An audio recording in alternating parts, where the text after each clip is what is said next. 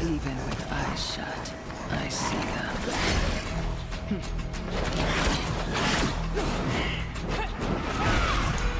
Vile creatures. Lurking. Watching. You wanna play too?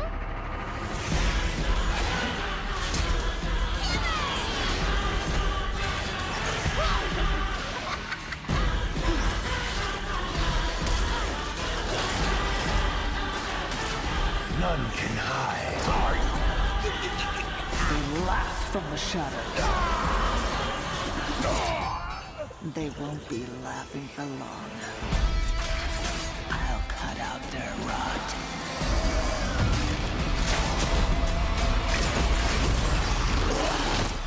Hunt down every last shadow.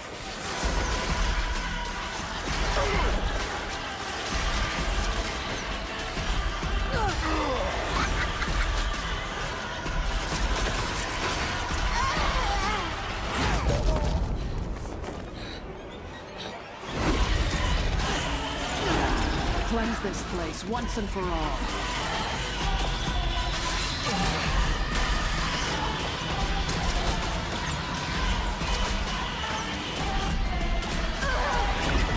I will rid this world of demons.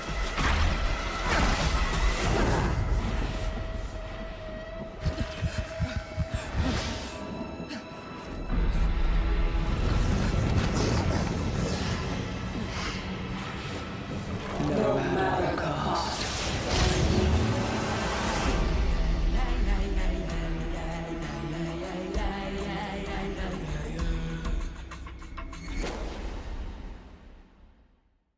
Hear the chorus of sun and moon, our voices, an untiring hymn against the silence. Do you feel it at last?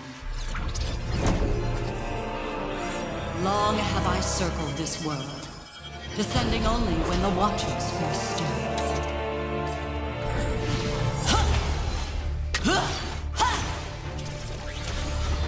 Marks and fracture! I had such hope for you, Void Hunter. Fall to fire! Fall and be silenced.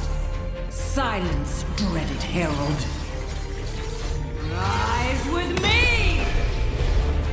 Sunfire eternal! Huh. Providence! Our dance continues, sun and moon in perfect step. Watch as our enemies are undone. Abyssal vermin, I bar you from the heavens! As night ordains! Silver moon, your blade fulfilled our ancient plan. This is predetermined. Be gone! A lunar storm gathers. All in my path shall burn.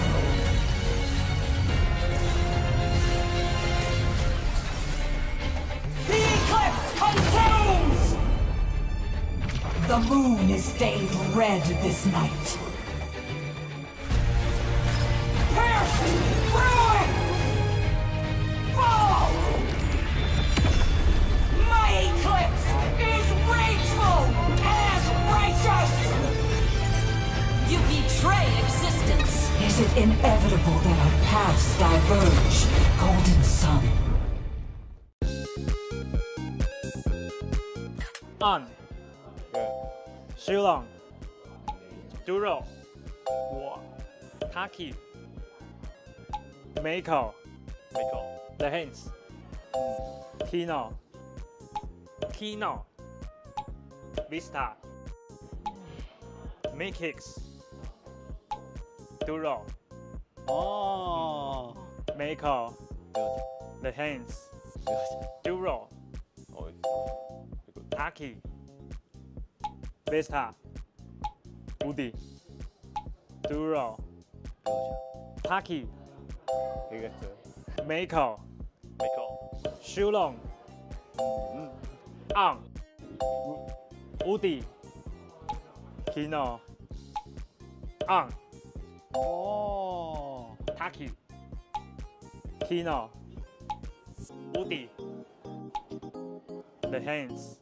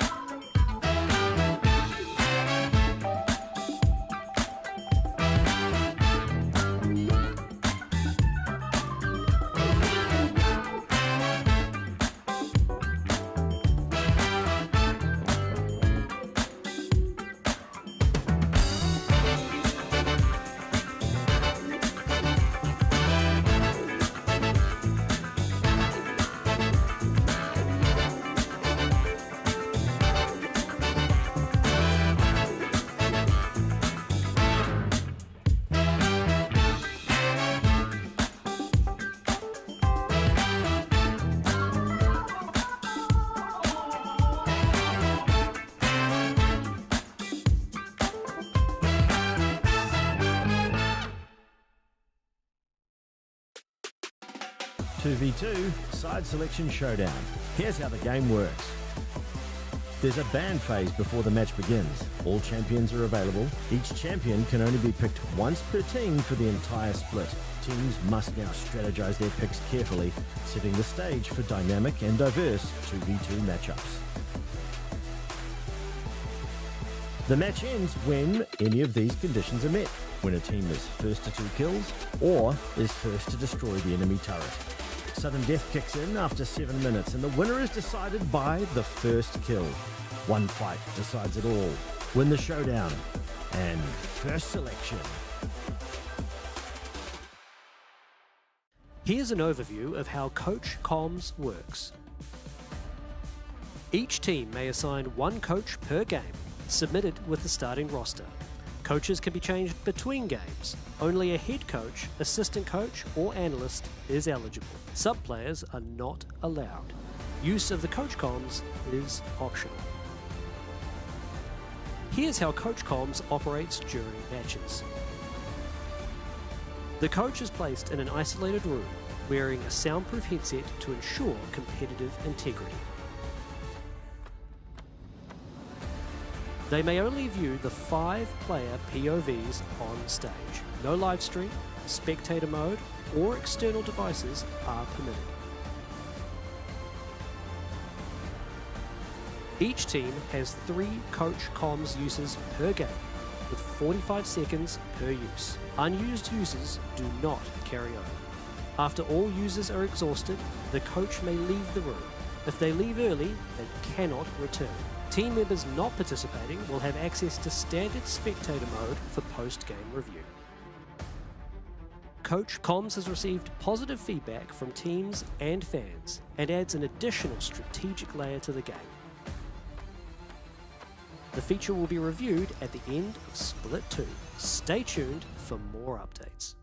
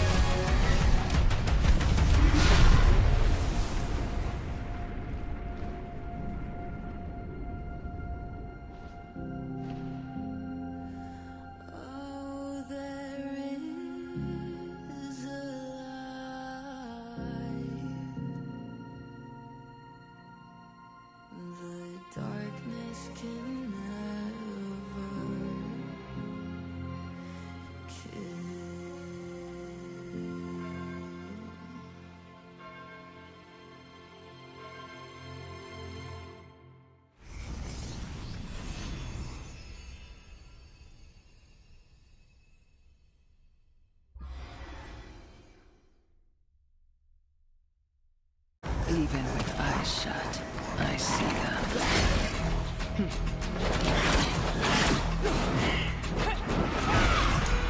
Vile creatures. Lurking. Watching. You wanna play too?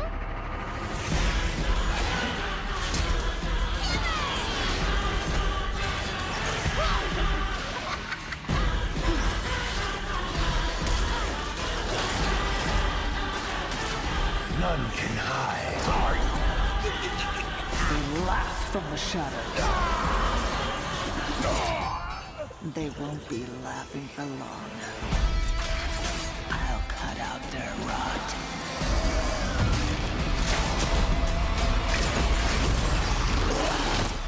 Hunt down every last shadow.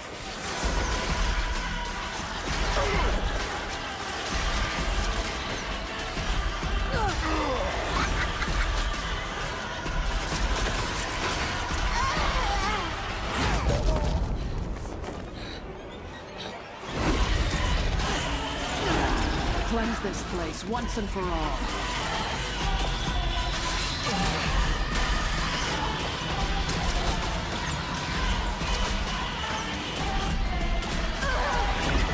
I will rid this world of demons.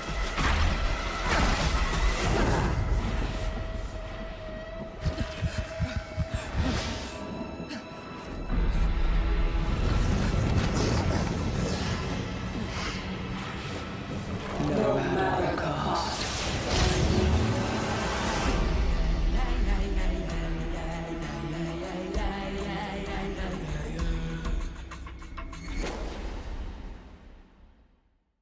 Hear the chorus of sun and moon, our voices, an untiring hymn against the silence. Do you feel it at last? Long have I circled this world, descending only when the Watchers first stirred.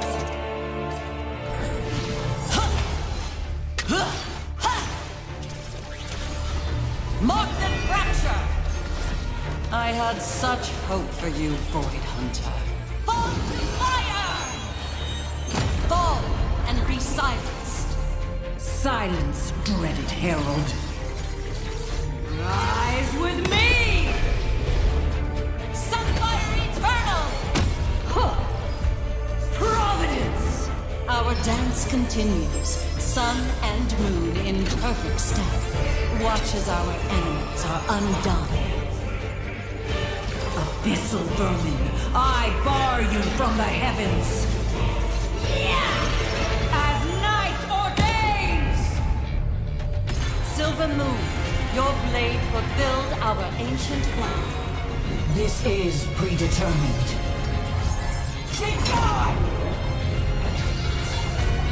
A lunar storm gathers. All in my path shall burn.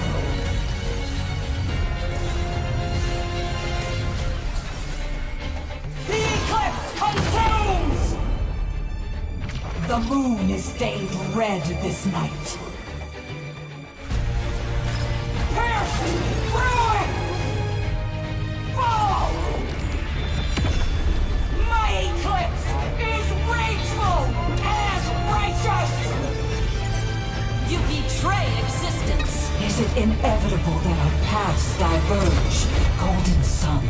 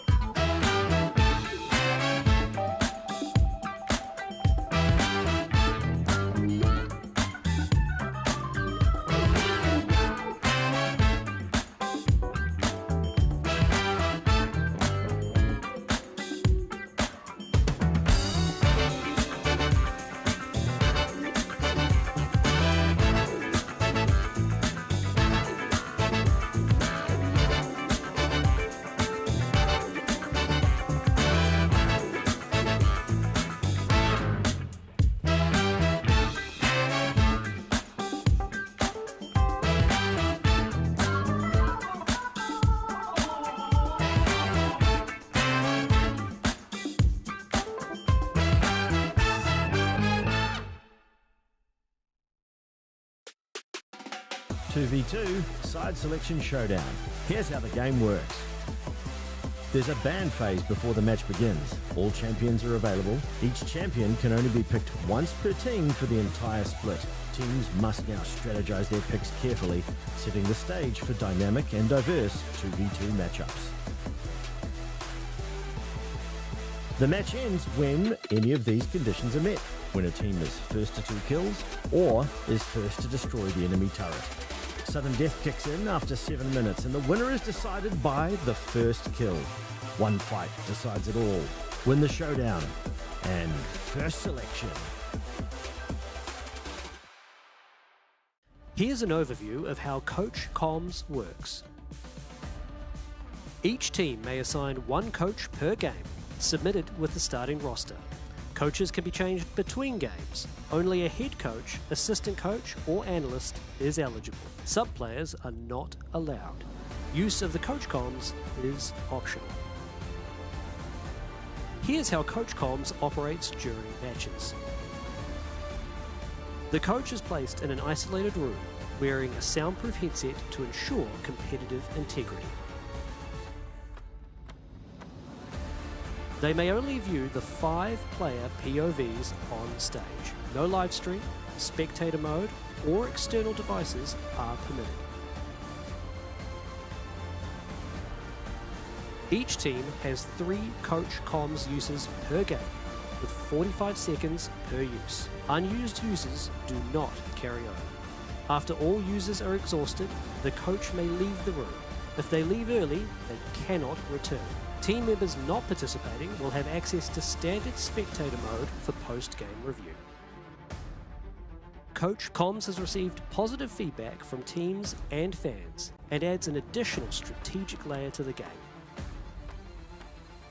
The feature will be reviewed at the end of Split 2. Stay tuned for more updates. Welcome back, folks, to the LCP. It is week 7 here, Carricks, and we are keen to start this series off with an absolute banger because we have 2 crazy-looking teams followed by 2 crazier even-looking teams. But no, my name is Pike. I'll be your play-by-play, and this is my boy Carricks hitting up the color for tonight. How you feeling today, son, as we're getting ready for the standings? I'm so excited. Every game today matters. Looking at the standings, everyone's still got to figure out where they're ending up for next week.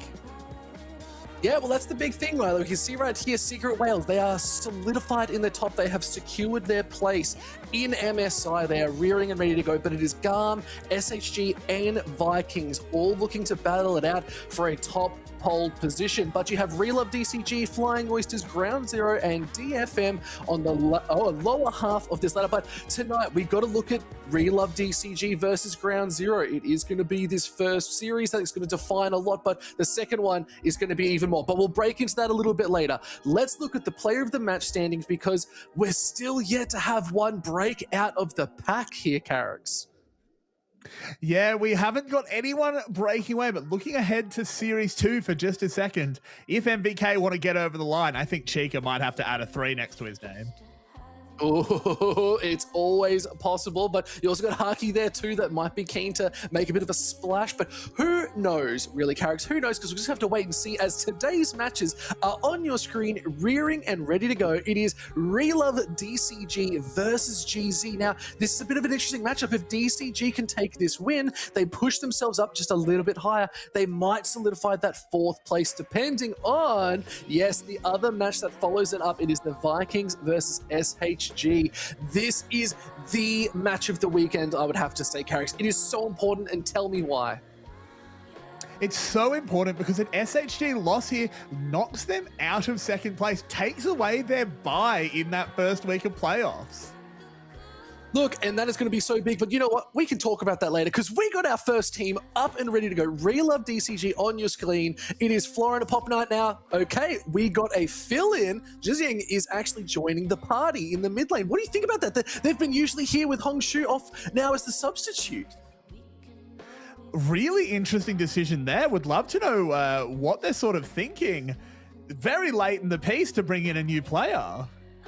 incredible. Like, honestly, maybe too late. Like, how does this roster feel with this? It's very young blood. They're very fresh. You know what? I love that pose too. They're just like pointing to the Real Love DCG logo on the jersey. I'm a big fan of that. That's dapper as. But that's so interesting. Like, I think we're gonna have to talk about that a little bit later on, because this is a player that is a little bit unknown to us. Like, we haven't really seen them perform. I wonder how they've been going in scrims or playing with the team or sort of getting a little bit more action with Pop 9, who is this star jungler we've seen. But they're going up against some fierce competition today, and it is Ground Zero Gaming, Ejung, Husha, Jimian, Shun, and Orca. This is a team that we might even say they haven't had the result we were really hoping for this split, but they've shown really good signs of life. And I want to focus on the positive rather than the negative, because I think they do have a lot to bring. I think they just need to clean up some gameplay. But let's have a look at today's head-to-head, because we've picked out a specific sort of lane that is very important, and we've gone with the top lane because we always talk so highly of these top laners characters. Florin and Ejung, two players, incredibly talented, very similar champion pools. You can even see there's a lot of Cassante, a little bit of Na for Ejung though as well, but we have seen Florin on it. But the stats don't lie. They don't, and I actually think the story for both of these top laners is really, really similar. They just need to get integrated a little bit better into the game plans. Ejung has been a really impressive player all split. Having these stats on a team that unfortunately just hasn't been winning very much is honestly pretty impressive. He's looked really good, but hasn't quite been brought into the team's plans quite as much as I'd like. And the same can be said for Florin. Real Love DCG has been building that synergy, particularly with their mid and their jungle. That'll be interesting today, of course. But Florin just needs to like be brought into those plans a little bit more, and then I think this team looks really scary. It's something you would know this better than most characters. That I've been calling Florin my samurai. He's been my awesome samurai, my leader in taking the charge. My only concern is I don't want to see him become a Ronin. I want to see him joining these team fights. I want to see him actually having impact in it. We've seen him play some really exceptional fights around like his Na, getting those awesome like 3-4 man Nas in the map around those dragon pits. I want to see that a little bit more. I think we need to give him something like those ambassadors, maybe even a Scion that can just get into these fights and really start making an impact, because he is, I would say, one of their star players. It really is depending on how they want to utilize that.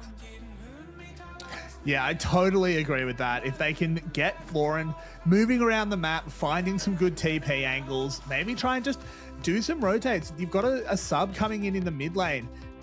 Maybe we can get a bit of a rotation. He can take over the top lane for a little bit, like not in laning phase, of course, but in that sort of mid game.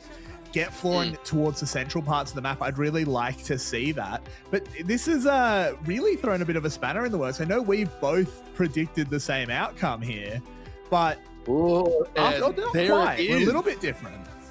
A little bit different. Look, we both agree that we think Real Love DCG have this series. I've given it the 2-1. I think GZ might pull something. It's like later into the split. Your both teams are quite far down on the ladder. You've got nothing to lose than to full send it. And this is when a lot of teams and a lot of players, their backs against the wall, they'll throw a spanner. I'm expecting something crazy, like maybe we'll get a Smolder finally with that whole Deathfire coming in and being really popular in solo queue. Maybe we'll see like a Kalista Thresh or some sort of crazy Kalista combo in the bot lane that's just going to pop off if given the tools. We know this is possible.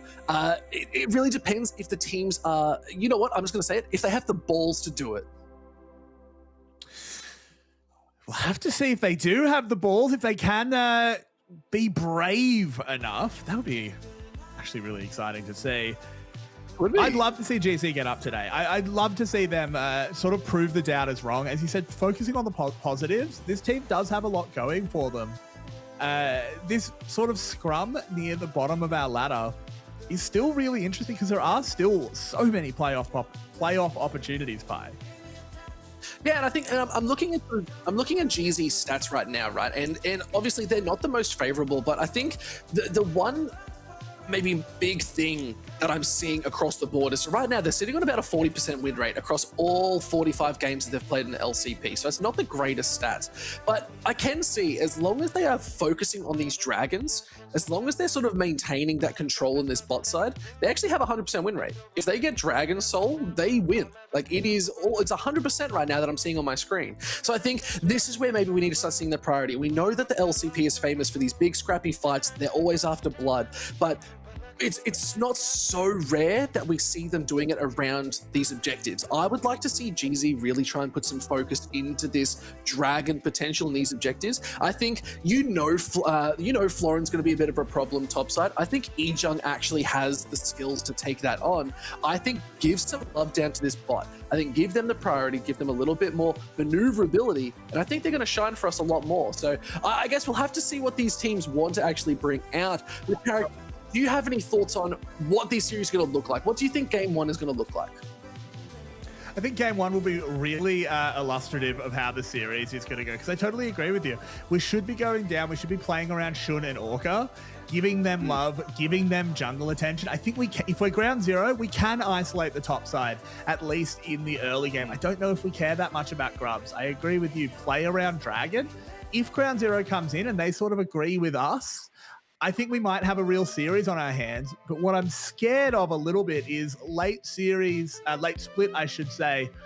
Ground Zero maybe not having shown the improvement across the split that Relove DCG has. And I'm a bit worried that they could just walk over them today. That is like the perfect note that I think we need to talk about, and we might have to talk about when we get into the game, but we've got our Right Fist coming up very soon. But yeah, you're right. I think GZ have sort of felt very neutral. I feel like they've shown signs of life, but they haven't really taken that next step forward. Whereas Relove, they started their whole split with big zeros across the board. They really didn't have all that much going for them. But now that the split's moved on, they've been growing. Their scrims have been probably looking a lot better and feeling a lot better. The team's a little bit more in sync. Carrick's like, I think that's what we need to see from GZ, is a little bit more unity. Totally. If we can play as a unit, we can end our split strong. And even though playoffs might be out of reach, I think GZ can lock in a win. It's all about playing together. If I learned anything from watching Planet of the Apes, it is monkeys together strong. And you know what? These players together are stronger. That's the difference. But still, we got so many more games coming up tonight. We've got a lot going on. Let's get ready. Let's take a deep breath for the Right Fist. It's about to come in. You're going to hear my beautiful voice again. Carricks, you just give me the go-ahead. Just send it to me. Let's go. Do it.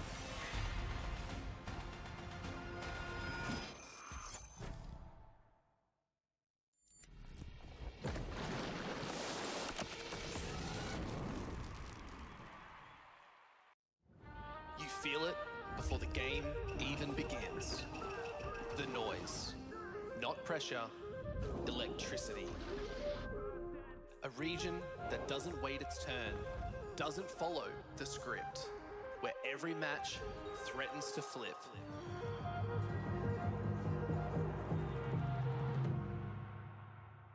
Because here, nothing stays quiet. The pace is faster, the moments hit harder, and if you hesitate, someone else takes it. Anyone can break through, but not everyone can hold it. It's not just about the play, it's the next one, and the one after that. No guarantees, no safe paths, just opportunity for anyone ready to take it. Made for the stage, made for the moment, made for this.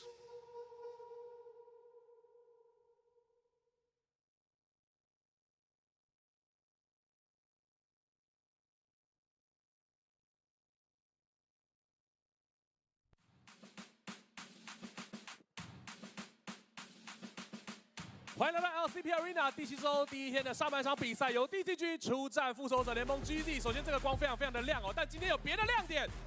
在多方尝试战术调整的 DCG， 在今天将会派上全新的中路选手来代替封锁的中路先发位置，他就是小翔。到底会有什么样的一个表现？而另外一边的 GZ， 里面的选手不乏有许多经验充足的选手，究竟老大新谁会比较强？让我们欢迎双方选手进场。上路 Florin 打野一剑。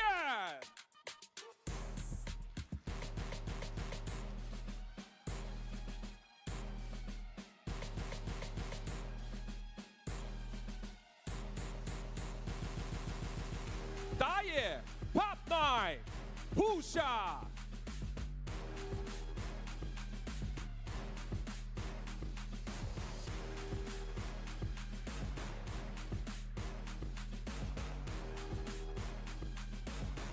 中路肖像 Jimmy N。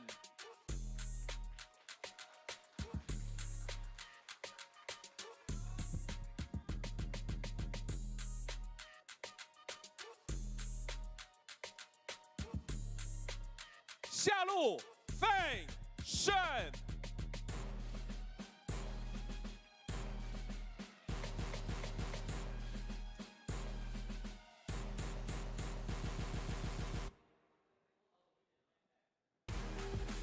辅助消息 Orca。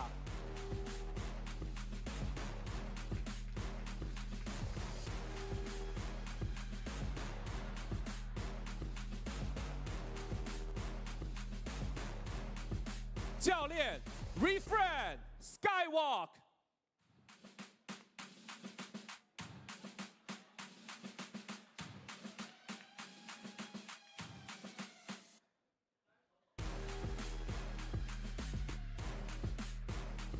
看来在季后赛名次锁定之后呢，双方都是比较轻松的一个状态。但是 DCG 你们在调整战术要千万小心，因为一键的攻击力、GG 的攻击力绝对不容小觑。比赛正式开始。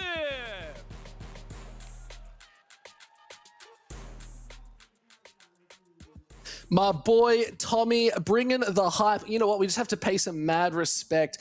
Orca just did some dirty actions to Xiaoxi. Didn't give him the fist bump. Didn't let him do anything. He just walked away. That's just true power. That's all. Maybe it was a power move, Carrix. If anything, Orca's just like, I'm so good. I'm so powerful. I don't need the fist bump. And I think Xiaoxi's just like, what is going on, man? But no, let's get ready for our 2v2s here, Carrix. Pop 9, and you know what? Help me with that name. I think it's Xiaoxing? Xiaoxing? Unfortunately, normally we do get told how to pronounce things. Unfortunately, I think I missed it this time. So deep apologies if we're wrong. But I think that based on my very, very, very rudimentary Chinese, I think that would be Xiaojiang. We'll get confirmation on that. Yizhang, don't even go there. Like, you know what? That's fair. We did look. They've been the sub for so long, we actually forgot. But now that we know, Yizhang in the mid lane, Carrix, is going to be phenomenal. Hopefully, we haven't seen them play. We'll have to find out for sure. I mean, this late, very bold bringing in a new player, but not also a bad time to give them a run. In the 2v2. Surely it's not Yizhang versus Yizhang. No, it can't be. Like, that's, you know what? Yeah, okay. Beautifully done. Our production is telling us Xiao Xiao is actually what it should be.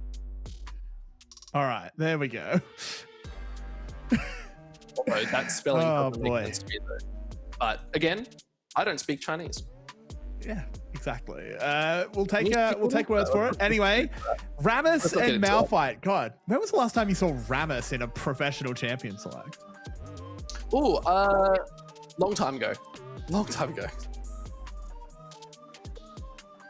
Oh my god, our production's actually trolling us a little bit. Xiaoshang is actually what it's going to be. You know what? Now that we've just locked it in, how about we just stick with it for now and just hold on tight? As Jimmy looking at the Yone, we're waiting for him to bring it out in the actual games, but no, we're going to be getting it in the 2v2s. I mean, there we go. Maybe you've got a different Ronin. Oh, hang on a sec. Oh, they've planned this. Oh, Pike. Oh my god. Oh my god. It's the Win Brothers ×2. This is a legendary 2v2. There's no other way. This is incredible. I mean, they must have set this up. Did they though?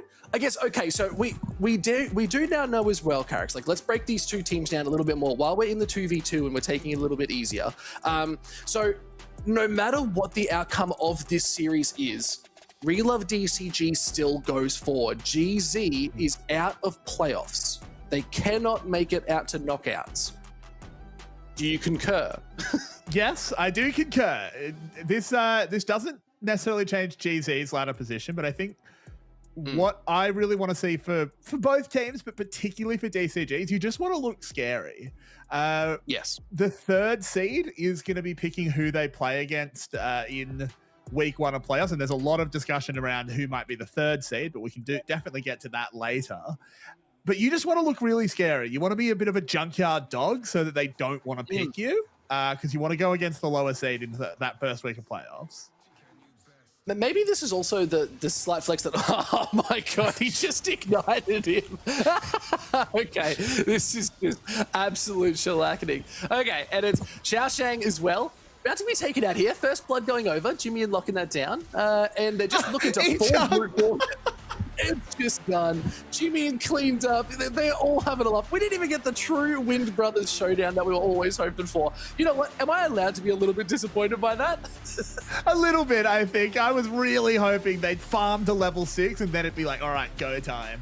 But no, just a bit of fun, just showing off. Love to see it from these players, having a bit of fun as they get ready for the real match. You know what? I'm actually really excited to see Xiaoshang. I'm not lying. I genuinely think this player's been on the sub line for the whole split. They have not really left. So seeing them now starting up for the day, maybe they're trying to give them a little bit more confidence as it is Relove DCG moving forward a little bit more. But really, the ladder changes only come between that 2nd, 3rd, and 4th slot. So it looks like Relove is just going to be sitting comfortably where they are, no matter the outcome, and then we've got to see what's actually going to come of it. So GZ, they're here for a good time. I would love, you know what, we have to get something like a Callista out there, like just go absolutely bananas, because right now they know there's no chance of them changing the outcome. This is where we start to have fun in series. Yeah, exactly. It's always a few different ways to look at it if you're a team like GZ here. You can't save your split, but you can bloody your nose on the way out. You can sort of show off some flex picks, have some fun with it, and get ready for come what may in the next split. I'm super keen for that. I'd love a Callista. I've been waiting all split for a Kindred. I know they're terrible at the moment and they're really not pickable, but lock it in just for me. Yeah, just be a friend, you know? Think about the English broadcast. We might sometimes get your name wrong, but we're still here for a good time. And you know what? At the end of the day, it's a game, Carrix. It's a game. They should be listening to us and taking on our advice. They already heard me say that I wanted the Yasuo Yone and both teams full committed. That was many weeks ago, so maybe if I just wish harder or speak more, they'll watch this broadcast back and say, Pike, we got you. We're going to whip out the Ivern Rengar one more time just to see what's possible, because some of these teams haven't played it yet, but we have a draft getting rearing and ready to go, Carrix. No more talking nonsense from us. Let's get deep and dirty into it as first bands on the board: Nocturne, Nautilus, Orianna, and Rumble. Yeah, and as silly as the 2v2 might have been, it would seem that draft is back to very serious, which we love to see, of course. We want these teams getting the best practice possible. DCG needs every moment to make sure they're ready for the playoffs. Lee Sin, the last one, Pop9, will not have access to that one. I think probably shouldn't have access to that one all series. He has been a menace on them. Yeah, absolutely. Like, honestly, Florin, Pop9, these are 2 star players that really know how to control the map. I feel like Fang has had some fantastic performances, but very similar to the storyline of we give to GZ right now is they've been a little bit hit or miss. Some games they really pop off, but I think they do lose into some of the losing matchups. I'd love to see Fang put under a bit more pressure, be put under the thumb by Shun here. I think that's going to be really important because Fang needs to be tested a little bit more, and it's not that they're the weak link for the side of Relove DCG. It's more that I want to see them push to their absolute limits and really start to perform for us, as Ash being picked up as our first champion. Ash immediately picked up here. I'd love to see something like this Smolder, who really been tearing up a solo queue recently.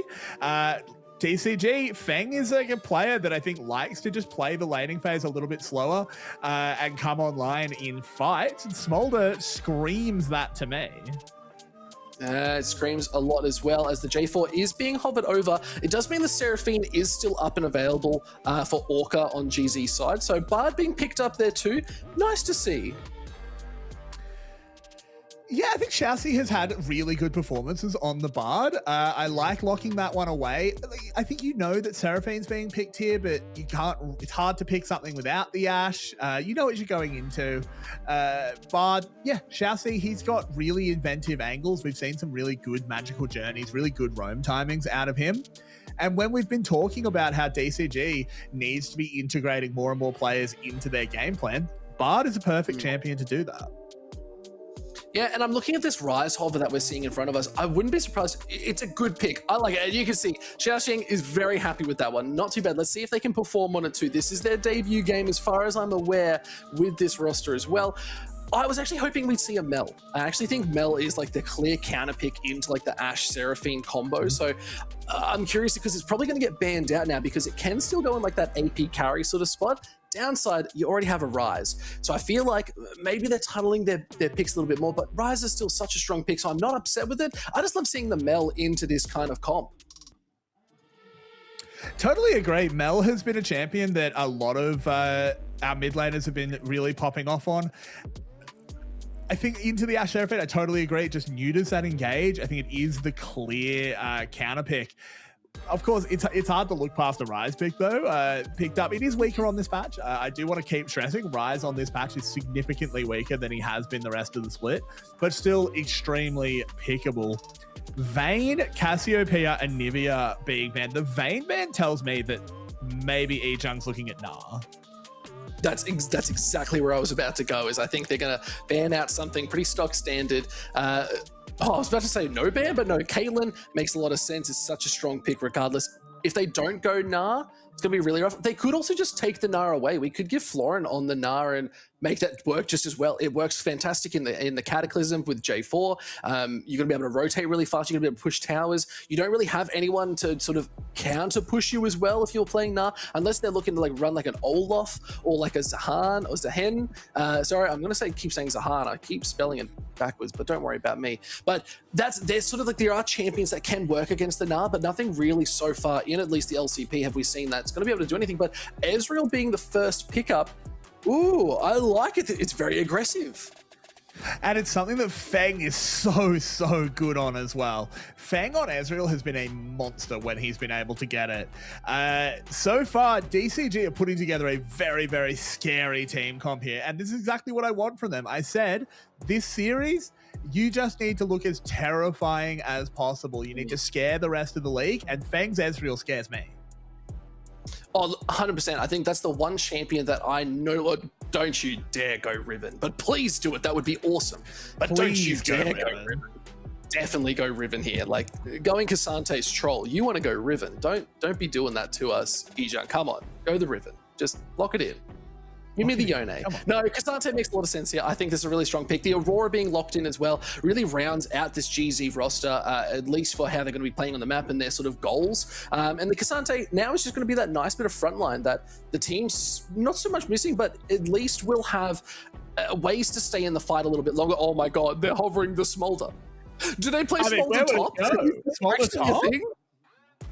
No way. Go the Nah.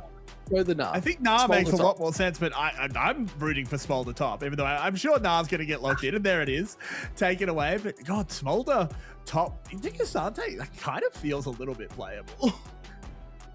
Oh, okay, so Smolder top, at least Smolder in the mid lane too, was so prevalent for a long time because the champion on release was so busted. And then you could just play at the full AP and you just burn people with like a Leandre's. It was absolutely disgusting. Now the Blackfire touch is now coming out, and it's not so much that you build that AP, but your damage and just so much just overall is when you hit someone, they're just melting. So I like the Smolder coming back. I'd really love to see it in a game tonight. I think it is going to be quite strong, especially on this patch 26.10. It is one of the highest rated champions right now in solo queue. Maybe our pro teams don't feel the same way, but drafts are looking good. Both teams really just want to survive and get to that mid-late game. So this could be a little bit of a long-winded start, Carrix. What is your thought on it? I agree with you. I think it will be a bit of a slow start. But you never know with these teams, frankly. You never know, particularly Pop9 loves getting the party started early on. This Jarvan, he's gone for level 3 ganks. He's done the I clear a buff by Raptors and then I'm running to the bot lane. could definitely do it. And of course, there is this wild card in mid. We just don't know how Xiaosheng plays.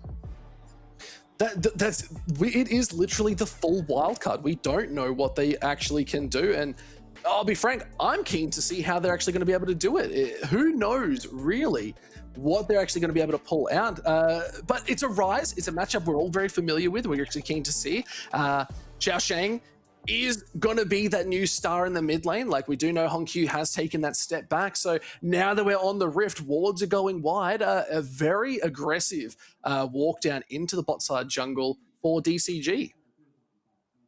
Yeah, just moving as a pack. This is exactly what we want to see. From minute one, Pike, we talked about how DCG needs to be a unit. And literally the first thing they do on the map, walk 4 at the enemy Raptor camp to get a ward down. We love it. Yep. That is all I ever wanted and more, if I'm being honest. But let's look at these lanes as we are seeing cool skins across the board. Zombie Rise is pretty good. Zombie Rise is all right. High Noon Ash, definitely the best one. Frosted Israel, pretty solid too. Basic Bard, nah. Firecracker Seraphine though, especially in the Pearl, yeah. I love Basic Bard. Bard's the perfect creature. He needs no skin. What's your best sound impersonation of Bard? Oh God. Challenge. I'll do mine if you do yours first. God, this is where I'm being exposed as not playing League with sound on. You don't play League with sound. I've got a bit of a trade here while I can think about it. Yeah, I play League with sound off. That's why I don't play ranked. Oh, what? How did you even do that? That poorly. I don't win very far. Don't know. You do very well. Well, that's not inspiring now, is it? Okay. That's why I'm on this side of the broadcast. Okay. I'm picking up what you're putting down. Okay, Florin doing what we expected to be very aggressive. Ejung taking quite low. This is expected in this topside matchup. Nah will just be so aggressive and auto shove these waves out with those boomerangs. But now, okay, very different story in this mid lane as well. Xiaoxi already making an early rotation up, hopefully to just get a nice quick recall and a nice reset. Xiaosheng definitely low on health, low on mana. So overall, it's like we said, it's a slow burn. We need Rise to be scaling up. Nah wants to get those 1-2 items. Cassante wants to just have all items and just be full build and unkillable for 5,000 years. Xin and J4 both going to be acting very similar, where they're just going to be walking around the map, just trying to wreak havoc as well. But who knows what really is sort of like, what would you say the main game plan is that we're expecting for the side of DCG? We're coming in with them being the favorites. You said you want to see them a little bit more. Oh no! Oh, that's so close. Terrifying. That was terrifying. Pot 9. Nerves of Steel. They could actually look 7 HP when the pet finished it. Yeah. Ooh. Usha being don't think they can off. go for this. The bot lane prio is not good, and there's a teleport being used as well. At least they expended a couple summons out of that too. So that's not the end of the world, and that's quite good. Like, they already got the top side scuttle. Sending everyone for that bot side scuttle seems like a little overcommitment, but I think they needed to because there was a lot of pressure from DCG. But it's going to be a slow one, Carrix. How was your day? I agree. It's been really nice. The weather's finally picked up down here. The rain stopped. But to pick up what we were saying before that little scuffle in terms of the game plan for DCG is I'm just playing around dragons here. Yeah. We should be able to get priority. Bard and Ezreal should be able to shove in when necessary against this Ashe Seraphine. I don't think you can kill them or anything like that. You should be able to have a fairly good priority. You get really good vision with Bard as well because he's so safe just walking into the enemy's territory to ward because he can always just magical journey himself out. So yeah. I'm playing around dragons. I'm just trying to get a dragon soul. I'm probably just isolating the top lane as well. If we lose grubs, okay, don't want to lose them, but it probably doesn't really matter here. As much as I've been saying, integrate Florin into this, I think the Ronin may well be left to roam by himself in this game. Fang taking so low, already flashed on, had to use the flash and the cleanse. Could not get out there fast enough. And oh my lord, Chassis also having the flash. Oh, one final tick could have done it, but it is going to be just getting out alive. Carrix, okay, this is the aggression we wanted to see from GZ bot side all along. Yeah, and that kind of came out of nowhere. GZ just decides, like, no, we can hear you talking. Actually, early dragons will be ours. And they just put their foot to the floor, force the enemy bot lane back, and this is the freest objective you can get. I do love free objectives. I don't get them very often, but it's always nice to have. But yeah, early Hextech drag, always so good. A little bit of ability haste and a little bit of attack speed is going to be very nice, especially in the hands of Ashe and Seraphine too. So being able to just hit a little bit faster, a little bit harder is the dream. But still no kills going over, but it is actually still a slight gold lead for DCG. It's not all that much and not enough to prompt the graphic to load up, but it is still, like we said, a slow game. Usher as well now being sort of looked at. Orca doing a good job rotating in, but the vision control, we can just look at that for a second. Look at this beautiful red line that we're seeing right down the middle of the map. There is no denying they are not going to be finding anything. And that is just so hard for anyone, especially Husha, to be able to navigate around, especially in this game. They're going to be cleared out. They're going to be tracked so easily, and big invades from Pop9 heading into their jungle again. Ooh, hang on, all out coming in.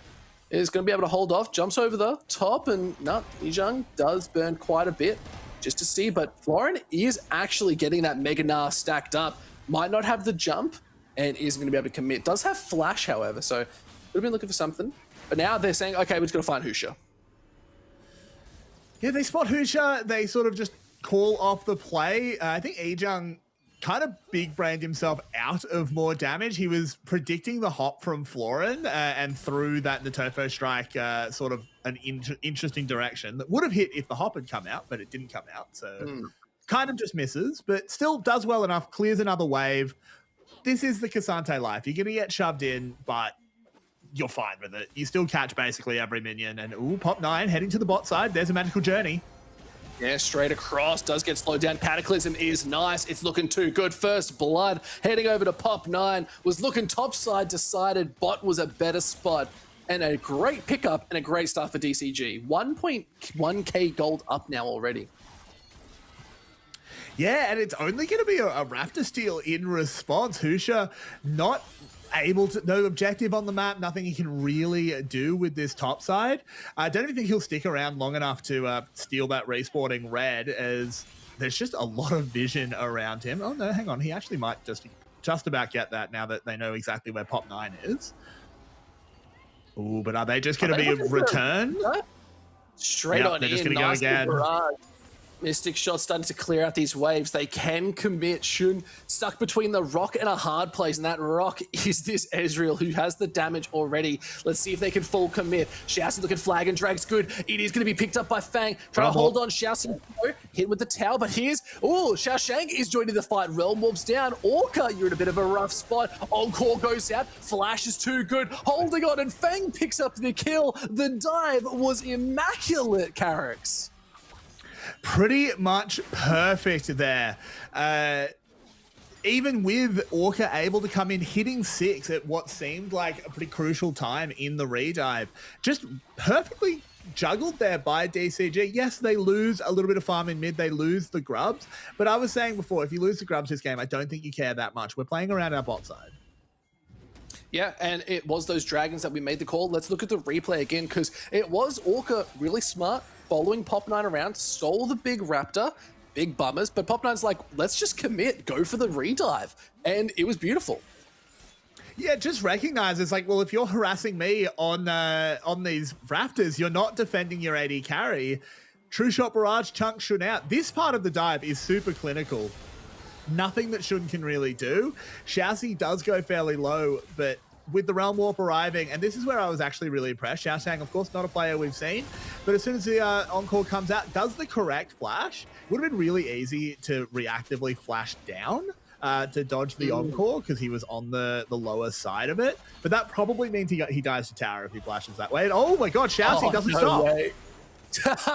Straight in, beautiful Tempered Fate locks him down. Xiaoxi picking up their first kill of the game too. And this is just the big ticket, right? If an Ashe and a Seraphine do not have flash, why are you not repeatedly just ganking that lane? Because that is what we're seeing exactly here from Relove DCG. They've identified the weak spot and now they punish it. And what's really disappointing me from GZ is the way you're meant to play around that is by having that sort of omniscient vision that Hawkshot gives you. But they're just getting caught out.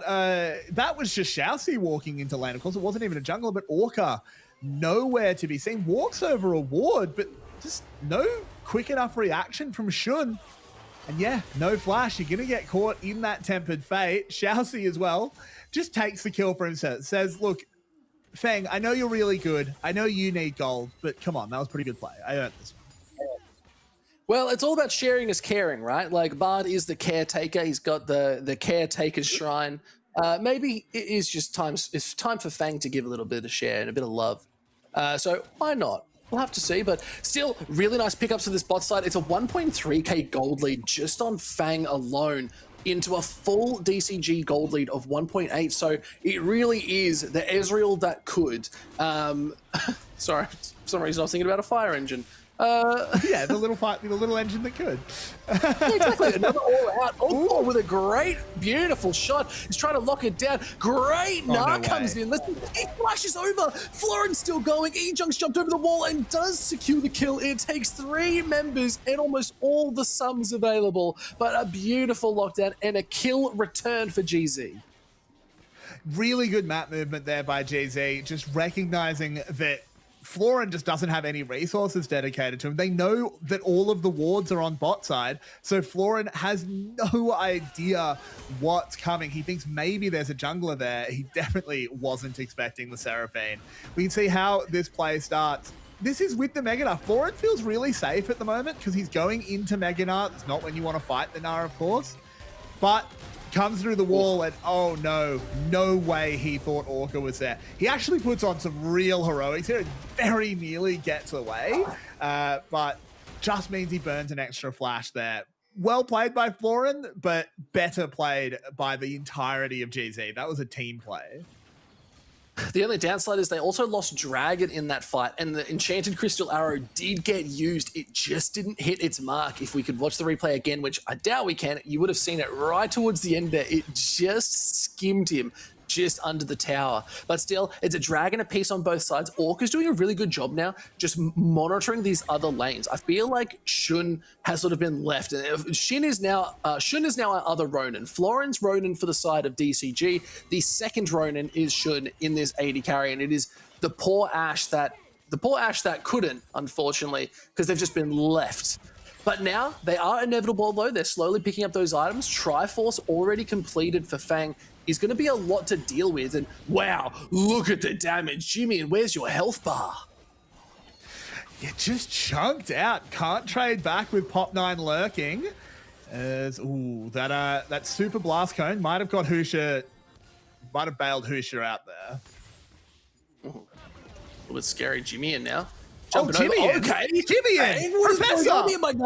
Oh my lord, what is happening? He was dancing with fire, and somehow he didn't get burned. Oh, no. Wait, Pop 9. Oh, he's getting turned around. Who's here? Looks like Pop 9 went a little bit too aggressive. Fang on the other side of the wall. Tempered Fate is good. Let's see if they get locked in. And there is the barrage. It's good. The beautiful. It's just all too much. Jimmy's holding on. They're going to return fire. Oh! Pop 9 gets down just a little bit. Jimmy is here. What are you doing walking? Oh, he's got the heal. Pop 9 survived. He jumps out here looking at more. Pop 9, Fang need to survive. What was that fight, Pop 9? They're all dancing with fire. They're trying to be Emilio, but they just can't do it. E-Jung now trying to just pull the Krugs out. I think Fang is no longer for this world. Needs to take on Orca. It's a lot of damage. I think Fang is feeling good, and they lock it down. The solo bolo in their jungle. Let's see if they can give the kill back over to the Seraphine. The shutdown was there, but a huge play again. Relove DCG holding the line. Lauren, and at the same time, top side. That's all going on in this first game, Carricks. And quote, I think it'll be a slow one. The teams heard you, and I think they might have taken offense on that one because that was about 5 fights all across the map at once. That is going to be one hell of a replay because we're going to get one right now. It starts here with Jimmy and just about to die to Fang. Yeah, I mean, Jimmy, and I don't know why we're walking up this way. That's not allowed. And even in the picture-in-picture right now, we do have another fight. We'll have to come back to it. As Pop9, they go too deep. They don't know quite where he is. And this could all have stopped if we just timed that true shot barrage a little bit better. If we timed that better, all of this doesn't happen. Pop9 gets one tiny little heal from an uncharged Bard Shrine that allows him to do that instant dunk combo. He has to run here. And then we didn't even see the first time. This was just Husha trying to get to tower to stop them wave crashing. And then somehow Husha goes hard. Xiaoshang is doing a really good job. And then Florin is just starts tanking the tower. Final shot hits, and he's out for the count.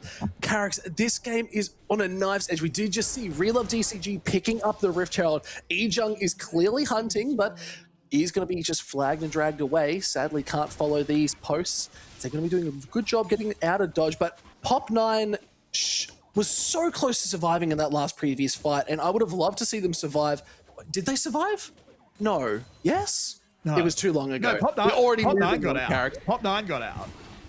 Pop9's crazy. But Dragon is up. It is GZ. Already first one to the objective.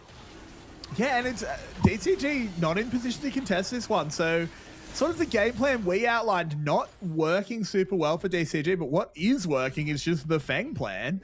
He's 5-1. He's 3k up on his opposite number. They'll get a charge into the tower here. GZ, you have a path to victory, but it's narrow and involves dodging a lot of true shot barrages. Yeah, there's a little bit too much to go off of me there, unfortunately. See if they're going to be able to hold and weather the storm. 3.7k gold lead for Real of DCG at the 17-minute mark. 2 dragons for GZ is pretty solid, but we'll have to see if it converts into a couple more. As remember, both these teams, if they have Dragon Soul, actually have a 100% win rate. They both love the Soul and they can close out a game with it. Downside, it's a Chemtech Soul. How do you feel about that, Carrix? Chemtech Rift is the best Rift. I love Chemtech Rift, but Chemtech Soul can be a bit of a letdown. But when you've got a Xin Zhao on your team and a Cassante, I guess it kind of turns around a little bit. Maybe we love Chemtech Soul. Well, maybe. What about the other side? I think a Meganar and a J4 love a bit of a Chemtech Soul. That's true. I do agree. I think if DCG are getting to the point where they have Soul, it doesn't really matter what Soul it is in this position. I think if they're getting Soul, GZ are not going to be long for the Rift. But I would have loved to see Fang with something like a Cloud Soul. Ezreal with Cloud Soul. Oh, so much fun. Ooh. Or maybe too much fun. We need to get a little bit more serious with this character. That's the difference. But now, again, it's back to a little bit of a farming state. Again, both sides looking just to get a little bit more of those leads. Fang sitting on a 3k gold lead. 2 items completed to Shun, who barely has 1.5. So towers across the board also going down. They did trade back 1 tower for GZ on this bot side too, so both bot tier 1s are gone. Now you can see there's a lot of pings on this top side. Pop9 being looked at by Husha. Who would you actually put the money on right now? If you were going to say who's going to win in a 1v1, is it Husha or is it Pop9? Is it Xin Zhao or J4? Who wins that? Xiaoxi doesn't win that. Xiaoxi doesn't win that. Crystal Arrow is all too much and gets taken out. Orca, probably not the player to put the kills on, but still a kill. Okay. Oh, where'd your health go, Shun? You need to be very careful. There's a lot of damage there. Now Ejung looking at Florin. Meganar is still up. It's all brawl out. The Gnar is good. Stuns are better. It's Florin the Ronin coming in clutch. Solo bolo. Sheaths his sword like nothing even happened on that one. My God. Florin, just the outplay. We need to get a replay of that one, as I think we need a couple of replays. This game has not slowed down as we get a little bit of a taste of that 1v1.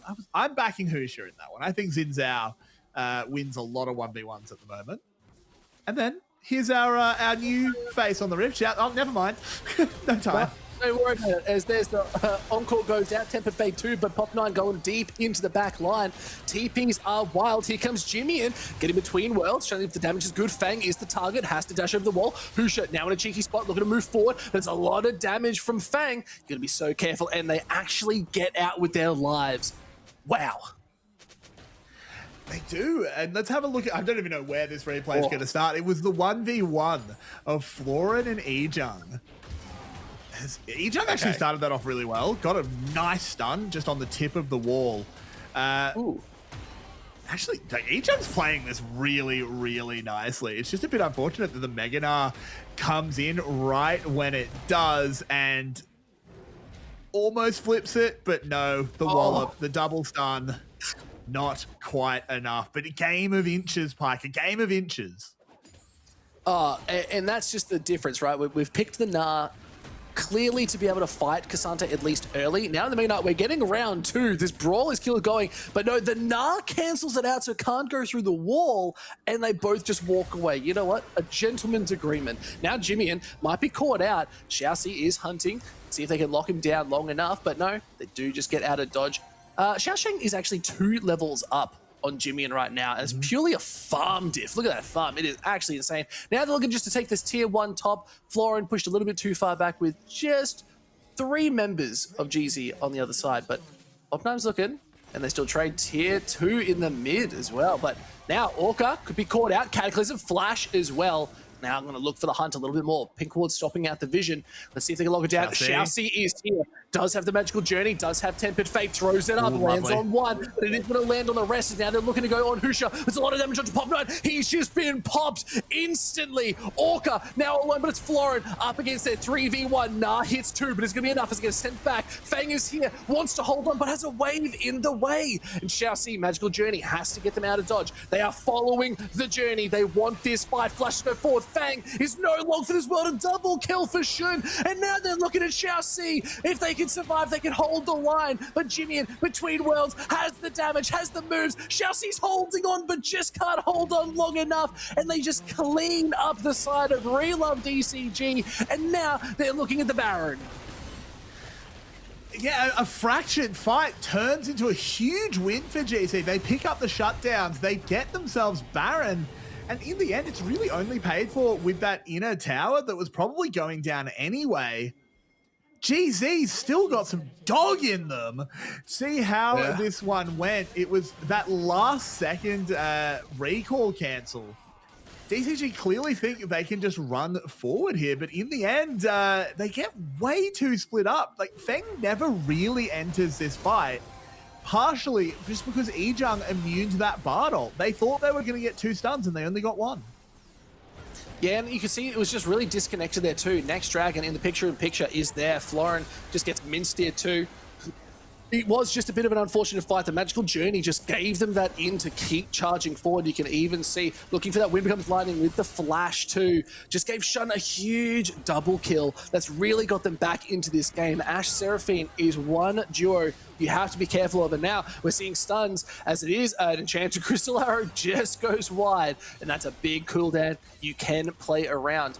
2.3k gold lead, Relove DCG back in this fight, looking at the dragon. It is GZ wanting the dragon soul point. Tempered Fate goes out, it just misses, only hits 1. Let's see if the rest of the team can commit. It's 3k health. Let's see if they go for the big fight. The Encore hit. It's only gonna hit 1. It's gonna be enough as Ejung picks up Florin. They're in mini now. It is just GZ cleaning up Relove DCG. There's nowhere they can go. Husha picking up this rise. The dragon is their prize. They still have the Baron. And GZ have flipped this game on their head. They have clawed it back to almost even in gold after they pick up Pop9 here. If they do, he does manage to get away, but they'll pick up some tower plating. They're going to be just about ahead in gold. What was that damage? What just hit? It was the Proto Belt forward, and then I think, hold on, was it Comet? It doesn't have Comet. It was a burn. I don't know what applied it though. May Scorch? Was it Dark Seal? Maybe it was Scorch, honestly. Oh my god, that's actually the crazy stuff here.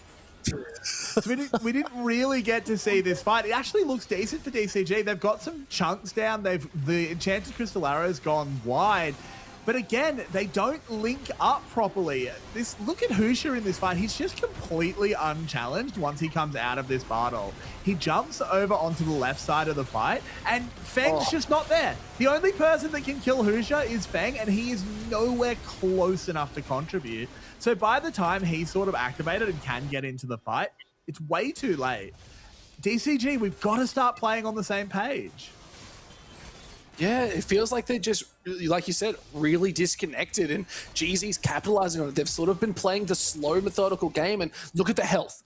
Look at the health. What is that? I wish we could see how much health they're actually on, because Protobelt... Yeah, it just has to be Scorch, right? Yeah, that's actually crazy. I don't think I've ever seen someone die to Scorch, to runes like that. Unbelievable. So that is a big tell of like how calculated this game is actually getting, Carrix, because the Baron is actually finished. They didn't get a huge amount off it because they had to fight around the dragon. So now that ability's gone down, but the gold lead's really swung in GZ's favor. It's a 1.6k gold lead, and now Pop9's getting caught once again. Mate, you're popping the wrong... What is those wrapping... Well, not wrapping paper. What do you travel with when you're moving house cards? Bubble wrap. Yep. That's exactly it. I was trying to make a cool thing with Pop9, bubble wrap. I'll rethink it, guys. Don't worry. I'm on the case. We workshop it. It's all right. There's something there. I mean, I've got one. Currently his whole game has been going snap, crackle, and pop. Because it's just... That's what I was going to use, Carrix. I'm reading my mind. The synergy is right here. That's easy. My brain, everyone. We knew this day would come when Carrix was like, if I can think like Pike, then Pike can think like me. Because I know that's exactly what you were just thinking, weren't you? Exactly. As this is suddenly kind of hard for DCG. Xin Zhao being this far ahead is really unkillable for their team comp because Feng can't interact with it as, oh boy, Jimmy Realm Warp is here, tried to get over the wall, but Jasper was there as well. Crystal Arrow does go sideways. Florin walking away, but just caught Xiaoxi. You cannot be there. You cannot be there. Jimmy surviving that fight is incredible. Tempered Fate just to try and keep them swayed back. Slows a good Xiaoxi. Encore Flash being burnt. Magical Journey does get them out. I don't know if we'll get a replay of that because no one ends up going down. I hope we do because the professor just taught a class. Jimmy used the weirding, hops towards the wall, and it makes sense, right? He'll go over the wall. The last thing that DCG see as the champion sort of pops into stealth is him moving towards the wall. And they go, well, yeah, obviously he went over the wall. But he shorted it. He just rubs up against the wall and then walks away. Genius, Jimmy. That is why we've nicknamed Jimmy the Professor. I think we're going to start giving players nicknames here, ladies and gentlemen. Not for you guys to remember, but more so for us to have fun with because, you know, when the Professor makes moves, you got to pay attention in class because, that might have been an accident, but if it wasn't, damn impressive. I'm choosing to believe it was completely intentional. But still, game's on a nice edge. We are on soul point for GZ. We didn't think we would make it here. Now remember, the stats still stand fairly clear. If either of these teams get the Dragon Soul, they most likely will end the game as Florin now being jumped on. Xiaoxi's joining this fight. Electrocute procs, the slow's not going to be enough, and there's a TP trying to join in a little bit more. Ejung is here. Crystal Arrow just skims once again, and they get out alive. But now they're looking at the Baron. No, they're not. They're walking away. Yeah, I think someone immediately was like, you know, where you click on the timer and it's like, Chemtech Drake, 10 seconds. Chemtech Drake, 9 seconds. Chemtech Drake, 8 seconds. Don't do this. Don't do this. This isn't good, though. Ejung unable to use his teleport again. That big max health shield from the top lane quest is going to go away. Florin will have his as they do spot where he's arriving. Oh, Florin in a very dangerous spot as they are caught between a rock and a hard place. Tempered Fate. There's the Magic Journey. Is going to be enough as our Pop9 has to flag and drag again.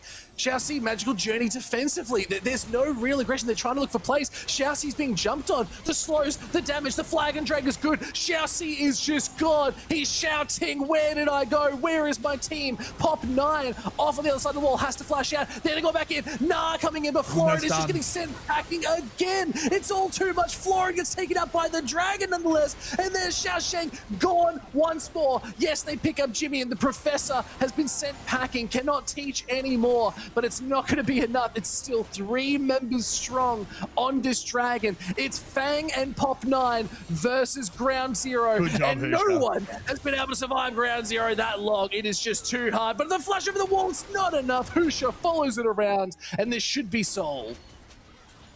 Pop9 is here, can go for the miracle steal, but I don't think he's even going to go for it. Not even going to try. He's just going to try and desperately cut waves, get some gold back. As now Ground Zero are fully in control of this one. Puck, you said it. The stats don't lie. Dragon Souls give you wins. It's really true, and let's watch it again, because I just feel like Florin, the Ronin once again, maybe traversing to lands that they should not be going to. Exactly. Caught out. His honor was challenged, and he didn't make up for it in this one. And Xiaoxi actually lands a really nice stun. The problem here is they're kiting away from the only 2 relevant people right now. Feng and Xiaoxiang are the only ones that matter, and they kited down away from them. By the time that these 2 get into the fight, there's no front line to defend them. Feng has to play incredibly defensive. Xiaoxiang doesn't even have that option. He just has to do his best in the middle of 3. And again, DCG not quite playing on the same page, not thinking about which champions are their win conditions. And we come back and we just get it again.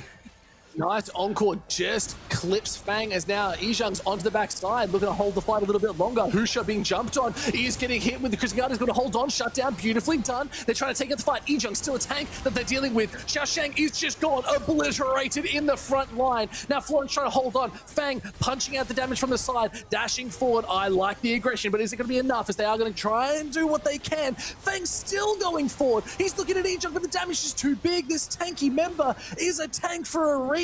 They will live forever, and they will keep marching forward because it is 3 against 4, and it looks like the side of Relove DCG have to back off. Just forced out of it again, not able to construct that front-to-back team fight that they want. We can see Feng does enormous damage. This is a 4-item Ezreal. He is every little mystic shot may as well be called a mystic nuke, because he is flinging them, and anyone he hits that is not named Izhang can't be soaking them. But Izhang, he's got big old hands apparently, because he's catching every single one. He's got big old hands. Yeah, that's a perfect analogy. He's just holding the basketball. Easy does it. No stresses there. But you're right. And this is the start of the fight once again. And it's just Relove DCG just getting jumped on. Exactly. It was just Pop9 caught out. He's been caught out a lot, honestly. And unfortunately, Xiaoxiang on this rise, sort of feeling the loss of Phase Rush. If he has Phase Rush, I actually think he runs away and can turn this fight really well. But the rune's not there anymore. It's why the champion has fallen in priority. He's just not able to do rise things nearly as much anymore. Fang, again, plays it really well, but at this point, you're an Ezreal with no frontline. There's just nothing you can do against a Cassante. We come back to live, and the junglers are in each other's face again. Yeah, and I just don't see how you can get past the raid boss, which is Izhang. They are just looking so tanky right now. The shields are so good, especially with a Seraphine just giving them that slight buff. And Shun's online. That's a 4-item Ashe. They're 100% crit right now. Like, they are looking fierce. So you have to be super careful of how much damage this Ashe can put out. If you get hit with any amount of CC, if you are a backliner for the Relove DCG lineup, you're gone. And this is what we're talking about. There's the Crystal Arrow. It's already hit. Is it going to be enough? Is they going to walk out a little bit more? Nice little tempered face. Trying to hold on as Izhang is this tank. They're trying to lock it down. Husha's onto the back line. He's pressing guard. It's on Fang. Trying to dash away. Florin picks up the kill. Jungler is down. But now they're looking for the rest of the team. Pop9 trying to hold on. But Izhang is a monster. The tank, the mountain. They're looking for everything in the back line. Jimmy is just jumping through the Professor. He's getting it done. The double kill. It is GZ wanting to take this win by storm. And still Shun picking up kills. And they can say, forget him. It's just Florin. The Ronin can't hold this line. And yes, they are walking down the mid lane. GZ have rocked the stadium to its core. E-Junk, can he stop this teleport? I don't think he can. It will be one last holdout, the last samurai. Can you clear the wave? E-Junk will teleport in, he'll join it. It's 4v1 with it all to play for. Yeah, Flash already burnt, TP burnt, Crystal Arrow already hit Florin. Mini-Na is not here anymore. It is GZ absolutely rocking it once again. They have taken Relove DCG to school, and Jimian is the professor who took us there, because what a game and what a first game out of the whole series, Carrix, because wow, I did say GZ would take a game. I predicted this. I knew they had something cooking in the books. And I feel like Jimian really pulled this team together along with Husha. I just can't believe the way that played out. It started out and I was saying, this is exactly what I want from DCG. This is how we get this done. But no, GZ shows some real mettle and grit as they turned that one back around. As you said, Jimian took him to school. I'm so keen for the rest of this series. Look, this is one of those series, right, that we know it has no overall changing of the outcome on the ladder. And you know what? These series are what are the most fun, because this is the GZ that has nothing to lose. Backs against the wall.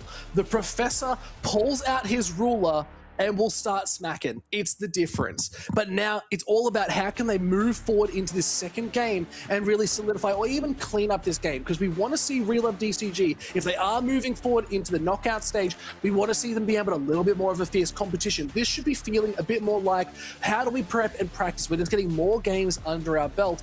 And that game was not confidence building. No, it really wasn't. Kind of the opposite for DCG's confidence, at least. Need a bit more out of them. Need to play to our game plan a lot more. But GZ, in terms of confidence building, GZ, I completely agree. Just massive shot in the arm for them. Yeah, look, and again, you can see Fang had so much damage, and every single replay of these was so hectic. These dives were clinical. They were perfect. Look at Xiaoxi was one tower shot away and still survived it out and kept moving forward and kept trying to do some damage. Encore was good, great flashes, but we're seeing a nice little change up. The downside, I don't think we're seeing the change up for the right team. I love that let me rephrase that. I love that GC is actually really putting in the work here. They really showed Relove DCG, you need to be better. If you've earned that spot, we demand excellence. So I love that GZ is saying that, and that's their sort of mentality, I would say, going into this series, because they put on a fantastic performance and they held their own. They knew their game plan. It was, we win late. Exactly. And it would have been really easy for GZ to come into a series like this, which outside of pride doesn't really matter to them. It's not going to change their position in the standings.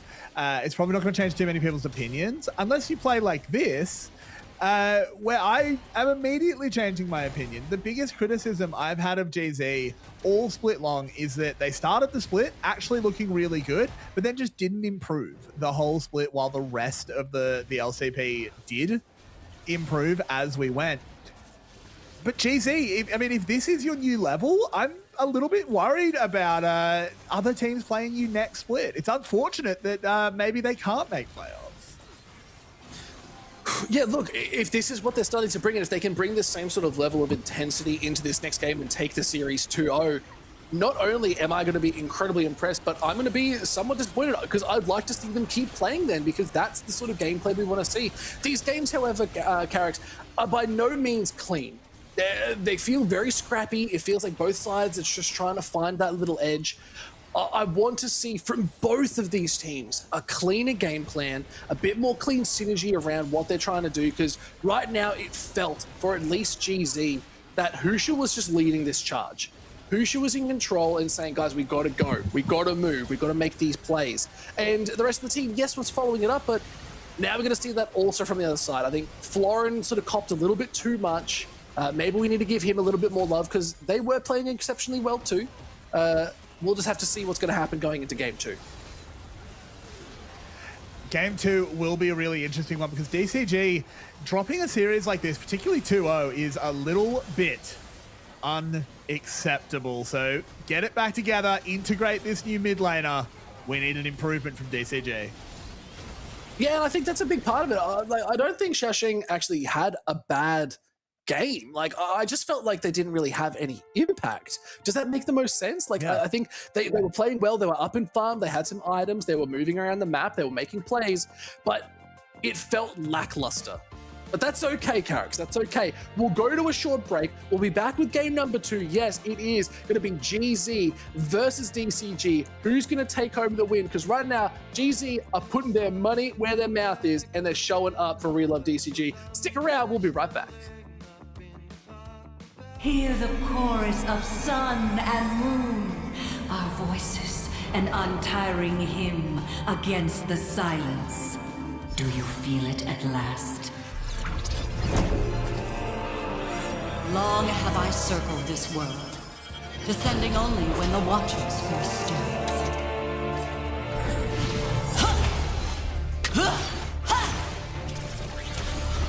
Mark and fracture!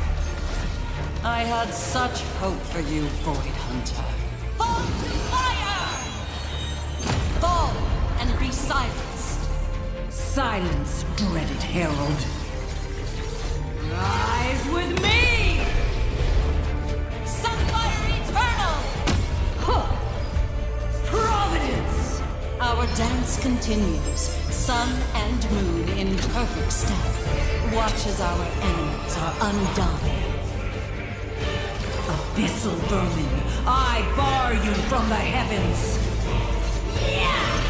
As night ordains! Silver Moon, your blade fulfilled our ancient vow. This is predetermined. Begone! A lunar storm gathers. All in my path shall burn.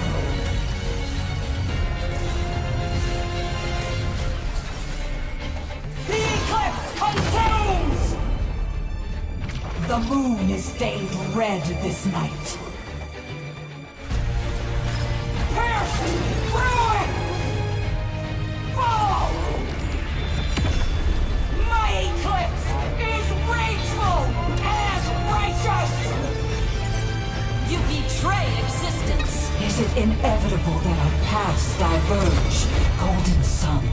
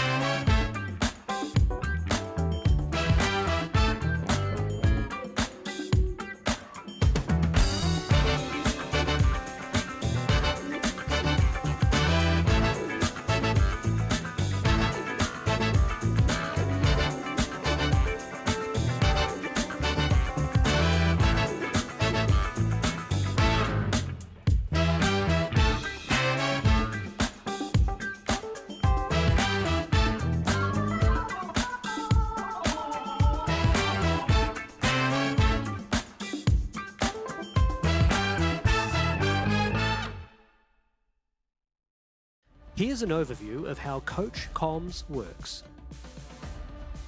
Each team may assign one coach per game, submitted with the starting roster. Coaches can be changed between games. Only a head coach, assistant coach, or analyst is eligible. Sub-players are not allowed. Use of the Coach Comms is optional. Here's how Coach Comms operates during matches. The coach is placed in an isolated room, wearing a soundproof headset to ensure competitive integrity. They may only view the 5-player POVs on stage. No live stream, spectator mode, or external devices are permitted.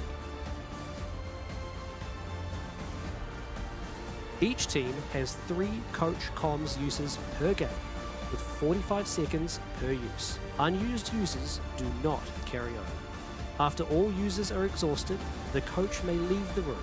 If they leave early, they cannot return. Team members not participating will have access to standard spectator mode for post-game review. Coach Comms has received positive feedback from teams and fans and adds an additional strategic layer to the game. The feature will be reviewed at the end of Split 2. Stay tuned for more updates.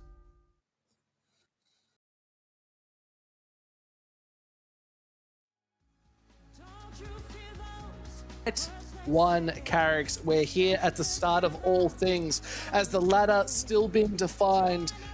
Wow, what a first game though. It was pretty hectic, and now we got the restart back out. Hongshu is now joining back in for Relove DCG back in that mid lane, a fan favorite back on board.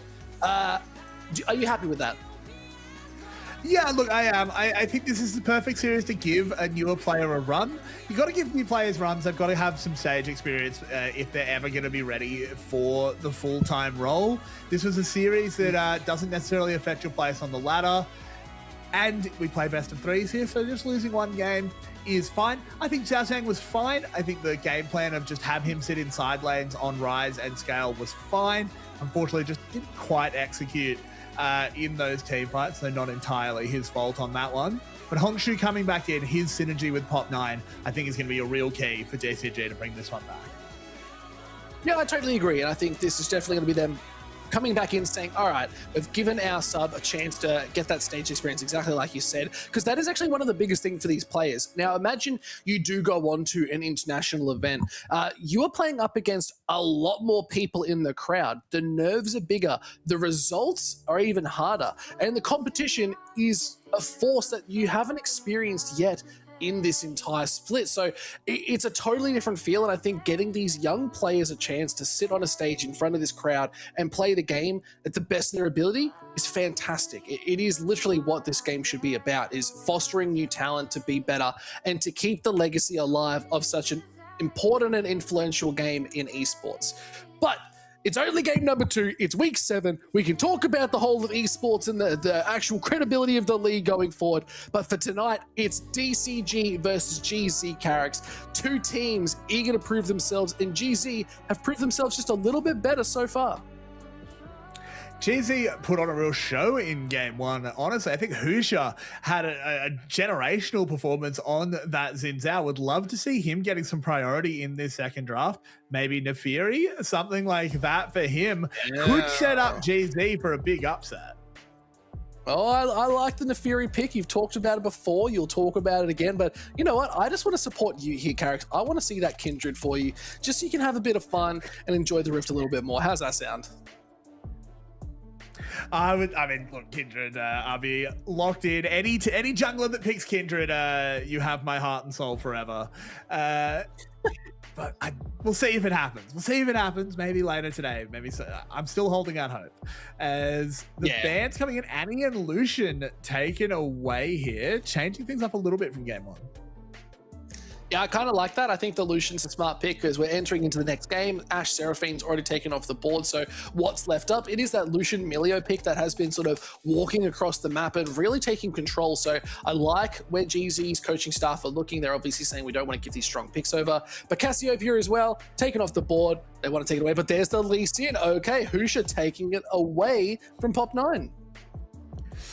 And Lee Sin has really gotten a bit of a glow up on this patch. He's been rising in priority all over the world. Husha, I said, give him priority in to get his pick, and a first pick is a hell of a lot of priority. So I'm pretty happy so far with GZ.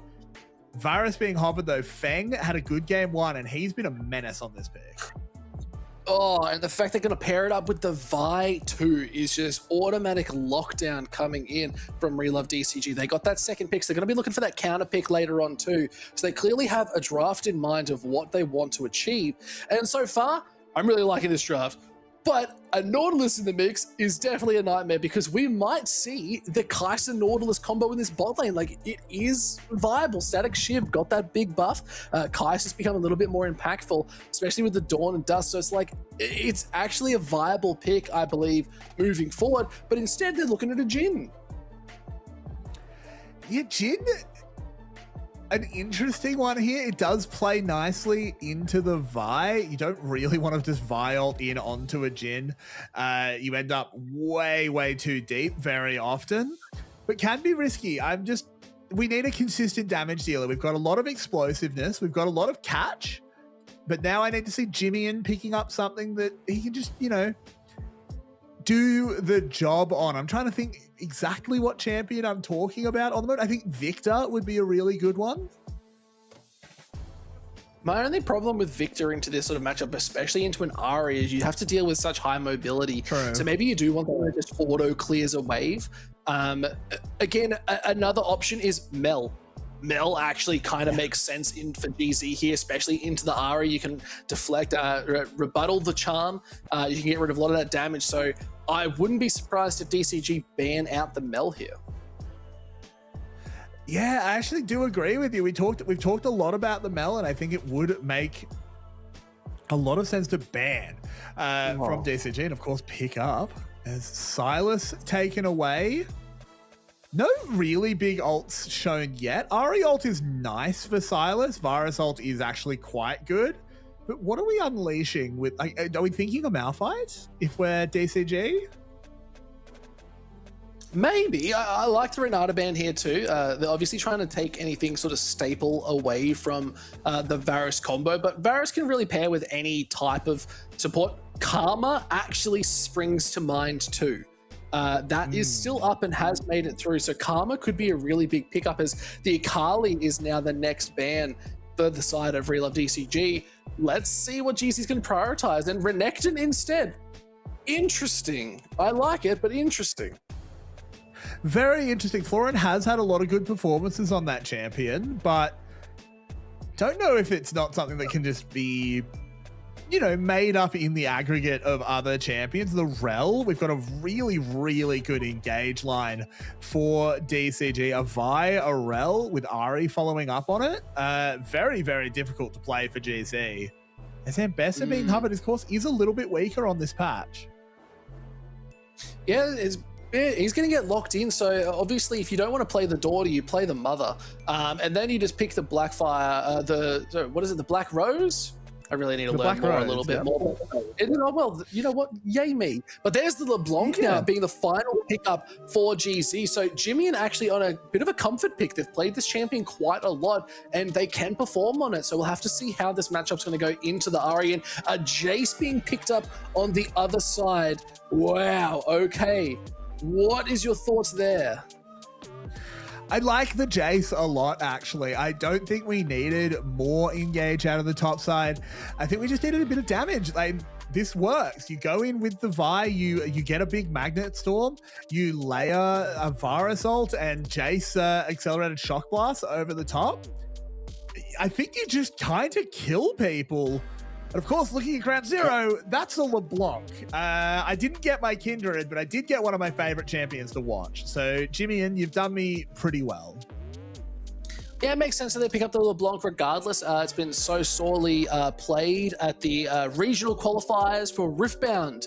Ladies and gentlemen, that is happening this weekend, which is also why Logan won't actually be here. He will be casting over on that event all weekend. So we lost him to a TCG, Carrix. Can you believe it? I'm very jealous of him. I wanted to be in Sydney this weekend, but it's all right. One of us had to have the sacrifice. League of Legends is better. I'll say it right now because I can play it anytime. I need other people to play my TCGs. You know what? I don't need that when I can jump on my computer and press play now. But still, we got a game, Carrix. We're heading into game number 2. Who do you think's got this one just off lineups alone? Lineups alone, I like what DCG have put together. I think it makes a huge amount of sense. If I turn the nameplates back on, though, Husha's like game one and on Lee Sin. Maybe Husha's got this one. Yeah, honestly, I think both these junglers have that ability. I think Pop9, for some reason, hasn't really been having the best impact for the team lately. And we talk about this in the LCP, how basically this entire league revolves around the jungle. It really does. And good wards going out, just trying to get that deep vision. Storm, Dragon, Lee Sin, Mythic, Chroma, Goated. Spirit Blossom, Ari, go the Faker skin. It's better. It's a little bit cleaner. Arctic Ops Varus is kind of nice. I'm a big Spirit Blossom truther. I love that one. Honestly, yeah, it is a good skin line, honestly. Teamer. Good skin choices all up and down the rift. Except for Rel, with no skin. I'm not a fan of base. If you're playing this game, you're playing with a skin. Just, maybe not. If you're just starting out, don't play with skins. It's not worth it. Commit some time first. But no, okay, we're into the lanes. We're looking at this top side. Florin versus Ejung. It's going to be a different matchup because Florin should, once again, have that range advantage and be able to control the state just a little bit better. So it's all about clearing out the way of getting those shoves in and just keeping Ejung back. How will this game go post 6, maybe, Carrots? Post 6, I mean, obviously we've got the RE Vi for DCG. We're always looking for that. LeBlanc, of course, is actually fairly resilient against it. Able to just distortion away really quickly, get close to her tower. If you can burn the LeBlanc flash at some point before level 6, I do think we still look there. But in terms of after level 6, when you pick RE Vi, you have to play around RE Vi. Yeah, and Ari's one of those champions too, where you can just clear waves quite comfortably once you have one item. Depends if you want to go like the Ludens or if you're going to go something a bit more like a Blackfire. So it's very interesting. Xiaoxi posturing very aggressively for the level 3. I really like that. This is a different bot lane from DCG. But let's talk about the mid lane a little bit more. I think you're right. But I want to see good rotations. This is what both these mid laners really need to do, is pair up well with their junglers and make moves across the map. That's the big difference for both these sides. Yeah, totally agreed. It's something that I've really been looking at for DCG has been the way that Hongshu and Pop9 have been building that synergy across the course of the split. Early in the split, when DCG were looking pretty shaky, it was largely on the back of it felt like the left hand didn't know what the right hand was doing, being the mid and the jungle. They weren't playing together. They were super desynced. That's gotten a lot better in the back half of the split in the last few weeks. And when you're picking a composition like that, you're kind of putting it to the test. Pop9 lurking. I think he's just going to spend a little bit of time and then go for a reset. Yeah, see, like the ward actually went out and was popped. And there's the flash from Jimmy, an instant reaction, but did see that Pop9 was in the area. So really nice catch there by GZ, and Jimmy knew to back off. Yeah, I mean, really good stuff from Pop9. Dodged all of the vision. As I was saying, if you can burn that LeBlanc's flash before level 6, she actually becomes a viable target at 6. So mission accomplished. Yeah, it's getting closer and closer, just hitting level 5. Gold is still very equal, but it's only 4 minutes into the game. No kills on the board. First Dragon, though. Carrick's up in 45 seconds. Should be able to see a little bit more action, maybe a couple team fights. It's a great hook, does go out. Fang has to flash, and Orca could have just been caught out. Now they're looking at Shun. Fourth shot does land, but no mana, and they get out alive. Oof. Could have been a little bit dangerous there, but again, flashes being burned. Fang is very immobile now on this Varus, makes it hard to contest an early Dragon if GZ want to play down that way. Husha having a little bit of a scuffle at the local KFC, and he does get the zinger box.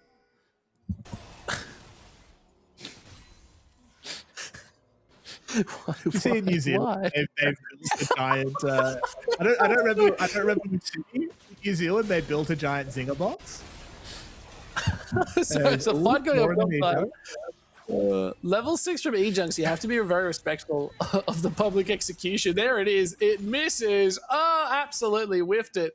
But not the end of the world. Florin does still have TP, so might look to just to clear out this wave or just back off now. But Pop9 saying, okay, you took my Zinger box. I'm just going to take the big bird themselves and look up to get the first dragon. Wings goes down. I was thinking that's more like a family roast. That's Husha up on top side, Florin no mana.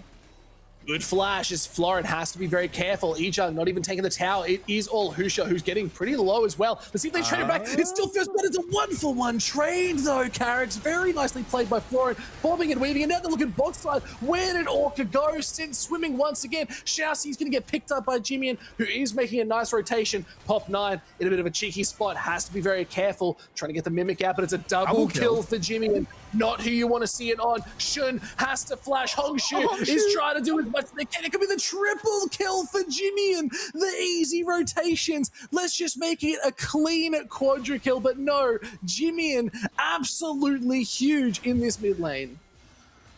The professor's just gone nutty. This is crazy stuff. Jimian walks down, picks up 3. He already had the Dark Seal.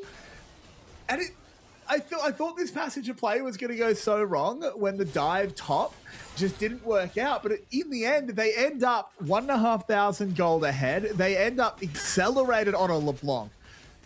I don't know about you, Pike, but there are few champions in the game that when I press tab and see, oh, my mid laner's, oh, never mind. Bang.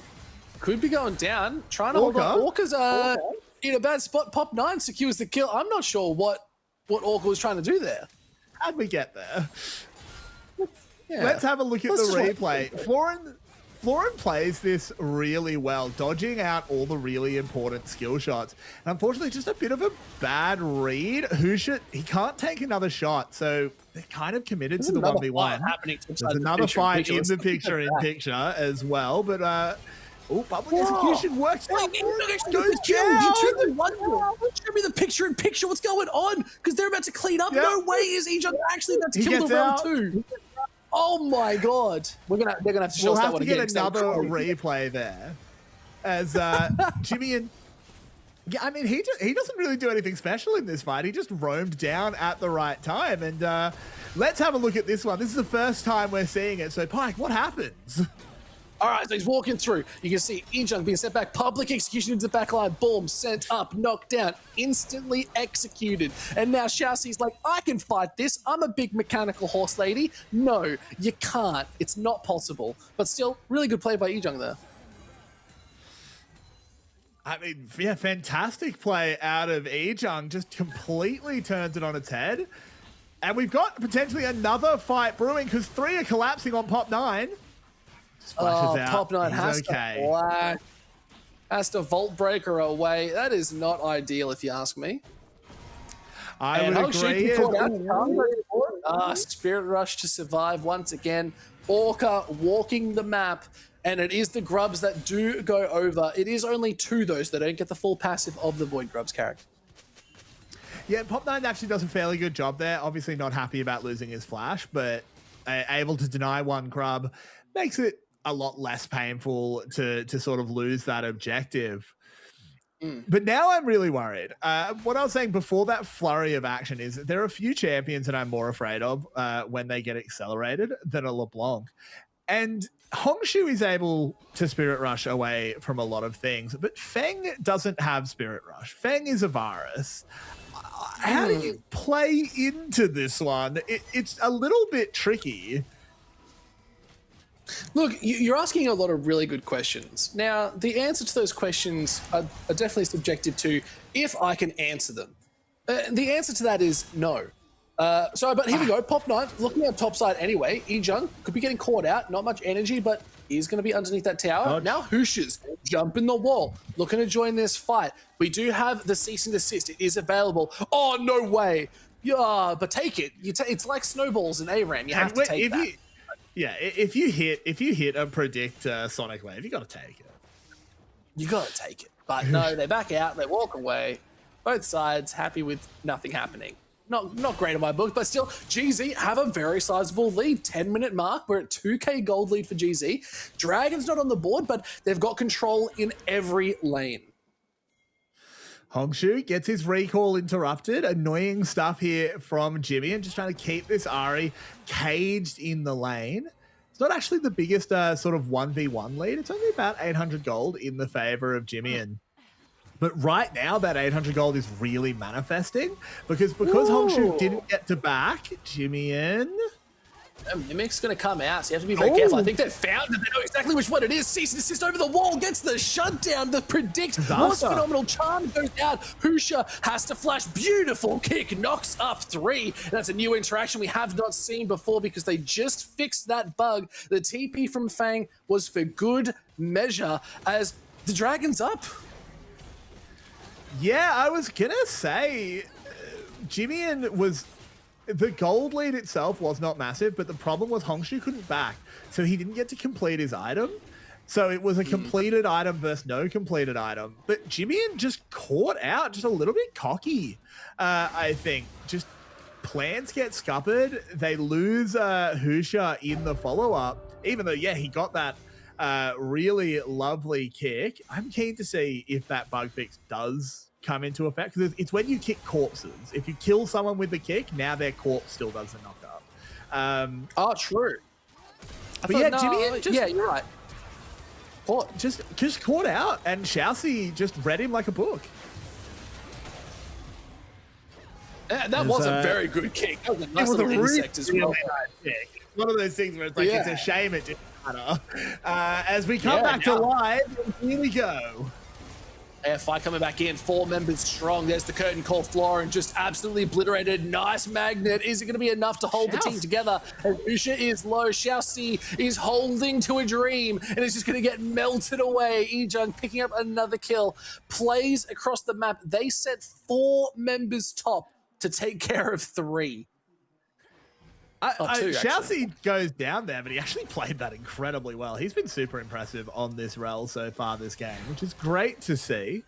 Might actually be a big difference maker as well because they don't actually have a great answer seemingly into the rel engage. Able to catch out Jimmyan as well as, we go again.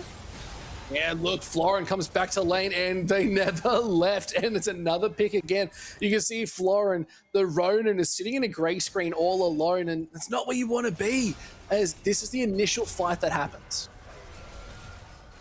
Yeah, this is just a really good timing play. They don't know that there's going to be this many members of GZ up here. They expect 1 or 2. But 4 members is too many. And again, Xiaoxi plays this really, really nicely. But he's only a rel up against 4. There's not so much he can do. And obviously, we don't see it in the replay, but Florin just TPs back in there, and it's like, come on, man, you know they're still there. Like, where would they possibly have gone? So go straight back to the grey screen. He's gone Serpent's Fang first item. Serpent's Fang is good this game. There are a lot of relevant shields, but Serpent's Fang first item, that's a little bit rough. Yeah, look, I think Florin 1 and 4 right now, they're down 30 CS. I think that's a fair place to be of, okay, am I just going to be a little bit of utility to just stop them from fighting? But okay, gone instantly. Florin nowhere to go, and it looks like Orca is going to get out alive, landing a good hook onto the wall. Ah, man, these dredge lines, they're hitting their marks well. 100% they are. They're dredging up every single thing GZ could ever want. I've never really gone dredging, so I don't know what you dredge up. But in this game, it's wins apparently, because Xiaoxi just inches away from getting out of this one, and it's for it again. It seems a little bit targeted here.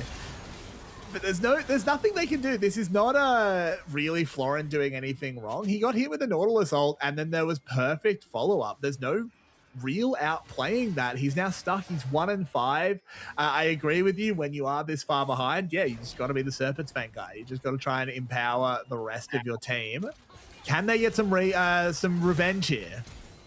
Look, is Ejung being looked at, but has enough dashes to change the entire meta of the game once again. So nicely done to avoid all of that, but just means they're sacrificing a lot more. I think Florin's just taken a real big hit, and Rift Herald's now being looked at by GZ. Yeah, Florence, look how far back he is. He's got real issues. He can't go near that tower. He knows what will happen. It's been beaten into him, so Jimmy will pick up a tower. They'll pick themselves up a Rift Herald. And GZ, where has this been for weeks and weeks? We've been waiting for GZ to be this proactive in a game. I feel like their gameplay over the last at least month has been really reactive. They weren't ever like putting the game in their own shoes and saying, we have control of this. Whereas Relove DCG has been starting to do that, but I feel like GZ is just now doing it better. I think this little bit of time of, guys, we're at the bottom of the ladder. Maybe we just need to pull something else new. And now that they've got that desperation of we need to prove ourselves, maybe the fire's starting to kindle and it's taking light. So look at the gold. It's been looking quite good. GZ are sitting comfortably up the top there. It's only a 2k gold lead, but it's been sitting comfortably around that 2k gold mark. As Rift Herald now summoned in the mid lane, looking to get a nice charge into this mid tower. It's not going to break it, but it's going to get a lot of those crystalline growths taken out. Nicely done. Exact. And it's actually... All right, look at her. Flash over, Magnet's good. Let's see the rest of the teams here. Husha, nice kick, as the Dragon's Rage is going to get the job done.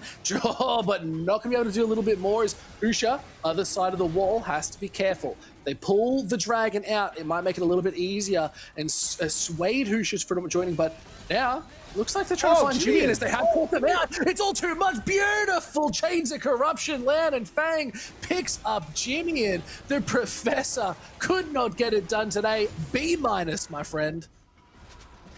Yeah, Jimmy just... I'm not sure why he distorts back there. We'll have to have a look at the replay. But I'm getting a little bit of deja vu, Pike. As game one, it was DCG up about 2,000 gold fairly early on, but not stacking the dragons. They were ahead in gold, but behind in dragons. Now game two, it's GZ ahead, but not able to stack. So let's have a look at this replay. It was just Orca getting caught out. They try their best to save him and actually do land some decent stuns and the like, but nothing they can really do in the face of that. And what I'm really looking here is what's going on with Jimmy, and because I think he can just walk away. No, Shousey just read that. Shousey was already in the air when Jimmy and distorted back. He read that he was going back as top lane aggression. Yeah, pop 9, get beautifully in. Straight into it, and Ejung picks up another kill. Okay, Husha, I see you. We see him, and he is him, because this Lee Sin is doing some crazy things. We love to see it. I always love when Lee Sin is meta. I know sometimes people get tired of it because it feels like he's pro meta all the time, but I think the best jungler metas are ones where Lee Sin is there because he lets the junglers put on a show. So I'm glad to have him back. At the end of the day, that's our job, to put on a cool show for everyone to watch at home. So if the junglers are putting on a show too, that's 2 shows. That's basically shows squared at this point, Carrix. And you know what? If that's not entertainment, I don't know what is. I'm trying to follow the maths here. I was never very good at maths, but I think that adds up. I'm very entertained. That's all I know. Are you not entertained? Exactly. The arena, but no, it's a different kind of arena. We're not in the Coliseum. We're at the LCP arena where it's all going down still. But now, okay, Carrix, score still 2k gold lead, 10 to 7 kills. GZ do have the lead. What do they need to do to close this game out? And don't say take the Nexus. Husha, I mean, a part of it is get on the Husha train because he has been everywhere, super aggressive, really setting the tempo. But I think the problem that GZ has is 2k gold lead is nice, but we're approaching 20 minutes and the gold lead is very concentrated in top. It's all Florin being behind. So if there's a fight around this next dragon that's a 4v4, Orca getting caught as Magnustron comes in. Charm's even better, but that is a very tanky Nautilus. You have to be very careful. The damage might not be there. Dredgeline does get cancelled out. Fang picks up the kill. That's a really clean rotation from DCG. Oh, Jimmy now going to the block. Jimmy could be caught out once again. Able to jump over the wall. Charm just slips by and it's not going to land. See if they take that second charge. It looks like they're resetting. Baron is up in 2 seconds and DCG, they're posturing pretty hard to go for it. Yeah, they can certainly get all the vision around it, threaten it, make GZ sort of walk into the fog of war. As Shun does a good job making sure that they can't immediately turn it into a mid lane push here, knew that he was safe to push up. But what I'm worried about now is Florin is behind, yes. Ejung is a very strong Ambessa, but we're a minute away from a dragon, and DCG gets to call all the shots. You don't have to fight this next dragon if you're DCG, if you don't feel like you're favored. You can just give one up. One Chemtech Drake does not do very much. It's really the soul that we care about. As, ooh, Jimmian should be fine. He's LeBlanc. But I feel like despite the gold lead, which has shrunk even more now with Orca getting caught out, the game is going to be played on DCG's terms. Yeah, and it comes down to where do they want to put that priority? And you said Dragon's up in 45 seconds. Baron is already live. It comes down to one good pick. Both these teams really want to get that early isolated pick, make it a 4v5, and then they can start to scrap it out. But we are seeing Pop9 very aggressively using cease and desist. I think we need to start seeing it on those stronger members. Get it on the LeBlanc. Take out Shun on this Jhin and really cut this damage down, because you still have an Ambessa, a Lee Sin to get through. The tank is just the Nautilus and their CC. So you can see now Charm lands. They could be looking straight onto cease and desist. Good Husha. Has to be careful. The kick goes forward. There's the nice Spirit Rush on the rest of the side. Fang's picking up this Nautilus. Where'd they go? Hong Shu is able to land it down. The Charms are going wild. No, you cannot survive. And now Hong Shu is saying, I'm taking you back to school. It's my time to shine. And this should be Soul heading over for DCG. DCG, they take the gold lead. They take Soul. They are very, very ahead now. And it really is just a rerun of game one. The team that gets ahead early but doesn't control dragons is punished for their hubris. I don't think anyone on this game has hubris, by the way. True. No one's built hubris. Sorry. But no, you're right. I think it's a bit of a... We're seeing it once again. That the tale is as old as time. Is if you give too much of a lead, and there's a fight going down in the picture-in-picture, double TP is actually coming back out. Looks like Ejung might be able to get the solo bolo, but here comes Fang looking to clean up a little bit more, and there it is. It's a 1-for-1 trade, but 2 TPs used. And Baron is still up on the board, but Soul complete carries. It's a bit of a different tale. Let's see if GZ can start to turn this around, because it's a 1.2k gold lead for Relove DCG. Exactly. Relove DCG have really accelerated it. So how does this start off? Is it just a public execution? Yeah, there it is. It just gets on top of him. Florin is super far behind this game. Ejung tries to run away, realizes he can't. Just goes, okay, whatever, I'll take Florin and leave. They give it we come back live. Shun's dead. Yep, Shun's gone. Looks like it was a cease and desist, easily used. Chains of Corruption going out. Gonna hit Husha, but not too much, as mid-tier 2 getting taken incredibly low. But Jimmy dashing forward. I actually really like the Edge of Night being picked up by Fang. Clearly knows that there's a bit of CC and a lot of everything just sort of coming left, right, and center at him. Having that one shield up to negate something is really helpful in these team fights. Oh no, he was just walking. Oh, that's not your jungle anymore. We're not in Kansas anymore, Shun. It's not happening. No, exactly. We've been swept up in a DCG-shaped tornado. And I don't know, honestly, I don't know where the Yellow Brick Road is back for GZ in this one. It's really tricky. Usually, you need to find the Emerald City. Carracks, that's the only way to go. And at this point, the Emerald City is the Red Side Nexus. Whether they can find it in time is a different story, because sometimes there is poppy fields that put you to sleep. There are jungles filled with lions. And I really like this analogy we got going, but it's not going to work anymore because the game is still League of Legends. This is not the Wizard of Oz. But now we're coming back into a 2.4k gold lead. DCG back in control here, getting the picks, Carracks. That is the big thing of note. We talk about this team and how they can get really strong isolated picks. I feel like GZ needs to be more careful, and they're doing exactly what I'm about to say, is walk in a group. Exactly. I totally agree. Oh no, Shun has to use that cleanse. He does live. Magnet Storm's being used. Charm does go into Orca, but it's not going to be too much. As where did that Nautilus go? You see they're trying to go for a little bit more back into the back line too. Jimmy and the Professor is gone. Hongshu's able to take them out. He's gone unstoppable. And they're looking at this tier 2, but instead they're now saying, could we potentially look at a Baron? There's no one really there. It's only Husha and Ejong that can really hold this line. Yeah, I mean, this is the only way you lose this Baron is a Miracle Steal from Husha, but I don't know if he'll even go for that, frankly. It's probably not wise. Just go try and find gold wherever you can on the other side of the map if there is really nothing there. But DCG, they've just hit the gas on this one. They've just broken GC. There's really no other way to put it. Orca has looked completely out of sorts. He's just been getting caught on repeat. Even here, they go on Shun, they immediately blow the cleanse, and Orca is just way too far forward. That ult onto Feng, there's no possible follow-up. Yeah, I even love there as well.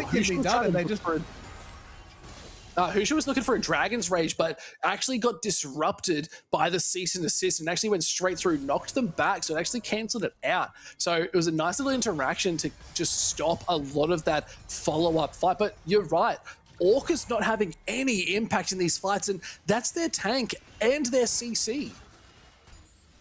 Exactly, and this is the real problem with a pick like with this composition from GC. I was saying I really liked what DCG put together. I think it had a really strong identity. I don't know if GC's comp really has worked to its identity. They want to be playing the pick comp. They want to be playing, we find one person isolated, we blow them up with our long-range skill shots, with the Jin lockdown, with the Nautilus. It just hasn't been working. DCG have been way too disciplined. They've had vision control basically the entire game. And now with their base being engaged on Xiaoxi, goes again. Oh, too much. Fang just absolutely obliterates through the line. Triple kill could be coming in. They might be looking for the Quadra. They're going forward. Hongshu, with all the charms possible, cannot hit the final mark, but a huge triple heading over for Fang. 9-0-2. This is a whole different real of DCG we're seeing in this game 2 right now, Carrix. They're looking at the Nexus. They have the Baron buff. They have a wave. Now it's all about, can they lock them down? The damage is still good, but oh my lord, where did he go? Fang again, 10-0-2. Game of his life, not going down. Now it's all the curtain call trying to hold on and see if it's going to do the damage. The Nexus is finally being hit. DCG, after a rough start, secure Dragon Soul, and that 100% win rate on it still stands. Oh my. They I think they took game 1 a little bit personally, Pike, as they wanted to get that one done. They ripped GZ apart at the end there, and yeah, Deep Cross Gaming 1-1. They level things up. We play a best of 1 to end the season of these two. I'll end the split, I should say, for at least one of these two teams. Yeah, that's absolutely it. And honestly, it is any team series right now. Like, they're taking us to the third and final game. Both sides have shown really strong signs of life. They've been really proactive. Honestly, who do you think's got it out of these two performances? I think I have to default back to my original prediction, which is Relove DCG. I think game 2, they really put on a show. The fact that even with Florin getting cleaned up the way he did, they still put it together and get over the line was really impressive. The fact that Florin as well still did more damage overall. Can we just, okay, we talked about Pop 9 being good. That's a lot more damage from Pop 9 than Lee Sin and Husha. It just felt like they were doing more. Like, we saw the early triple kill for Jimmy, and the Professor just didn't have any answers, was trying to give something back, but didn't know what to do, because that's almost triple the damage. Exactly. I mean, just cleaned him up, and with an early lead as well. Jimmy just not dealing the damage. Impressive stuff. I think, again, DCG, they picked a comp with a really strong identity and then played that identity perfectly. Even in this very first clip here, this goes wrong for them, of course. This is where Jimmy gets a triple kill, but you can see what the game plan is. Walk around as 4 members and just kill. Sure, it doesn't quite work out here, as we said, but Jimmy ends up doing nothing with this lead. So in the long run, who really minds? Yeah, not many people, honestly. And you can see this was the 2v1 and Florin actually getting taken out to public execution. Easy. I love those sorts of graphics. They're sick. I can never follow what's going on, but they're sick regardless. But still, and then this is the Jimmy, the predict here. Xiaoxi knowing exactly which clone to go on. Cease and desist. It was a great lockdown. And this is where Relove DCG started to turn the game around. Yeah, and this game, it's really easy to look at Feng, for example. He had a really incredible game on the Varus, got a lot of kills, didn't die. But my best on ground in this game goes to Xiaoxi. This rel play was fantastic. Even this play, look, there is no surviving here, but he locks them up for so much longer. He deals a huge amount of extra damage, and then all of his predicts were perfectly on point. His engages were exactly where they needed to be. I think Xiaoxi is on an absolute tear today. Yeah, look, and now we're going to start seeing if Xiaoxi wants to move over to those beautiful hook champions too. We saw the Nautilus used against him. That predict actually game-saving. That changed the game right there too. And it was on a bit of a knife's edge for most of the game, but Xiaoxi knew the targets and said, this is who we go on, doesn't matter. And Orca seemed to be that one every single time. And then it was just easy cleanup for the rest of the game too. See Hongshu catching them out, nothing you can do with the mirror image. And then again, Ejung was given so much in this top side. It just didn't really result in anything. Yeah, exactly. And okay, he gets that solo kill here. At this point, Florin was so far behind that it's almost a little bit rude. But again, this is the problem, is that that was lovely. Again, Xiaoxi going crazy. The problem again was GZ just didn't really play to what their team wanted to do, what it needed in those moment-to-moment fights. They weren't going for picks, they were going for these big Nautilus flashing in and dumping an ult onto someone in the middle of 5. You just didn't have a team comp to do that, and we saw that. Jimmy just not able to get involved in the game. Yeah, look, and that's the next side of things, right? It's how well can your team mesh, how well is the communication, where is the moves going across the map. We're gonna have to wait and see. Carrick's game 2's done. Let's move on to the third and final game for the first series tonight. Guys, stick around. More games to come. See you in a minute. Hear the chorus of sun and moon, our voices, an untiring hymn against the silence. Do you feel it at last? Long have I circled this world, descending only when the Watchers first stirred.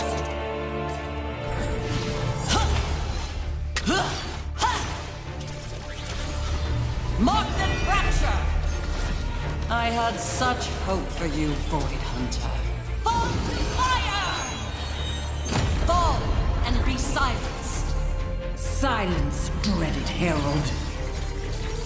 Rise with me!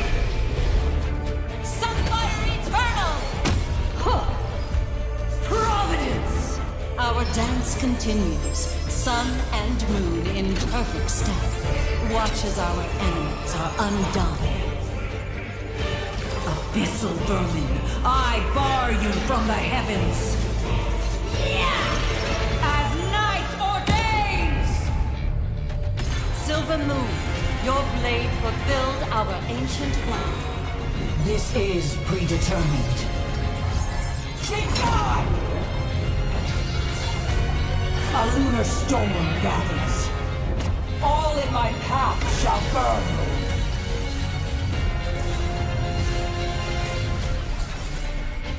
The eclipse consumes!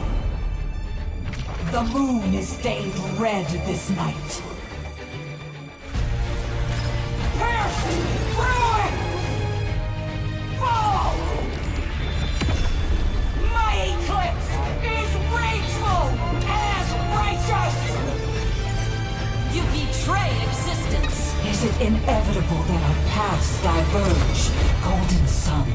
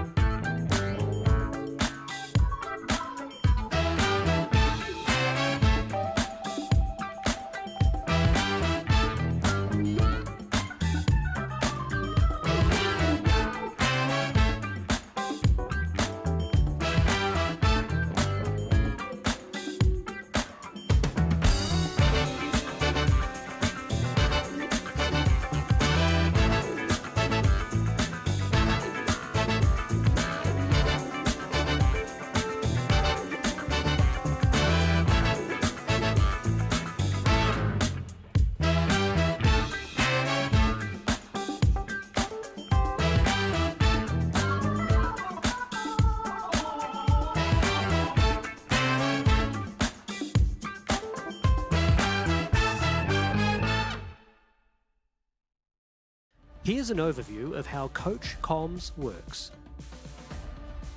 Each team may assign one coach per game, submitted with the starting roster. Coaches can be changed between games. Only a head coach, assistant coach, or analyst is eligible. Sub-players are not allowed. Use of the Coach Comms is optional. Here's how Coach Comms operates during matches. The coach is placed in an isolated room, wearing a soundproof headset to ensure competitive integrity. They may only view the 5-player POVs on stage. No live stream, spectator mode, or external devices are permitted. Each team has 3 Coach Comms uses per game, with 45 seconds per use. Unused users do not carry over. After all users are exhausted, the coach may leave the room. If they leave early, they cannot return. Team members not participating will have access to standard spectator mode for post-game review. Coach Comms has received positive feedback from teams and fans and adds an additional strategic layer to the game. The feature will be reviewed at the end of Split 2. Stay tuned for more updates.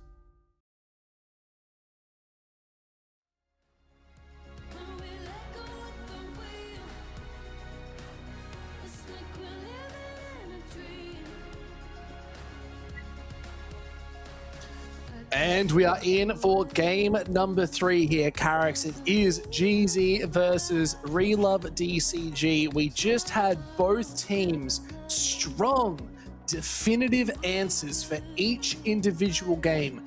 Now it comes down to this. Does Relove DCG solidify their place and show some dominance as they move up the ladder? Or is GZ going out with a bang and saying, we will not be forgotten just yet? That is the question. Yeah, I mean, it'll be really interesting. I've been impressed with GZ. I think game 1, they fired back just so well. I think even game 1, even game 2, they started out, they got a lead, they got ahead. But again, it's all coming down to who controls the dragons in both games so far. It's all about those objectives. Yeah, and I said that at the start. It's a big stat that I think a lot of people don't fully respect. It is the dragon control. Void Grubs and Rift Herald, yeah, they're nice, but they almost feel like consolation prizes right now. They don't give us the full effect of what it is, but these dragons, they're consistent. They're easy buffs to hold on to. Yes, the Samurai, our boy Florin up in this top, has honestly been copping it pretty bad, and I just want to go give him a big hug, just say, it's okay, you got this. I think they do got this. I would love to go give them a hug. Yeah, but I don't know if anyone did the coaching staff give them a hug. We need confirmation. Did he get the support he needed? Because he's been bullied all series long, and he doesn't deserve that. And I will fight anyone who says otherwise. When Florent, if you have a game like that but you win, at the end of the game, you type, your jungler just has to type GG, weak side king. That's it. Mental reset. You're right, I am weak side king. Yeah, I mean, look, obviously it's a little bit ugly if you look at this, the pure KDA numbers, but he dealt a lot of damage. I would say he ended up having more impact on the game than Ejung. And Ejung, again, I don't even think that's Ejung's fault necessarily. They drafted a pick comp and then didn't really play around picks. So Ejung, he did his job. He won lane really hard, but unfortunately the team just didn't translate that into where Ambessa was strong. Yeah, that's it. And now we're heading into the final game of the series. It is game number 3. Both teams with a win on the board. Let's see what they're starting to take off the board, as it is already Caitlyn, Akali, and Nocturne banned out from both sides. DCG did take blue side. Very interesting, because GZ, I think they went with they went with second pick. Yeah. Yes. Which I kind of like. I like second pick when it's deep in a series. Being able to lock up 2 of the sort of remaining champions makes a lot of sense to me. Yeah, no, I do agree with that. I think having your open options is important, especially with a strong counter pick. If you can look towards that top side, I wouldn't be surprised if we do see like the Renekton coming through this game, even a Rumble if it's not banned out. So we'll have to see which one's going to be sort of prioritized or locked in, because a lot of those normal answers are already gone. And I'm not seeing a Rumble ban yet, so I think both teams are looking potentially for that pickup. No, don't worry. I was just waiting. I'm always happy to see Rumble banned. Any series where there's no Rumble, what a blessing. The opposite of Lee Sin to me. I'm sick of him. I think all champions are deserving to play. I'm sick of Rumble. He's had enough. He's had enough. Yeah, but he plays an important and integral role into team comps. That's the difference, Carrix. Okay? This is like when I'm told that mosquitoes are like important to an ecosystem or something. I don't care. Get them out of here. You know what? I back that one. But there's the Pantheon that we seem to have forgotten all about in this series so far. Pantheon not even being banned out, has only just been picked up in this 3rd game. Maybe it's dropped a little bit in priority, but it has a pretty solid win rate. So we'll have to see what it's going to be paired up against or paired with, because we do know the Pantheon Talia is still a strong mid lane combo, so that could work here. I would like to see that for sure. I think Annie as well picked this one up. Obviously very, very different to Jimmy in last game. Going from LeBlanc to Annie is a bit of whiplash, but Jimmy can certainly do it. Wukong. Okay, love that. Yeah, good little pickup there. The jungle monkey going to be walking around the map and doing a good job. I think that tells me very strongly that GZ want to have priority and first roams to objectives. That's what that really tells me. I'm looking at DCG and saying they want to be jumping onto them in the backline. I don't want to see Pop9 doing any crazy overshoots, but we might be seeing that today just to get that little bit of space. But Cassiopeia being hovered, I like it. Oh, Yunara. Okay. Yunara Lulu. Yunara makes sense. Yeah, Yunara Lulu just locked that one up. This probably does mean Cassiopeia gets banned. That said, Cassiopeia, it's not a bad pick by any means, but playing it into Annie Wukong, I think, is Hongshu playing with fire a little bit. Rakan would be an interesting one here. Not a super high priority support, but with everything that's been removed, he does rise up.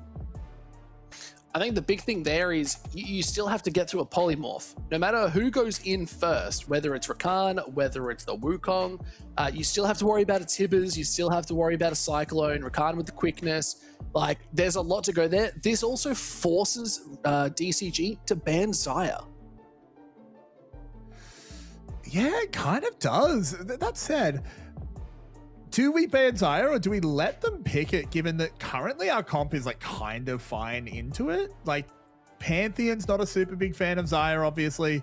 He's pretty easy to ult in response to everything that Pantheon does, but not super locked into like a hard click on the ADC comp yet.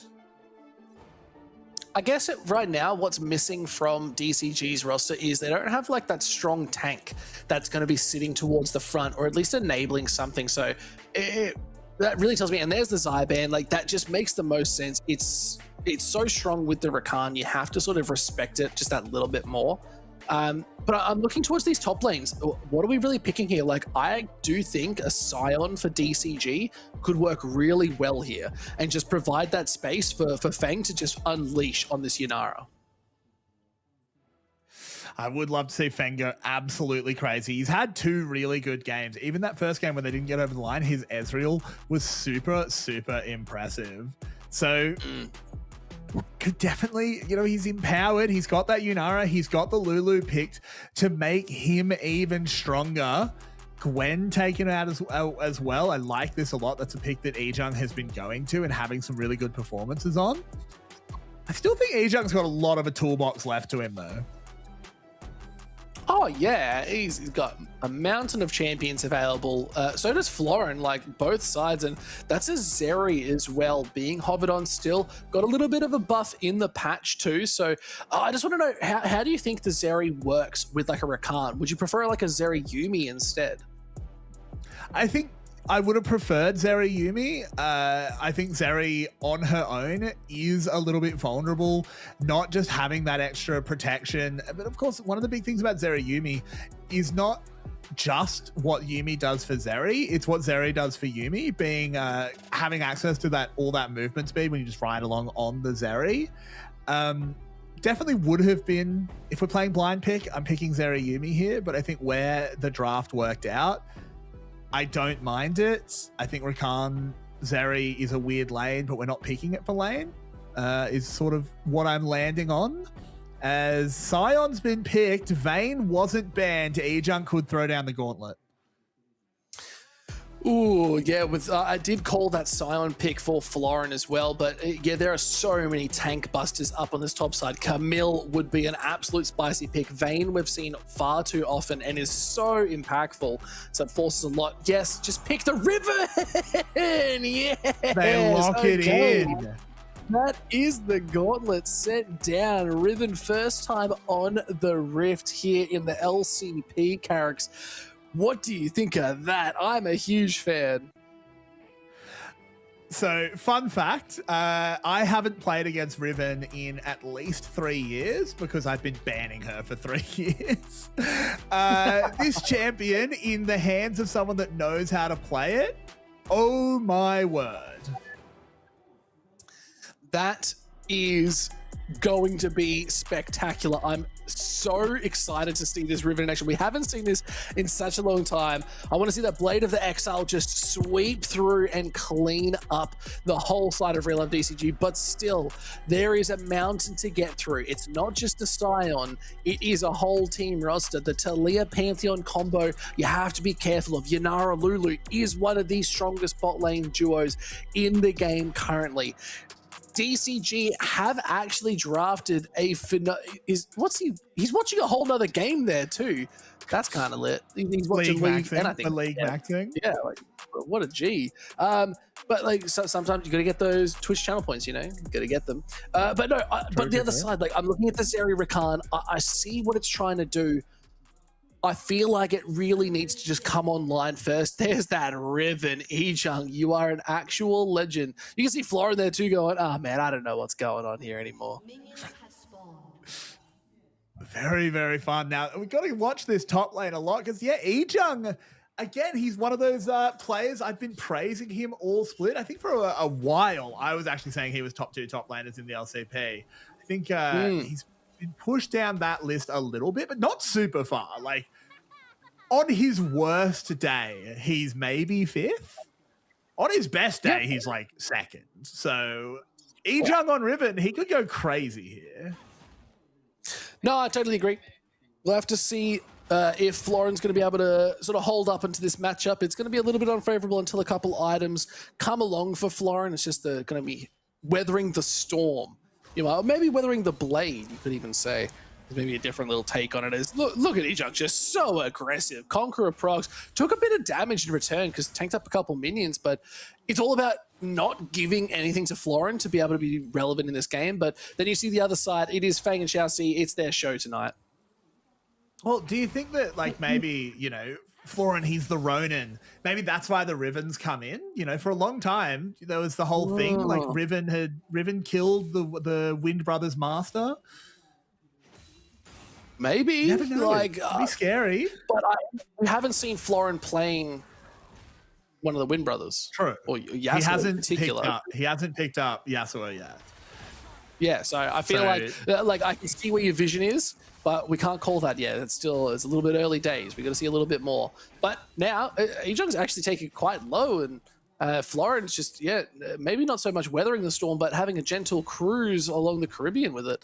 As again, very staple lanes. What do you think about this mid matchup? We haven't seen the Talia in a hot minute. Do you like it in this game? I like it in this game a lot. Paired up with the Pantheon, this is the double pseudo global. Just a lot of people arriving on the map, dodging vision, able to play really, really aggressive because they can constantly threaten to one or two more people just arriving at any fight. And into Annie as well. Like, we saw that trade there. Yeah, it's no fun when Annie just gets to walk up on you and stun you and then just kind of dump spells. But Annie's super immobile. It's not too hard to hit the flip. Hongshu needs to be careful. Flash stun could be good, and there it is. Husha just in the right place, gets flicked back, but it is First Blood heading over to the monkey in the jungle, and they're going to be very happy with that one. GZ taking a very small lead, but a lead nonetheless. Yeah, and it's a good one to get. It forces the TP out from Hongshu. He's only got a tier, was sent packing before he could really get anything going. He's going to be a lot less useful around these first sort of objectives just because he won't have his teleport to get there on the perfect timers that we kind of see a lot of mid laners do. Jimmy, and he doesn't have to use his TP, he can just walk back into lane. Good stuff there by GZ. And again, this is this mid-jungle synergy. I've talked about Hongshu and Pop9 a lot, but Husha and Jimmy have been leveling theirs up as, oh, hello. Pop9 showing a little bit too early. I think they were waiting for Ejung to make a little bit more of a move forward. But Ejung just knew the limitations and said, okay, I don't know what's going on. And Florin, again, all alone up in this top side. The island is feeling pretty rough. Yeah, the seas aren't too steady today up around the islands. Feng she gets a good trade there into Shun and Orca. Wasn't the heal. Ooh, pushing them forward. And this is, that's the bot lane duo. It is the Lulu Yanara that is so strong because even from an early standpoint, you can press forward. Exactly. There's just not a huge amount that can be done by GZ. You're playing that melee support. Rakan just can't really help in a lot of these trades. Obviously, will come good as the game goes on. Every time we come back to the top lane, I get a little bit of deja vu. But staying on the bottom side, the goal for GZ is not to win lane, and I don't think they need to be super concerned if Shun falls a little bit behind. As long as it's not massive, of course. If he falls just a little bit behind, he's gone the cull as well. He recognizes the scenario. You're just playing this for team fights. You're just going to scale your Zeri. The Rakan is here for engage. All is well in the GZ bot lane. All is well, Carrix. And you know what? I'm here for it. You see as well, trying to get the stuns off. Ejung just hitting those nice little crystalline growths just to see what is possible. Ooh, Ejung taking a little tower shot here there. It's not too bad. I think Florin also understands that assignment too, is it's just slow it down and wait for it. And First Dragon is up on the board. It is an Infernal, so we're not going to see an aggressive soul like that just yet, but we're just seeing good pressure from DCG's bot side as they know they're sort of playing towards that side now. Let's see if Ejung wants to go for the solo bowler on that side. It actually does. Tower shots, not going to do anything, and solo bowler underneath the tower, Carrix. That's Riven. That's why she's on the ban list. That champion in skilled hands, which Ejung certainly is, can make it happen. Picks up a kill, and this could get very, very scary. Florin, they picked him the Scion and just said, yeah, we don't really care what you play. You'll get a little bit ahead. The problem with Riven is if she gets a little bit ahead, she very quickly gets a lot of bit ahead. Oh, but Husha now getting caught out is going to get the nice little seismic shove. Not going to be able to do it. And yeah, Hongshu, good rotations again. This is what you want to see from the Talia, trying to move around the map. But yeah, Flash is being burnt. So let's have a look at this one. Yeah, no, you're under half health. That is an unacceptable amount of health to be near Riven with ult up. Ejung just, plays it to perfection. Good auto cancels, good animation cancels, and just, again, Riven is a champion that we don't see it often in pro play, just because her pattern of play is not necessarily super favored for what we want out of top laners, and also because you have to be really good at Riven. Someone who's like just okay at Riven, even, just okay for a pro player, just only gets like 60% of the value out of her. But clearly, Ejung knows what's going on. He knows the animation cancels, and he can make it happen. Mate, say it again. Just hallelujah. Amen and prayers be upon you. That is perfect. And that's exactly what I'm a little bit nervous about, because I'm very similar. If I see a Riven in my game, I don't want to ever give them a lead, which they have a pretty sizable lead right now. It's only 600 gold, but that one solo kill, they're 20 farm up. They're already working towards what seems to be a Black Cleaver, so they're going to be able to shred through this Scion, even with that Bramble Vest being picked up. So I am a little bit scared for this Scion, who, again, like we said, is all about these team fights, but we're not even at the team fights yet, as there's the stun. Hongshu has to flash. Damage is still good, and they get out alive this time. They do survive, and they'll be able to catch this wave. So Hongshu played that well. Even just escaping. We go bot. Looking for more. Polymorph is good. Flick is even better. Orca trying to hold on. Damage is even better. And it is a clean 2-0 in this bot lane, as it is Fang coming in with the goods. And Pop9 with a fantastic Grand Skyfall. Exactly. And this is what we were talking about, in that we've picked that Yunara Lulu. We want to send resources bot lane. We want to make it happen. Fang only gets one of those kills, but that's fine. He's even more accelerated. They know where their bread's buttered. The exhaust on Pop9 actually almost makes this happen, but it was actually Fang tanking. I wonder if that was intentional or not, because it is a bit of a weird decision. But it works out perfectly. I think if Pop9 had been tanking and gotten exhausted, the train's out. Yeah, looking for a train, looking to speed it down, but that's a Riven who has a lot of dashes, and they're gone. They're free. Okay. And sort of what I wanted to jump off, the fact that Pop9's going the bot lane. I like that. We do need to go bot in this comp. But the problem with the Riven being ahead is Husha never needs to go up there. He will just continue to get ahead all on his own. That's just what the champion does. It's what, particularly into a Scion, he will just slowly get ahead and more. As Fang and Shun just have a little bit of a biff. Just showing him who's boss. So Husha never needs to go up there, but Pop9 does need to go up there, or Florin is going to fall so drastically behind. And I think that could be sort of where GZ can start to fight back in this game, is Husha just should have a little bit more agency about where he is on the map. The downside to that, though, is, and this is like the solo queue mentality that I can bring to this, is if you're a jungler and your top is losing really hard, it's not actually worth sending your resources top. Like, sometimes you're just going to say to your teammate, hey, just maybe play back. Play it slow, like maybe we can come back. Scion's going to be somewhat relevant later in the game goes anyway, as we start entering into more team fights. But you're right, Riven is going to be a force and is going to just be able to just dash through onto anyone and this backline. That comes down to how well the team plays together. We know Relove DCG have the team comms to be able to play succinctly and well. So this is all about, okay, maybe we just get Fang giga-fed, get them really strong, and see if they can carry the game. And if they can survive, and we keep saying weathering that storm, if they can hold on and see clear blue skies, Fang can run this game. Fang can run any game, as far as I'm concerned. If I was starting a small business and I needed a manager, I'd be giving Fang a call, because he can run things. What game would you be prioritizing on? What would you be your go-to game? My go-to game. I'd be like, if it's like board games, if we're getting like Ejung to come run a game for me, I'm gonna do competitive Risk. Now, anyone out there that's a real G knows about the game Risk. Imagine that being like super competitive. Yeah, like you come, it's like that weekends tournament. Me and Ejung just chilling, and we're just like, nah, that's not a rule, bro. You can't do that. And it's just me and him telling people off. That's all I want. Drag is being started, though, so we're coming back into the game, and we're seeing if Hongshu's going to be able to make a play. Probably just going to give it over.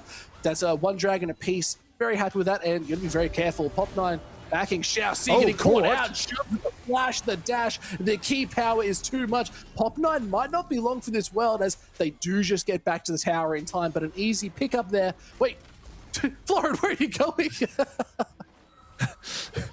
He was really thinking about it. As I just want to say, we've been on a Chemtech rift 3 times in a row, Pike. It's a very chemical rift. There's a little flick there, Jimmy in. He's actually in a lot of trouble with Fang. Ooh, a great pickup there. Tibbers went out, but Tibbers did not do anything. And Fang, again, is now back in this game quite well. Has to be careful, though. Husha is here. Cyclone is available. Looking to turn this one around as the clone does go out. See if they can just avoid it. But they got a Weaver's Wall. Not too bad at the end of the day. Yeah, a little bit of ults invested from DCG, just making sure that Feng was safe, but investing ults to keep Feng alive, it's a good investment. It will pay off dividends for sure, because he's getting stronger and stronger. He's now 2,000 gold in the direct matchup ahead of Shun. He's already got that Kraken Slayer and a Zeal versus no completed item for Shun. Shun is about to get a gold injection, of course, once he pops the gold, the bot lane quest, and that cull. That is actually going to be a lot of gold put straight in his pocket. But for the next little bit, he is significantly weaker.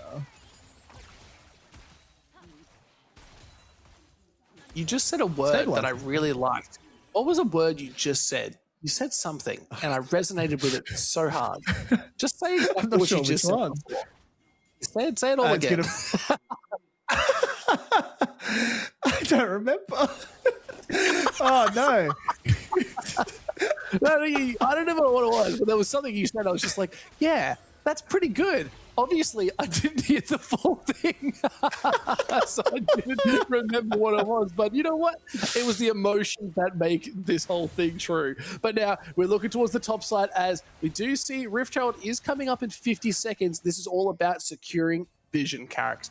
Now, team's going to benefit the most from this objective because I feel like it is Real Life DCG with the 1.2k gold lead. They want to be cracking open these towers.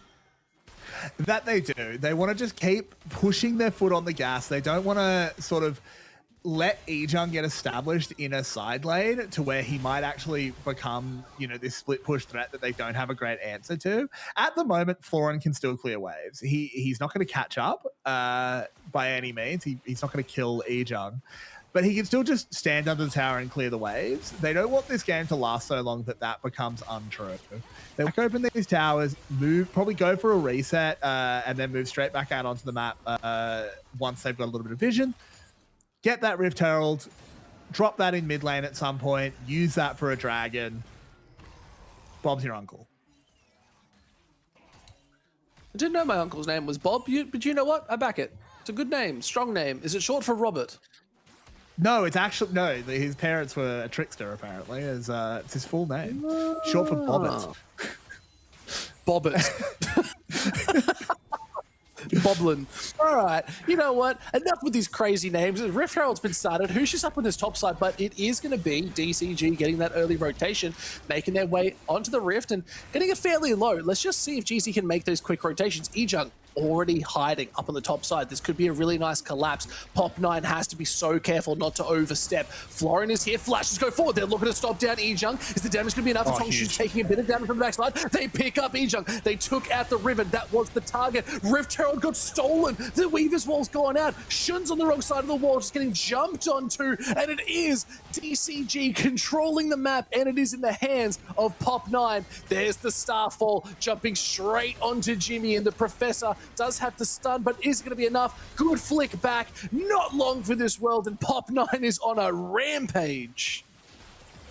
Pop9 is playing this Pantheon to perfection. A champion that so rarely gets through ban phases did sneak through here in Game 3, and maybe that was a mistake because these Starfalls have been exactly what DCG needs. Looking at this fight, it's perfect execution from DCG. They know that E-Jung's the big threat. They just collapse one side of the pincer. He doesn't get to move. He's polyed, and then he's dead before he's allowed to press a button.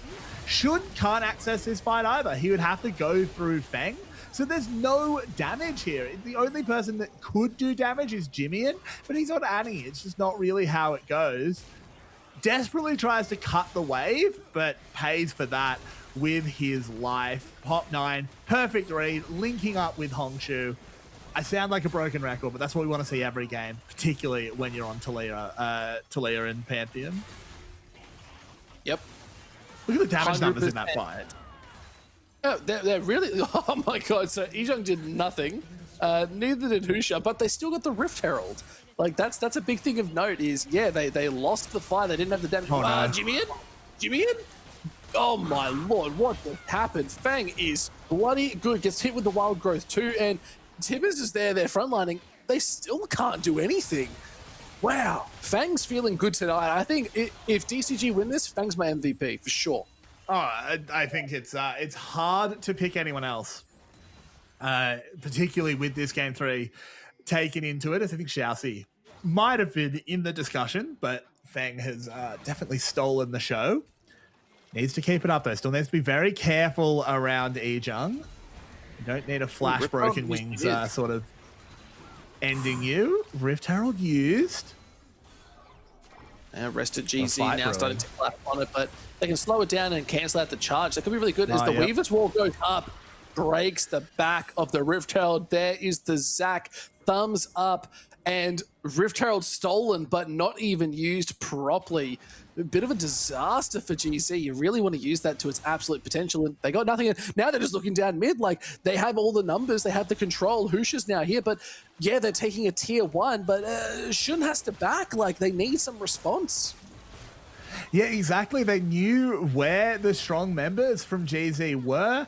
This is free. No one can access Fang. No one can do anything about it. It's not even just tier 1 for a tier 2. It's tier 1 for a tier 2 and a tier 1. And E-Jung might not even get this. He's going to run out of wave. No, the next wave will get here in time, I think. No.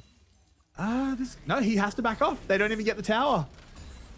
That is not a good trade. GZ just being left in the dust, and it's just the movement coming out of DCG is just leaving them guessing.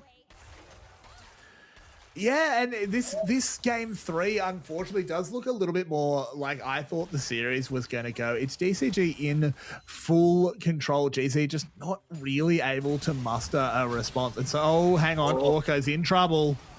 Yeah, quickness has to be used. Now dashing back out, just trying to survive a little bit longer, but it's a bit rough, if you ask me. The battle dance just to stay alive back onto Husha.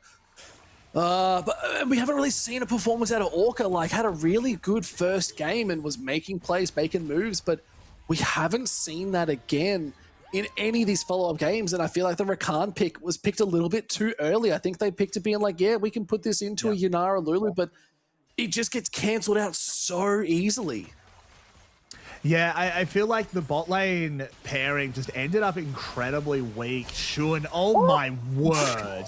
One big crit from Fang. Right there.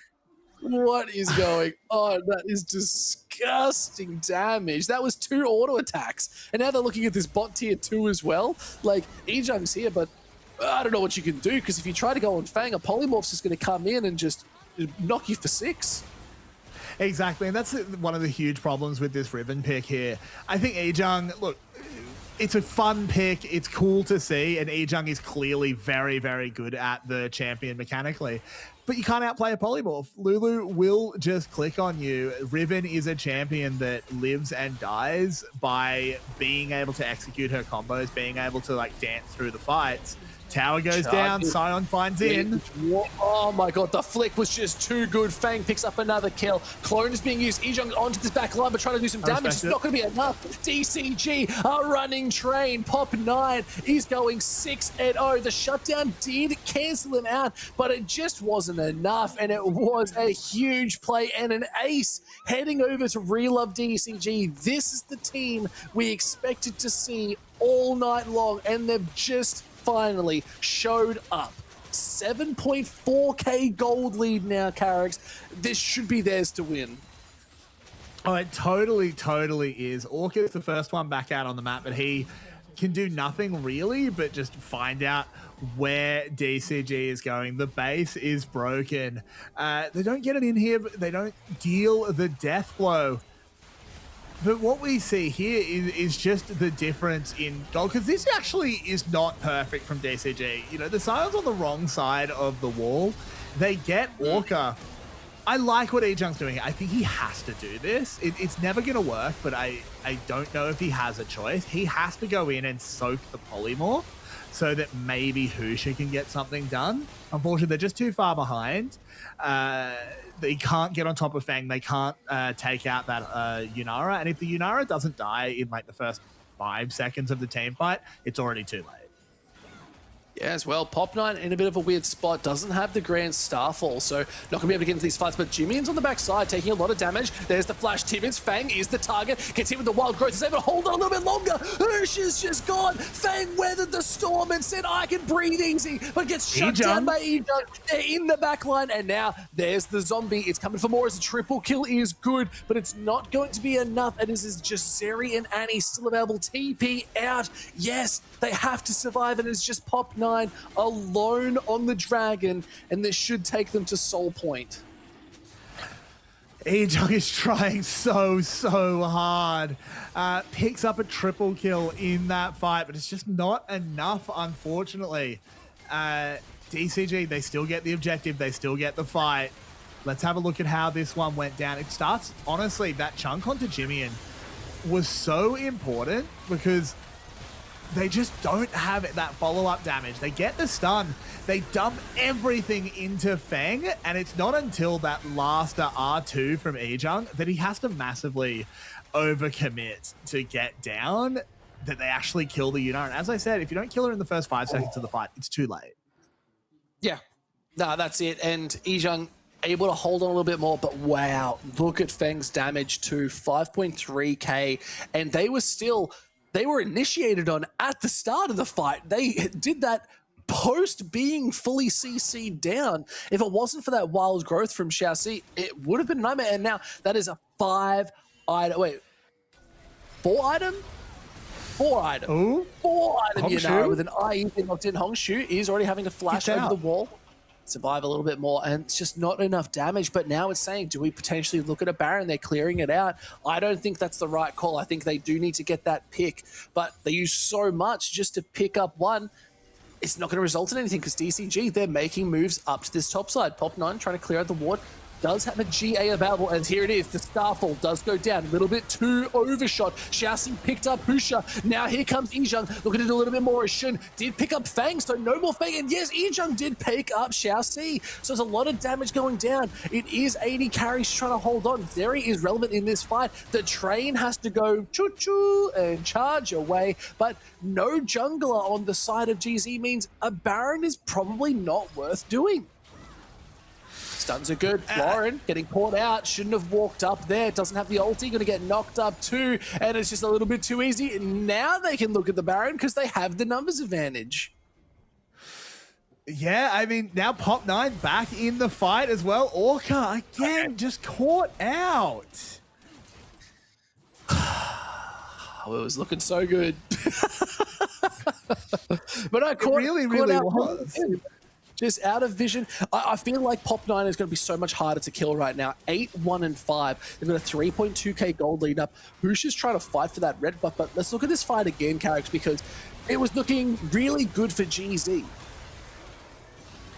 It really was. And I mean, look, the doctrine holds true. They killed Yunara in the first 5 seconds of the fight, and then they're able to do really well. Ejung deals an enormous amount of damage. They are... Oh, hang on a second. We're back. Oh. Speaking of Ejung. Bang! Getting Ejung there means that they probably could just look at the Baron. There's no one really to get onto this backline and do the damage other than like maybe Husha or Jimmy, and still no flash on Jimmy means they're not going to be able to have that full combo that you love to see from an Annie, but I think this is just a free Baron. I don't know what they could do. Maybe Husha could have gone for a Miracle Smite Steal, but it's just not worth it. Needs to keep himself alive to play out the next couple of minutes into this buff. But even with that little team fight hiccup that we did have, about 2 team fights ago at this point, this has been a very high octane game. GZ still, it's really, really hard. Their win condition at least is quite obvious. It's kill Feng every single time he shows his face. But obvious and easy don't mean the same thing.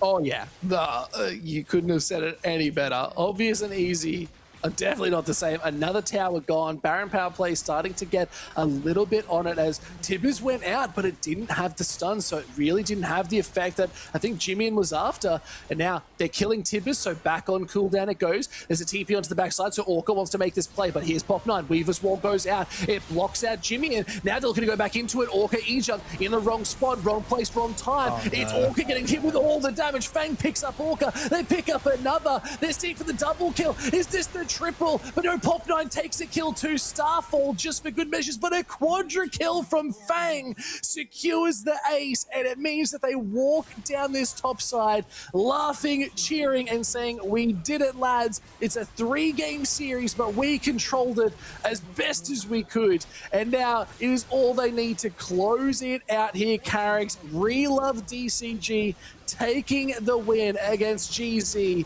and it is all she wrote. Well done, DCG. Well done, Fang. They close their regular split out with a win, but I have to give credit where it's due. GZ, you can hold your heads high on that one. That was a series for them that didn't mean anything. They couldn't have made playoffs even with a victory. So the fact that they came in, they played their heart out, and they really did show that this is a team that you cannot sleep on. I'm so excited to watch them next week. Look, I'm very keen. I think GZ, they came into this year, not even underdogs. I think they came in, they got their ticket, and they started showing up as best they could. And honestly, they have shown up. There are series where they are alive. They've got damage. They've got moves. They've been taking some of the best teams, not to the cleaners, but they're at least trying to get them a little bit dirty. So they have to go wash something. So I'm excited to see what they're going to do. You're right. Next split, we will see this team back in full force. I'd like to see them just clean up a little bit of the gameplay. We sort of hold every team here to a really high standard. Florin, you soaked up everything. The thumbs up weren't as good as Evie's, but still, damn, well, that's pretty close to Evie's, honestly. Very similar facial structure, where it's not even smiling, but you know what? Let's not worry about it. Nice pick up there, Hongshu. You did a really good job there holding the line, but there is the legend himself. Wow, I'm in awe of that man. Bang. Absolute demon tonight. Yeah, he went full demon mode. All 3 games, he was fantastic. Even the loss, his Ezreal, was a massive bright spot for DCG. And I said coming into the series that the objective for DCG is to look really scary. I don't know if the whole team looked terrifying, but I do not want to meet Fang down a dark alley. Not when they're playing League of Legends. Yeah. I'm sure he's lovely, but not when he's logged in. No, but look at that damage again. There's a 14k damage over the Zeri too, so it's just so much. But you can't ignore. Look at Pop 9. Wow. 15.5k to 4. Husha just had nothing and no answer in this game. And they were looking so good across the other ones. This was the one that they met their match. Yeah, exactly. I think Ejung, I'm so impressed by him. Really put on a show. All 3 games, much the same as Fang, looked really good.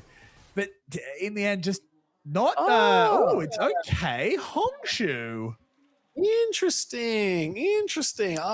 Like they didn't play the first games. They only got the 2 games on the board, but they got player of the match. That I don't agree. If I'm being perfectly honest, I'll be blunt about that. I think Fang did actually deserve that. But you know what? If that's what they've decided, fair enough. There must be a reason. I mean, Hongshu played well. Don't get me wrong. Played very well, but I don't know, an interesting decision to say the least. But one that, you know, it happened. We've got to live with it. That's what they've chosen. We can't argue with it. Now we give it a reason why it's true. And I think a lot of it, especially in this last game, the rotations were really good. That Weaver's Wall really saved the day for that Rift Herald as well. That was stolen away. So it was sort of like the blunder that was fixed again. So still, I think maybe it's the small macro plays of how Hongshu played around the map was so impactful. But Pop 9 was everywhere. It's nice to see that this mid jungle duo is actually starting to really come into form. Exactly, and I think, look, DCG, obviously they have a long run in playoffs. I'm not quite sure 100%. I don't think they're locked into 6th. I think they're sort of in that 5th, 6th slot. Unfortunately, of course, the difference between 5th and 6th is mostly pride, because it's 3rd place picks who they want to play, if I'm not mistaken.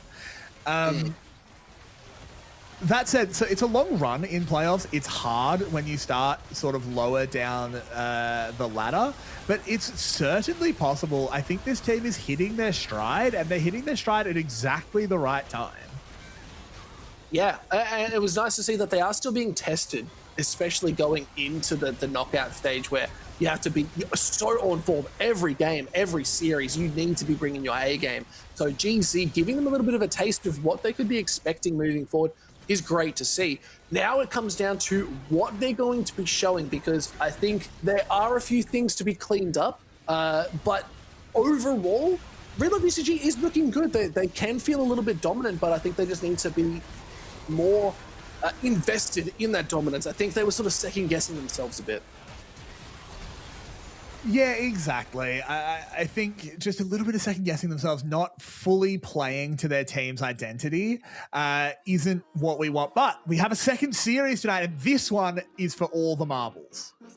Or this is the big one. Every mother and their dog should be watching this series, because it is Vikings on your screen. Stella, Guri, Shawnee.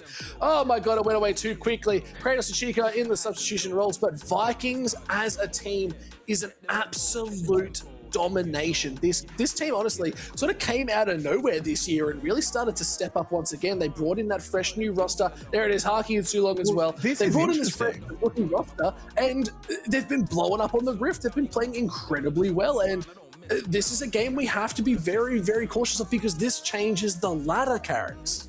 They brought in a substitute though. This is Shawnee playing in mid. He's normally the sub. Chica has been subbed out. Really interesting here. I think we've seen a little bit of Shawnee. He has looked pretty good, but obviously just hasn't been the starter this split. Bold choice by MVK, because they're not up against any slouches here. This is the SoftBank Hawks, and they're here to play. Yeah, this is actually, and I put this out on Twitter just recently, this is my favorite team right now. Like, don't get me wrong, I love the Whales, and I was backing them last year too, but this is a roster you have to be so careful of. Evie, Van One, Aria, Marble, Vista, this is a team that is fierce, dominant, and unrelenting.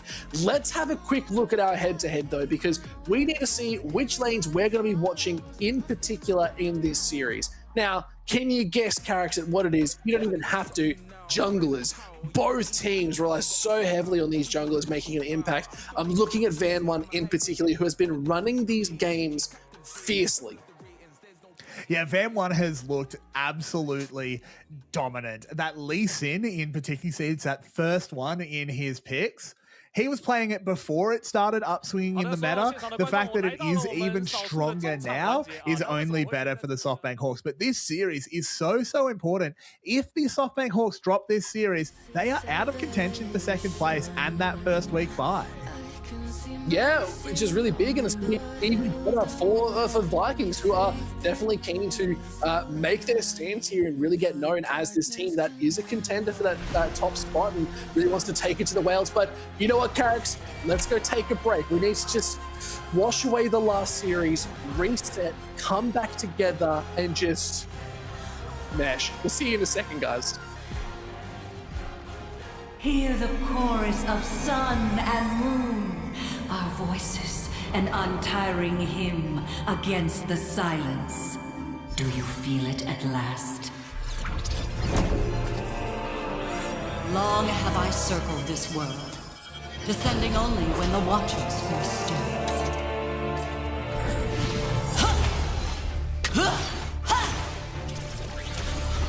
Mark and fracture! I had such hope for you, Void Hunter. Fall to fire! Fall and be silenced. Silence, dreaded herald. Rise with me! Sunfire Eternal!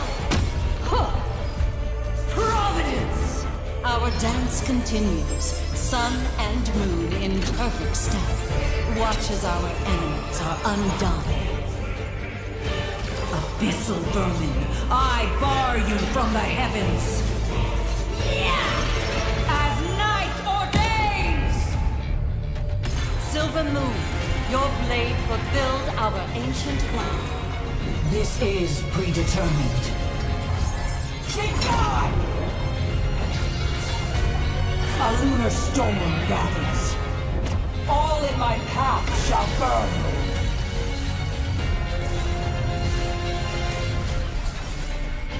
The eclipse consumes! The moon is stained red this night. Pierce through it! Fall! My eclipse is rageful as righteous! You betray existence! Is it inevitable that our paths diverge, Golden Sun?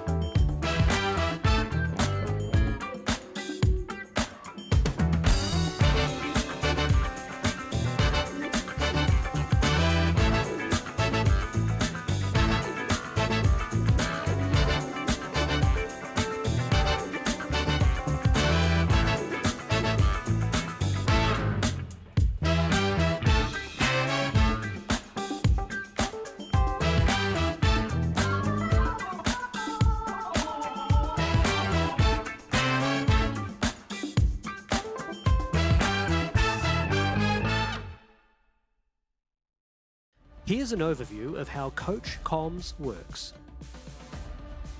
Each team may assign one coach per game, submitted with the starting roster. Coaches can be changed between games. Only a head coach, assistant coach, or analyst is eligible. Sub-players are not allowed. Use of the Coach Comms is optional. Here's how Coach Comms operates during matches. The coach is placed in an isolated room, wearing a soundproof headset to ensure competitive integrity. They may only view the 5-player POVs on stage. No live stream, spectator mode, or external devices are permitted. Each team has 3 coach comms uses per game, with 45 seconds per use. Unused users do not carry over. After all users are exhausted, the coach may leave the room. If they leave early, they cannot return. Team members not participating will have access to standard spectator mode for post-game review. Coach Comms has received positive feedback from teams and fans and adds an additional strategic layer to the game. The feature will be reviewed at the end of Split 2. Stay tuned for more updates.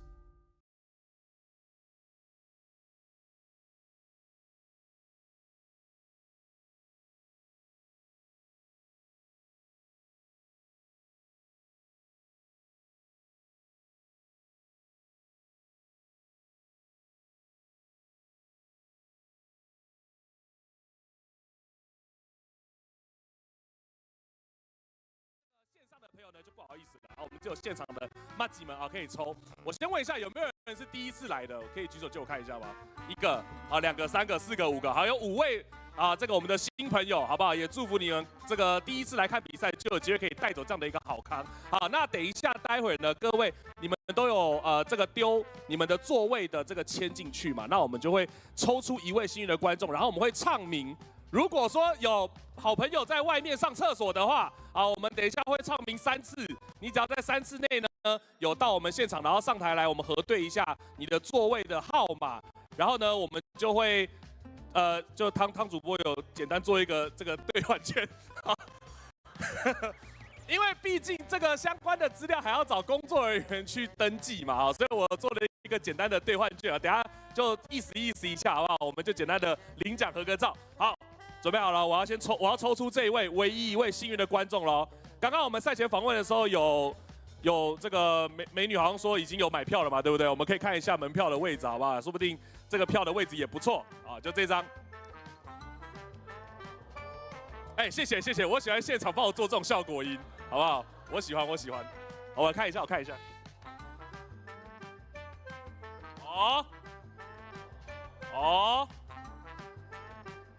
G 牌不是谐音笑话，是 G 就 G 牌。4号 G4 有吗？有在吗？是刚刚第一次来的观众吗？哇，可以获得2张可以前往韩国大田参与 MSI 的门票，恭喜你！我们台上有请。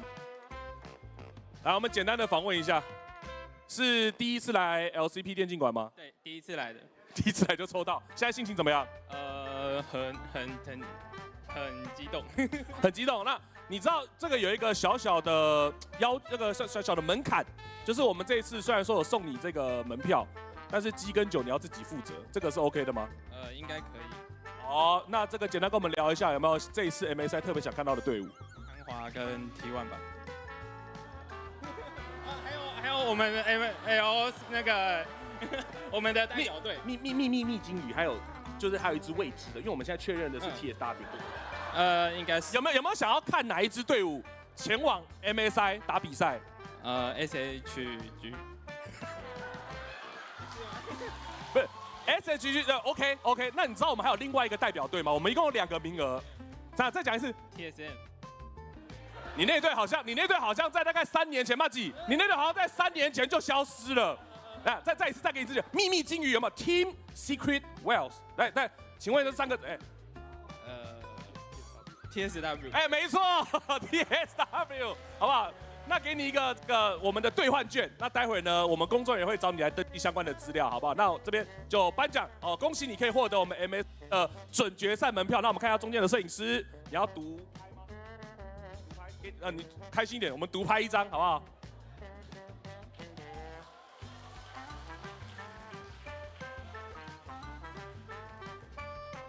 有啦 ，OK 吧？来看比赛，第一次来就带走2张门票 ，OK 吧？可以。好啦，恭喜你，好不好？也希望你可以享受下半场的比赛，可以先回座稍微休息一下啦，谢谢。好的，那我们少见的中场环节呢，这边告一个段落了。那剩下一点点时间，我们就让台上的选手好好的设定一下，然后也让各位观众呢可以稍微休息一下啊，可能买个饮料、上个洗手间。那待会我们下半场比赛就会马上回来哦。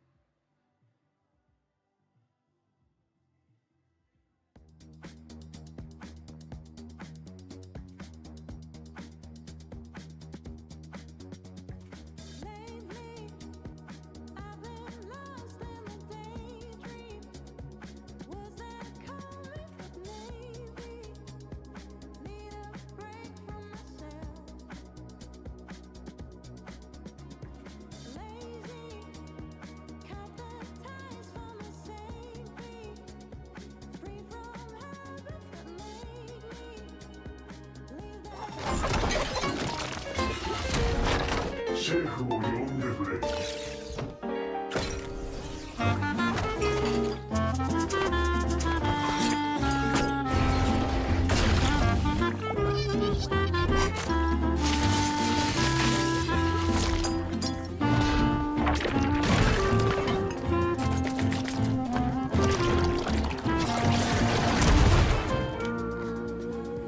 ちょっとかじらせてもらうよ。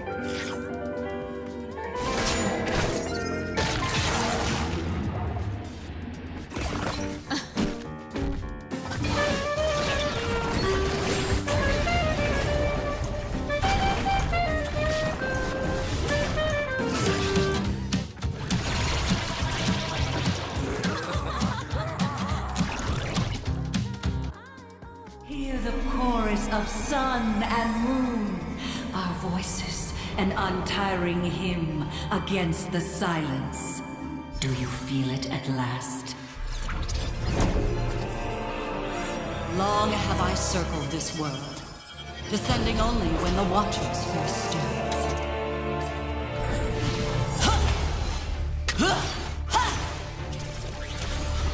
Mark the fracture! I had such hope for you, Void Hunter. Fall to fire! Fall and be silenced. Silence, dreaded herald. Rise with me! Sunfire Eternal! Huh. Providence! Our dance continues, sun and moon in perfect step. Watch as our enemies are undone. Abyssal vermin, I bar you from the heavens. As night ordains! Silver Moon, your blade fulfilled our ancient vow. This is predetermined. Begone! A lunar storm gathers. All in my path shall burn.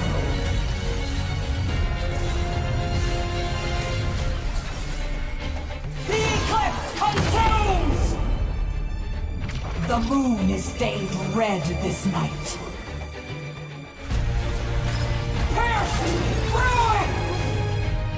Fall! 好的，来到了下半场的比赛，由 MVK 出战 SHG。今天的 MVK 也有新的选手要上场，那包含了他们原定的阵容，其实也从2队拉上来的新兵小小将们，今天准备要出海来对仗的是实力稳定的日本雄鹰 SHG。究竟谁强谁弱，能不能守住飞跃最强队伍的名号呢？马上欢迎双方选手进场。上路 Stellar Abby。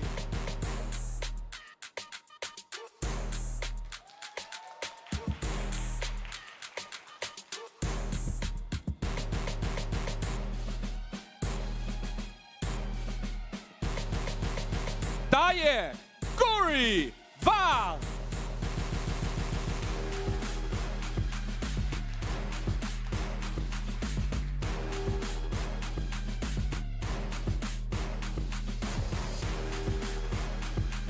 中路 Sydney Area。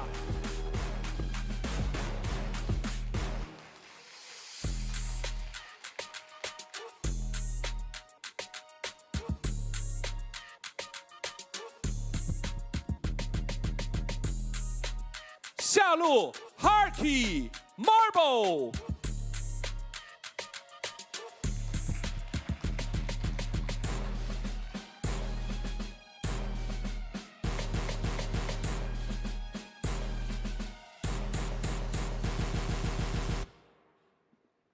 辅助 Sulong Vista。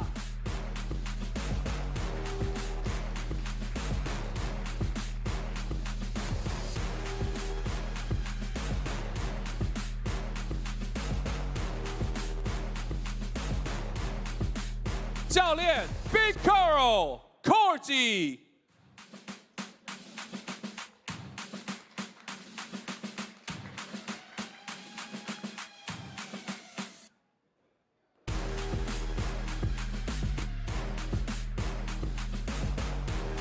那么新兵对上老将，究竟结果会如何？马上把画面转交给主播赛评。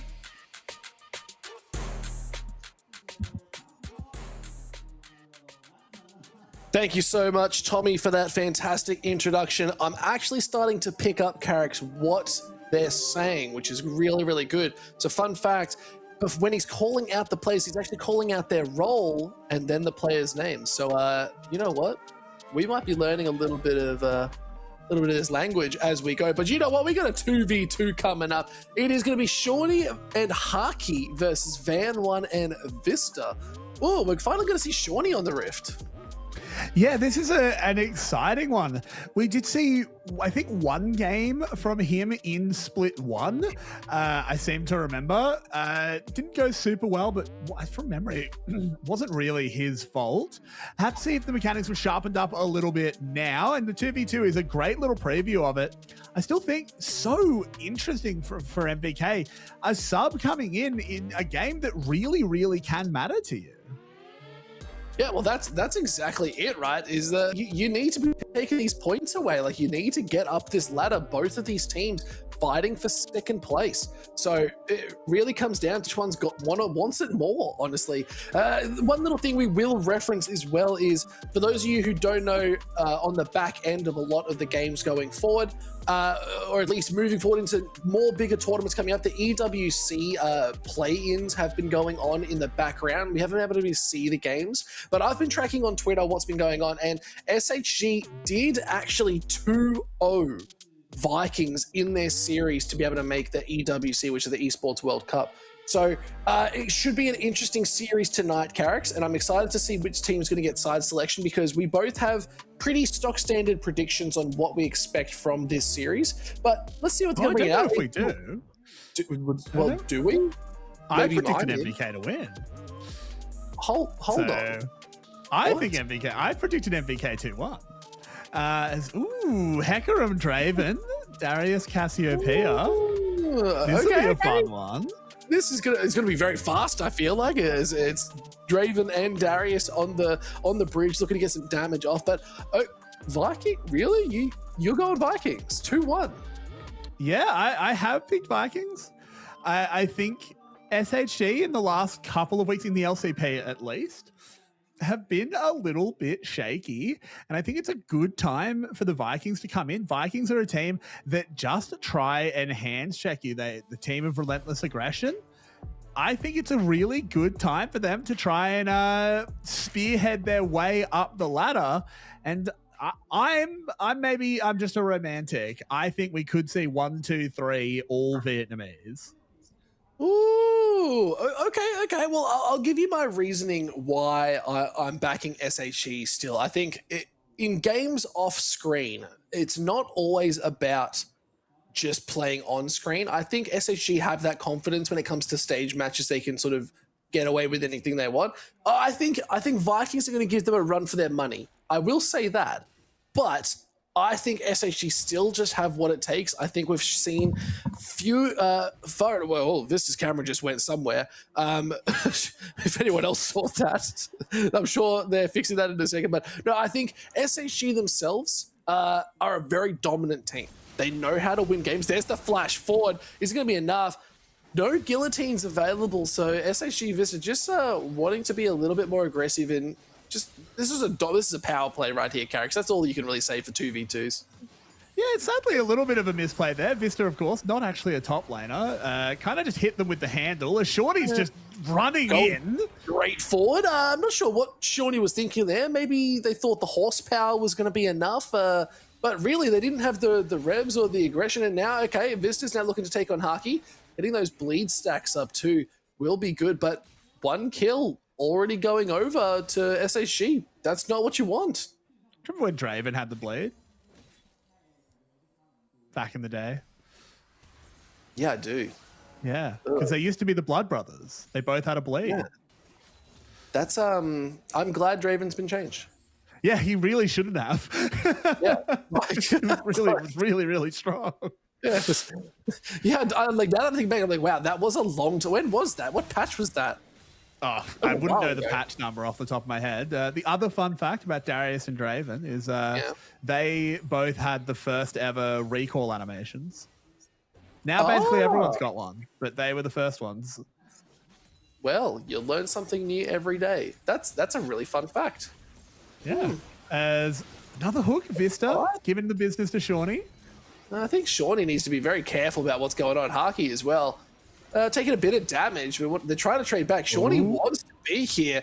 You can see Cassiopeia has to flash the ball. Okay. Didn't see the flash from bush to bush. Haki did go forward very aggressively. Wasn't able to find the snake in the bush. It's a very fun thing in Australia. Don't just go into a bush. You need to check the snakes in there first. Yeah, that's true. Never go out at night without shoes on unless you're very confident that your lawn is snake free, which I never am. So I'm very confident my lawn is snake free because I don't have a lawn right now. Fair enough. Thank you, apartment living. But no, still snakes in the walls, guys. Be careful. They're abundant. But actually, I think there's a lot of snakes in Taiwan too, isn't there? I don't know. Wouldn't surprise me. They seem to be everywhere. Poisonous snakes over there. You know what? Everyone out there, just be careful of wild animals. They're dangerous. There's a flash forward. Vista is obviously out the blood, the guillotine, the burn, and SHG. Easy 2-0. Wow. If that is not a telling of what I expect tonight's series to be, I don't know what is. Let's see if it is. I'm hoping, of course, that that's not a sign of things to come. As SHG, they pick the blue side, and MVK takes himself a second pick. Interesting stuff here. Very low priority on first pick. I think at the end of the day, it comes down to the sides are the priority. Like, I think blue side has shown to be that dominant side for a lot of teams. Obviously, you don't get the strongest priority on dragons, which we know these teams love to do. But at the end of the day, SHG can get that priority just by hands checking. And I think Vikings need to be careful about that. Both these teams, I would say, are very equal ground. But I think SHG have started really, really strong this split in regards to saying, okay, maybe we can just take it to these people and play our game.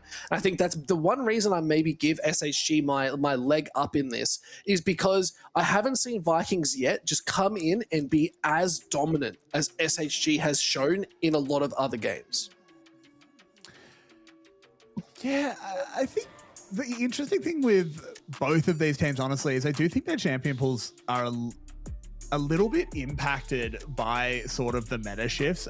It's hard to talk about MVK because obviously I did think Chica would be playing, but Chica was they put a lot of priority on getting Rise into his hands. Of course, every team was prioritizing Rise, so maybe that's not saying a huge amount.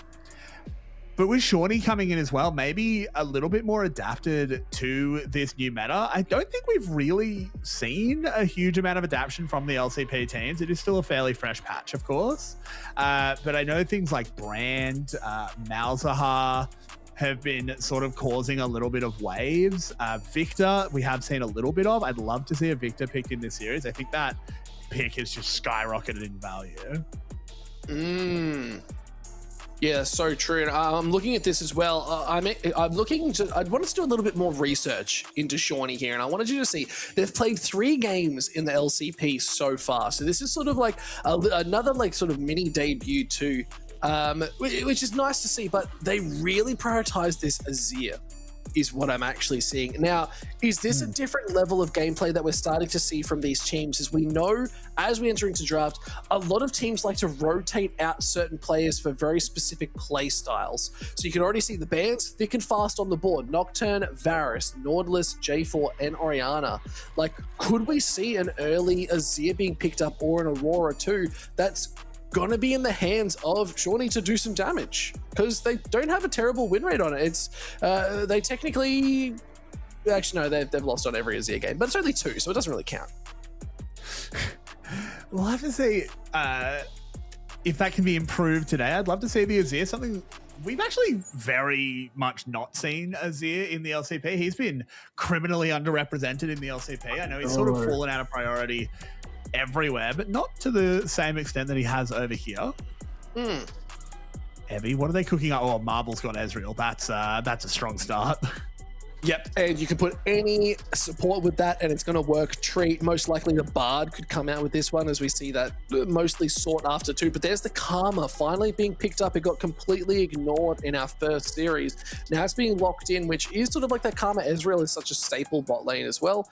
Now what do you pair with it as an AD carry when you don't have an Ezreal? Anything really come to mind? I'm thinking Caitlyn could be really good. I'd love Caitlyn. Yeah, I think Caitlyn's the really obvious one. If they want it, they don't have to show that here though. They can get some Prio. It's actually the Cassiopeia that they put Prio on. I love Cassiopeia as a pick, but I think picking it this early is very dangerous. Yeah, because it does open it up. You got like Rise still available. Aurora too is another champion that can go quite well into it. Ari as well, just as good. You get that extra range. The push too. So that there are really strong picks to this. Now it really comes down to what do you really want to put into it? Because Rumble is still up. Do you pick this here, force them to pick Cassante and leave open an 80 carry slot where you can get some 80 carries like Caitlyn Ban? So the Rumble pickup here, really good. The team fight already from SHG is feeling really strong. Yeah, it's certainly a very strong first 2 picks. The other great thing about it, of course, until the Pyke was locked in, is that you are super flexible, but that picking the Pyke super early on, they are throwing down the gauntlet. Sivir is going to be the answer. We're just going to try and survive the Pyke storm. Look, I actually really like that. I think, yeah, you're right. Karma's there to poke them out of lane and keep them at bay. Pyke's obviously just going to go bugger off and visit other lanes anyway to make impact on the map. Sivir's going to be very happy, just sitting there, auto-pulling the waves out and just going bang, bang, bang, sending boomerangs and clearing. So I really like this. The Caitlyn, I think, could have been really, really nice too, but I'm trying to see how it would have fit into this King comp. But now they're looking at mid laners, and you know what? I actually think a really good pick for SHG here is Skarner. Ooh, Skarner would be a really fun one here, and I agree. Yeah. He's not. He doesn't care that much about the miasma. Can kind of just run through a lot of what MVK's put together. I like that one a lot. Let's see if Van 1 agrees, because the other champion I'm looking at for Van 1 is that Lee Sin. I don't. That is a champion he's been really, really strong on. It's also very strong just in general at the moment. Don't know. It's probably not the best pick in this team comp, but that's never stopped Van 1 before. No, you're very right. There is that they do like to play a couple wild and wacky things. Well, we'll have to see what's really going to come out though, because like the Scion is still up and available too. There's the Lee Sin ban. You touched on it, and I think it's a really good call. because they have heavily prioritized those junglers on the other side. Vikings do not want to give Van One any kind of lead. There's 3 junglers prioritized towards them. Let's see what they want to do. I think Evie wants to get a favorable matchup. Sion was literally another champion I was just about to touch on, where I'm not seeing any tankiness coming out of Vikings. So they need something in the top lane that's going to be able to hold their own. Granted, there are a lot of tanky members, and I'm not going to lie, if I was thinking a little bit weird and wacky, Ornn is available for Vikings. Ooh, Ornn would be a really fun one. I actually think, yeah, works well in the composition. A big tank, always good, can survive. Oh there we go. Pie. That's genius. Like, it hasn't been played like at all. I just called that out of left field, thinking that could just look really good because you get the charge down. Like, you get on the hunt with the Sivir and you can just run at them. And Pie can only stop so many things. The Bramble Vest, not a Bramble, the Bellows Breath does cancel it out too. There's a lot of things going on. You can weather the storm of a Rumble too. Sejuani being picked up. Okay, we're getting a whole different comps being picked up here, characters. I'm here for it. Yeah, exactly. And there it is, God. the Yone. Oh, Pike, you're in heaven. I'm so excited for this game. You have no idea. You've got Pike for Pike, you've got Yone, and you called the Ornn. It's your birthday, mate. Happy birthday, Pike. You're doing a damn good job. But now the Graves being hovered here as the jungle pick too. See, the problem with the Yone is it going to be the Yone mid makes a lot of sense. It really does struggle into the Cassiopeia because once you put that miasma down, you can't get your soul rend back. That's the big trouble here. And Maokai being selected, like there's a lot to get through here, and I'm worried Maokai jungle means they most likely have to go that full tank, but usually you'd pick up like a Leandre's or something just to be able to survive and actually be able to farm effectively in the jungle too. I'm expecting an early level 6, and we're going to see this Maokai making some moves around the map. I definitely agree, but I think MVK have looked at this comp, particularly that early Pike, I think really tipped them off and just said, what if all 5 of us just scaled? What if we just pick the scaling comp that has ever scaled? You have Sivir as your ADC, 400 CS win condition classic, Cassiopeia, Ornn, Maokai. I mean, if MVK had their way, we're getting a 40-minute first blood. Oh, don't do that to me. Not in the second series. Don't worry, SHG will stop that from happening, but... Oh, yeah, like...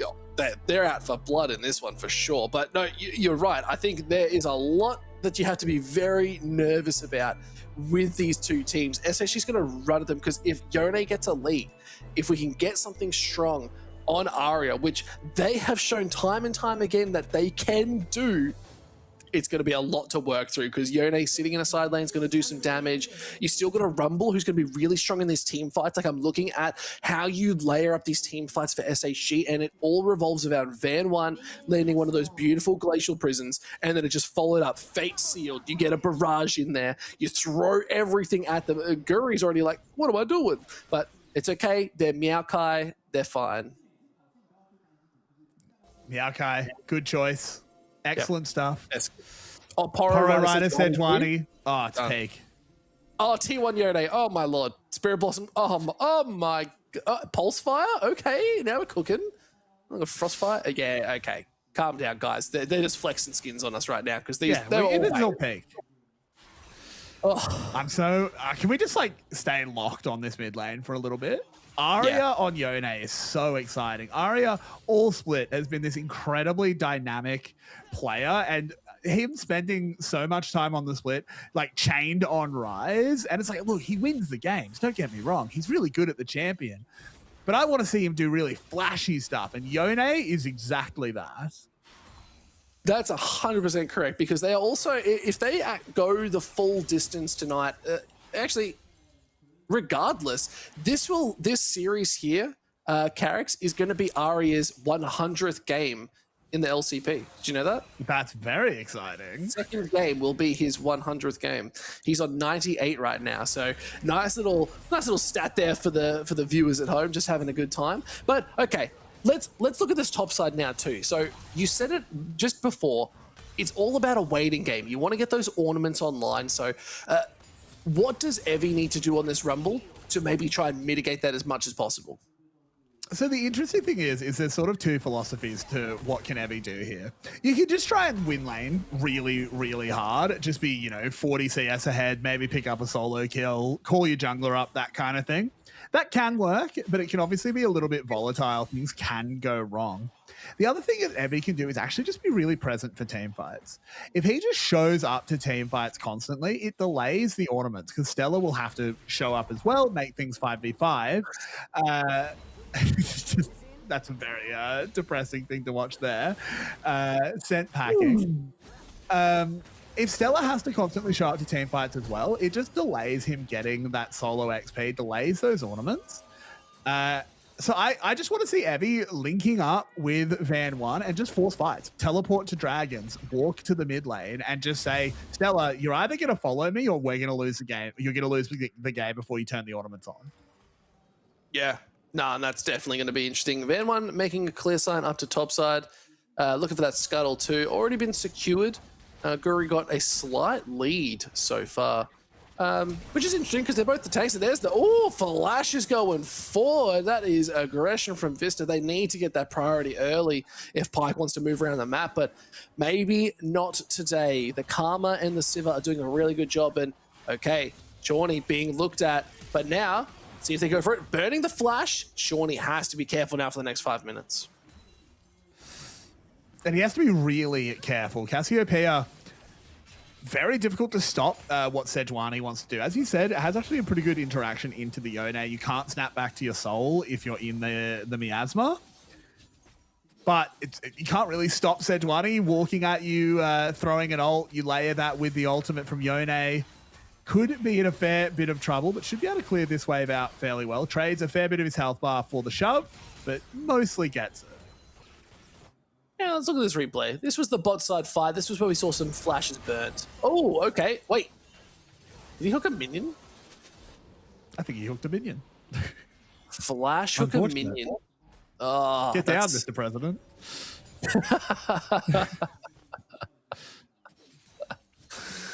Stop it.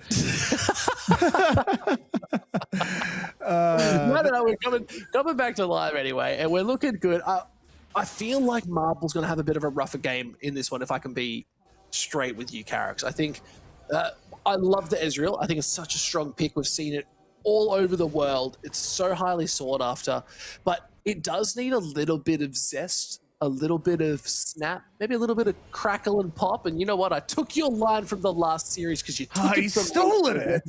Right. You stole it from me first by reading my mind. I had to just pay it back. But still, I want to see this Ezreal do a little bit more. You know what I mean? I think we saw Feng had a really good show on it. Let's see if Marble can do the same. And we hold Marble to a very high degree. We do. We hold this guy to a super high standard. He has shown off really well. You know, he's trying to put his name in contention for best ADC in the LCP. So we have to sort of hold his feet to the fire and have him deliver on that. And he very often does. I think the trickiest thing for Ezreal in this game is you have two very tanky lads that are going to stand in front of your Mystic shots. It's going to be much harder to land really big snipes when there's just a big beefy Ornn and a big beefy Maokai that don't mind as much getting pinged down. So it's going to be on Marble to find some interesting angles and really get involved in these fights. Sorry, the whole time you were talking, I was paying attention, but I was just thinking, like, snap, crackle, and pop. It's just like, I just hear them yelling at each other, like, snap, crackle, and pop. That's all we hear. That's all we hear. I like how Stella has tried to reset about 4 times, and then Evie is just like, no, I'm going to stay, so you have to stay as well. Yeah, finally gets his reset off. Well, there's no TP, though. That's the big thing. So is Evie actually looking for a slow push back? But okay, Fate Steel, but still gets hit with a 1. Hook is good. Sure, he's just got first blood, but it was a 1-for-1 trade. No way, but Arya picked up the first blood just in time. That was, honestly, a millisecond apart. Yeah, but really well done there by Shawnee in the 1v2. Make sure he gets something back. It's not quite as good as First Blood, but it'll do, Pyke. It will do. And look, this is a guy we wanted to keep our eye on. Has come in as a very late in the split sub for Chica. So far, looking pretty good. Ooh, I like to Haki. see it. Haki's a bit of a sneaky pickle, but does have the spell shield, so able to dodge that one out. Nicely done. See if they can do anything more. It's really good vision control. Let's watch this replay because this was phenomenal too. Exactly. It starts off, Arya just perhaps going a little bit too early. The Pike not instantly there, and the tower shots just do the job. I guess that is one real big downside of Yode in this matchup is he can't turn around while he's ulting. Yeah, well, that's so true. Now they can lock him down a little bit more. Shawnee is low. Soul Unbound is not enough to get that final pick back. And I think, man, once just said, I think I'm just dead here, guys. Like, you might have could not land the true shot barrage. It was so close, yet so far. Arya still trying to hold on. Doing a good job as Void Grubs have just spawned on the map. Same with the Dragon, and with the Jungler down on the side of SHG, have your pick. You get one or the other. And this is really interesting now. Shorty manages to fend off that play, stays alive. The team rotates in, saves him. He's now got like quite a lot of priority in this mid lane. It has to feel like he's got that teleport. He's not burning it here. We'll just walk back to lane. And again, the Cassiopeia just continuing to survive what's being thrown at it. MVK don't need to accelerate this game. So how does this happen here? It's just they have no idea that Vista was coming in. Yeah. Vista's the piece that tries to make this work. But yeah, the damage was just not quite there. Sulong's shields were just too good. And yeah, but nothing Van 1 can do. So really good play. Both supports getting there exactly when they were needed. Yeah, it just comes down. We expect that from Sulong. We expect that from Vista. Both these supports are incredibly powerful. And there's an equalizer being dropped in the head. Shawnee, every single one of these face steals is going underneath a tower. Flashes with the hook. Oh, tries to get the petrifying gaze, but the hands were clean and they both turned around at once. But more importantly, or not more importantly, as importantly, Shorty lives again. They keep throwing things at this Cassiopeia and he's just fending it off every time. Now the response from MVK is here. Van 1 has to peel off these grubs to come show face, make sure that it's not just free for MVK. One grub has been secured, so Van 1 can just call it quits here if he wants. Or keep doing that. I think you do just go back to this. You've got such big top lane priority. Stella can't access this fight. So it should be the objective for SHG. Yeah, and it's you have to build so much magic resist just to sort of survive this lane into a rumble because Evie still walking up has so much burn damage and isn't even getting looked at. Like Stella's just saying, guys, I can't do anything. Like I'm just holding on. Void Grub's now confirmed. One was actually taken as well. Guri was there. Now they're looking potentially as Evie is going to be saying it's okay. Play it slow. Bit of ward combat. Does buy Stella a recall, and yeah, it is a good card. Sulong actually gets hooked over the wall, but Karma's pretty quick. Able to just zoop on out of there. This has been for a game that's only ended up with 3 kills, it's been very, very fast. SHG, I think they recognize that if this game just goes slowly to 30, 35 minutes, they're not in a very good spot. Vista has been really, really active around the map, and that's exactly what we want to see out of our Pikes. Yeah, that's you're bang on. Pike needs to be moving around and helping with at least getting the pick potential. They've just hit level 6 now as well. They've let Marble just scale up. They're 2 levels up. Good hook does land. Now they can sort of dash forward. The Ignite's been used. Same with the spell shield.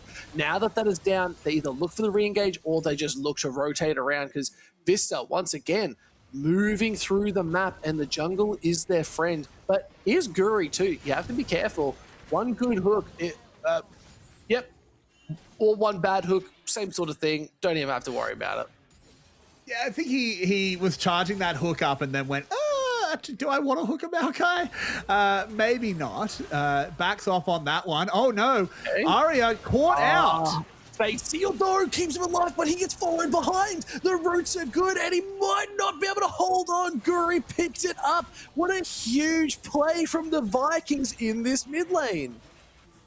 And we're seeing the power of this Cassiopeia pick.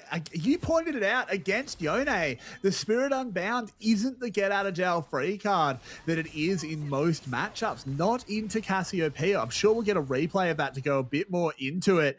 But Shawnee is putting on a show here, coming in and really impressing. Vista doesn't quite get that catch.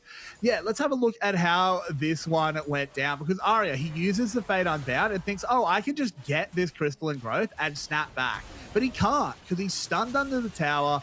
Guri comes in, follows him through the ultimate, and Arya, you popped a Crystalline Growth, but was it worth it, mate?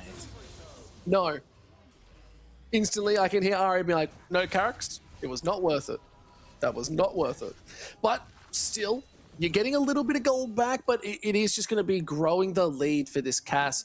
Shawnee, you're right. This is their 4th game in the league, and so far, they're looking comfortable. Maybe this was a bit of a secret weapon that they've been holding on to for a while.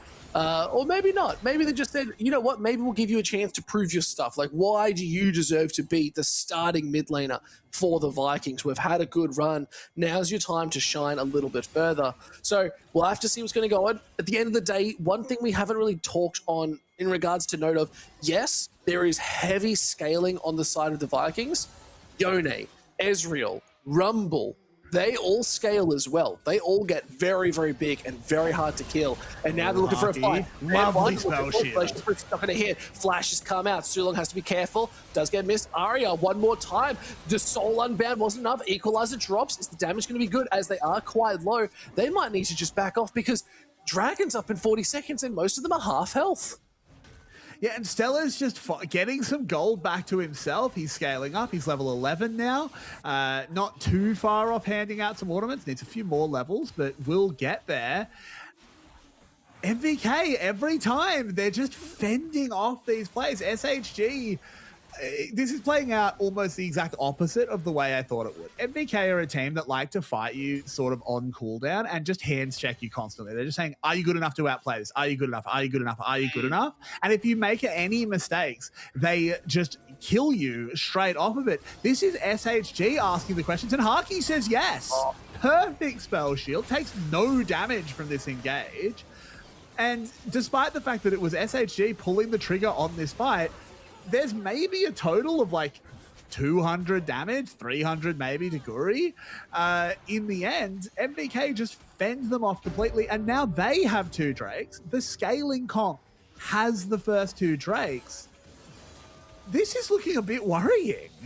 It does not bode well, as the gold lead tells us that too. 2,100 gold lead for Vikings. They're up 2 kills at the 15-minute mark. Does mean that Rift Herald is up and available. Depends where we want to go or who it's going to be going on to. Arya just trying to get a little bit of gold back as they're starting to hit these crystalline growths. See if they can hold out a little bit more. As the Bork is completed, so items across the board. We got Leandre's, Bork as well, Triforce confirmed too. But we are starting to see the tankiness coming out of Maokai as well. They've picked up a Leandre's, but now you can definitely see they're building up that magic resist to deal with this Rumble. So they can sit on an equalizer if need be, but I definitely wouldn't.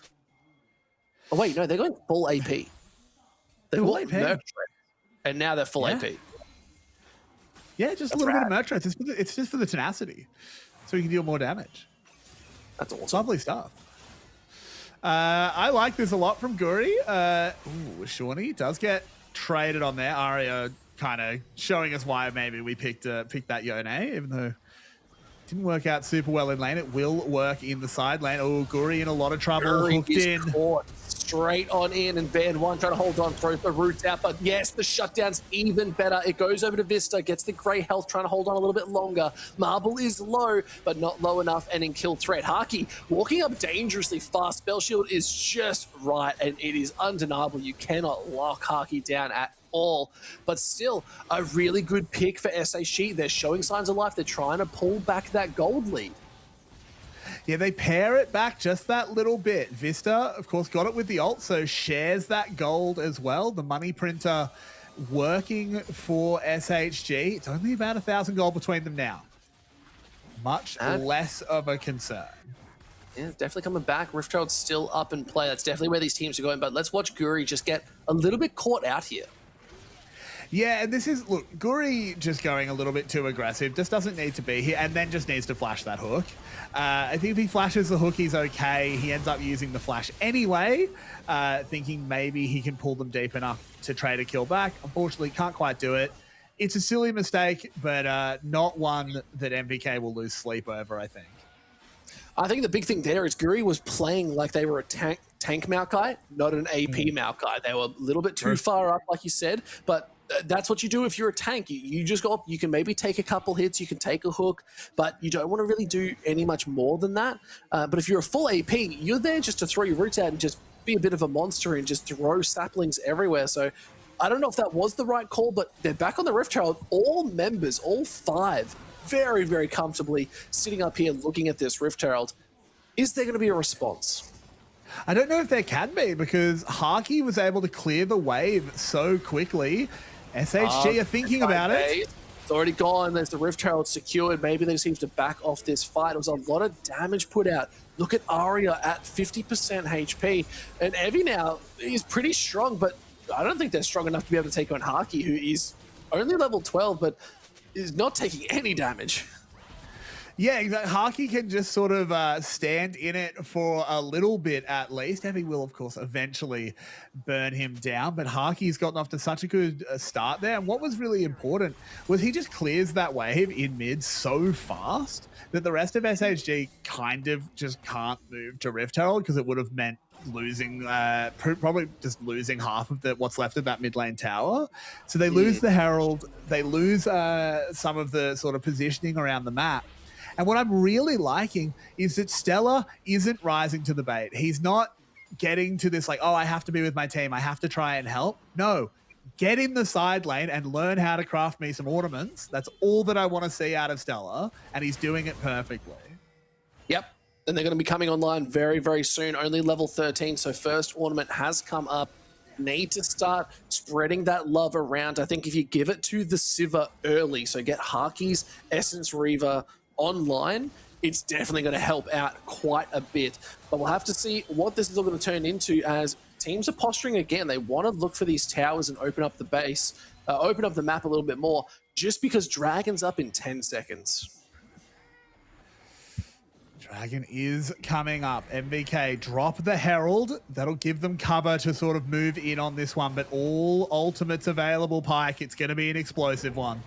This is going to be the fight. Van 1 already starting up the Dragon. Guri's off in the wings, looking comfortable, but now TP's coming in. Shawnee making, that was a weird TP play, just trying to get on to the other side with the team. Looked like it's going to be a smite fight. It's stolen away. MVK secured. Forge God comes out. It is just absolute demolition. Evie has to flash away. Equalizer drop. It was defensive. The Fate Stealer goes forward. It's on to Stella. They're looking for a little bit more as Haki's low. Has to burn the barrier. Evie's too low. He's just getting taken out once again. And now it is SHG on the run, trying to stay alive just a little bit longer, but they could not handle that heat.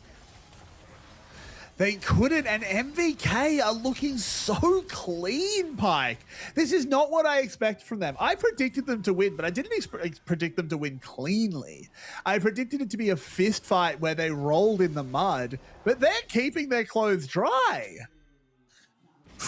And that's the dangerous thing. If you see someone with dry clothes, but they're in the rain, careful. You are in the Matrix, and it will be a dangerous fight to get Neo out of here. But still, look at this fight again, because it was so much. They were trying to get Guri down and just lived for far too long. Exactly, and they nearly make good on it at the end. There's a knock-up and there's a hook onto Haki, but it's just too little too late. Unfortunately, the smite from Guri just too good, and now Soul Point 4K lead, and we're not even hitting our like really big power spikes. With 2-item Sivir, that's already very scary, as 2 items are coming in everywhere, but ornaments are still yet to be handed out. Wowie wow, where like MVK have been leveling up these last few weeks. Yeah, honestly, I was giving SHG my props because I do love a team that can come out of the gate, especially in a split, like guns blazing. But you're right, Vikings in this game, they're looking exceptional. It's a 4K gold lead right now, and it's only 21 minutes. They're on Soul Point, Infernal Soul 2 for a late scaling comp. they are in the happiest position because they don't need to fight anymore. They were reactive in that fight and they came out the better because SHG was forcing, and every time they overstep, Vikings have the answer. That they do. The answer to every question that SHG has been asking, and they have been asking them very, very often, getting maybe, you know, it's like when your little cousins are over and they're just constantly asking you questions. And if you ever get frustrated and just be like, and get angry at them, that's when they win. So MVK just needs to keep that zen going. You're right. My damn cousins. Yep. Get out of here. I get it, you're 6, but also leave me alone. I'm just trying to play my League of Legends game. Stop asking me how to play. I don't know. I just press buttons. Exactly. I don't know. Looking at this top card. Tier 1's still up, but not much you can do when Shawnee in too long. Very happy farming it out. The one thing that is sort of still there for SHG, this game is by no means over, but one thing to keep an eye on is their pick potential is still immense. MVK can't ever like take the stabilizers off. If they ever get a little bit too big for their boots, they ever step up where there's not enough vision, they don't play as a team, all it takes is a pike hook and everything can change. As Stella, weak side king. Yeah, I believe. Okay, easy. All right.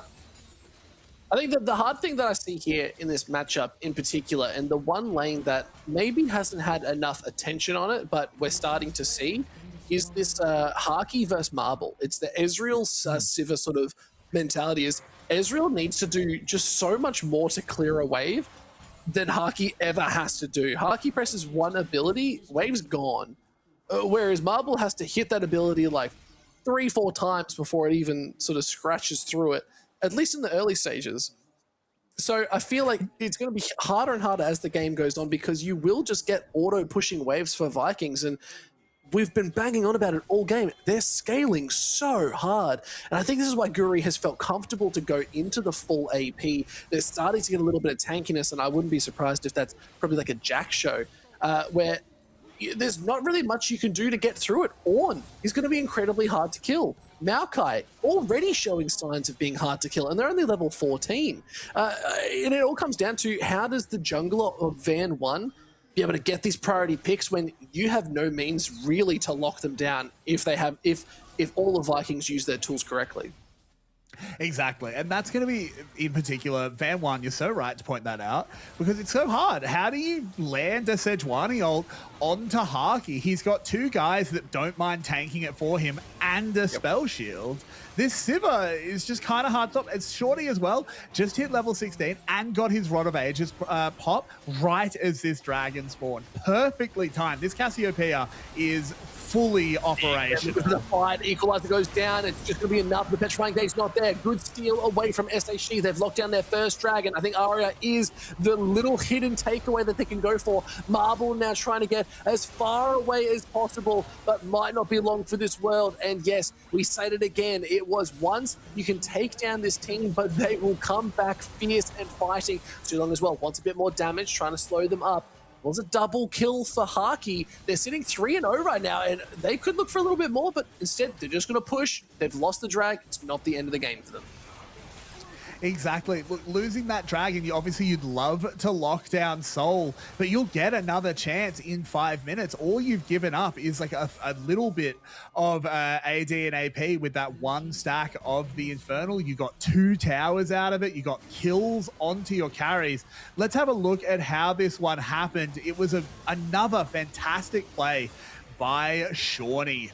He's been so impressive. If we just keep our eye on the Cassiopeia, Haki dealing a huge amount of damage as well. Van 1, to his credit, does his job in this fight and lands that big smite, but there's the flash forward. The Petrifying Gaze doesn't actually land, but the Miasma just completely bridges them out of this fight. They can't walk through the Miasma. Arya is just condemned to die by it. And what are SHG supposed to do? They can't get through any of the members. Haki is far too safe. He's now 4,000 gold ahead in the individual matchup. He has an upgraded Flicker Blade. It's looking like you need a bit of a miracle, SHG. Sorry, I love this. Is something that I used to do. There's someone I used to do a lot of production with, and they were my spectator, and they would always zoom in on really random things at really random moments for no reason other than just to throw me off. I don't know who told this production to do the same thing, but why did we just look at that cat? That was, like, I love it, and I've got no problems with it, but it was so random. MVK starting up Baron. They do take this very quickly. Yeah, here to respond. Teleport. They get the teleport and then they just leave. They go, okay, cool. You used the teleport. That's on cooldown now. Yeah, and they just push back mid and they're like, let's just push for a tower again. Like, it's a tier 2's already down. Like, we've got the lead right now, and okay, push them in. Straight back to the Baron. Exactly. And this is what you were talking about. It takes Haki 1 second to clear a wave. It takes Marble 3 or 4. That doesn't sound like a lot. That sounds like 2 seconds. But it's not. It's more. Like it works out to him being later to fights. Haki is able to just move over very, very quickly, do it, go rejoin his team.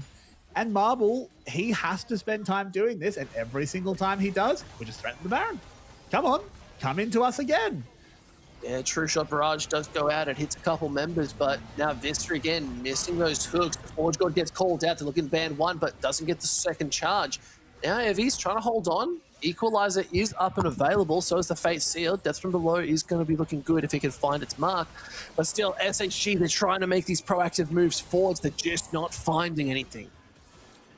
And that is some big resources burned from MVK. They kind of can't just play this ping pong as well without the Maokai and the Ornold, because it's so much of their peel gone. SHG can be a lot more aggressive. They know that they can't get caught out. But look at the vision.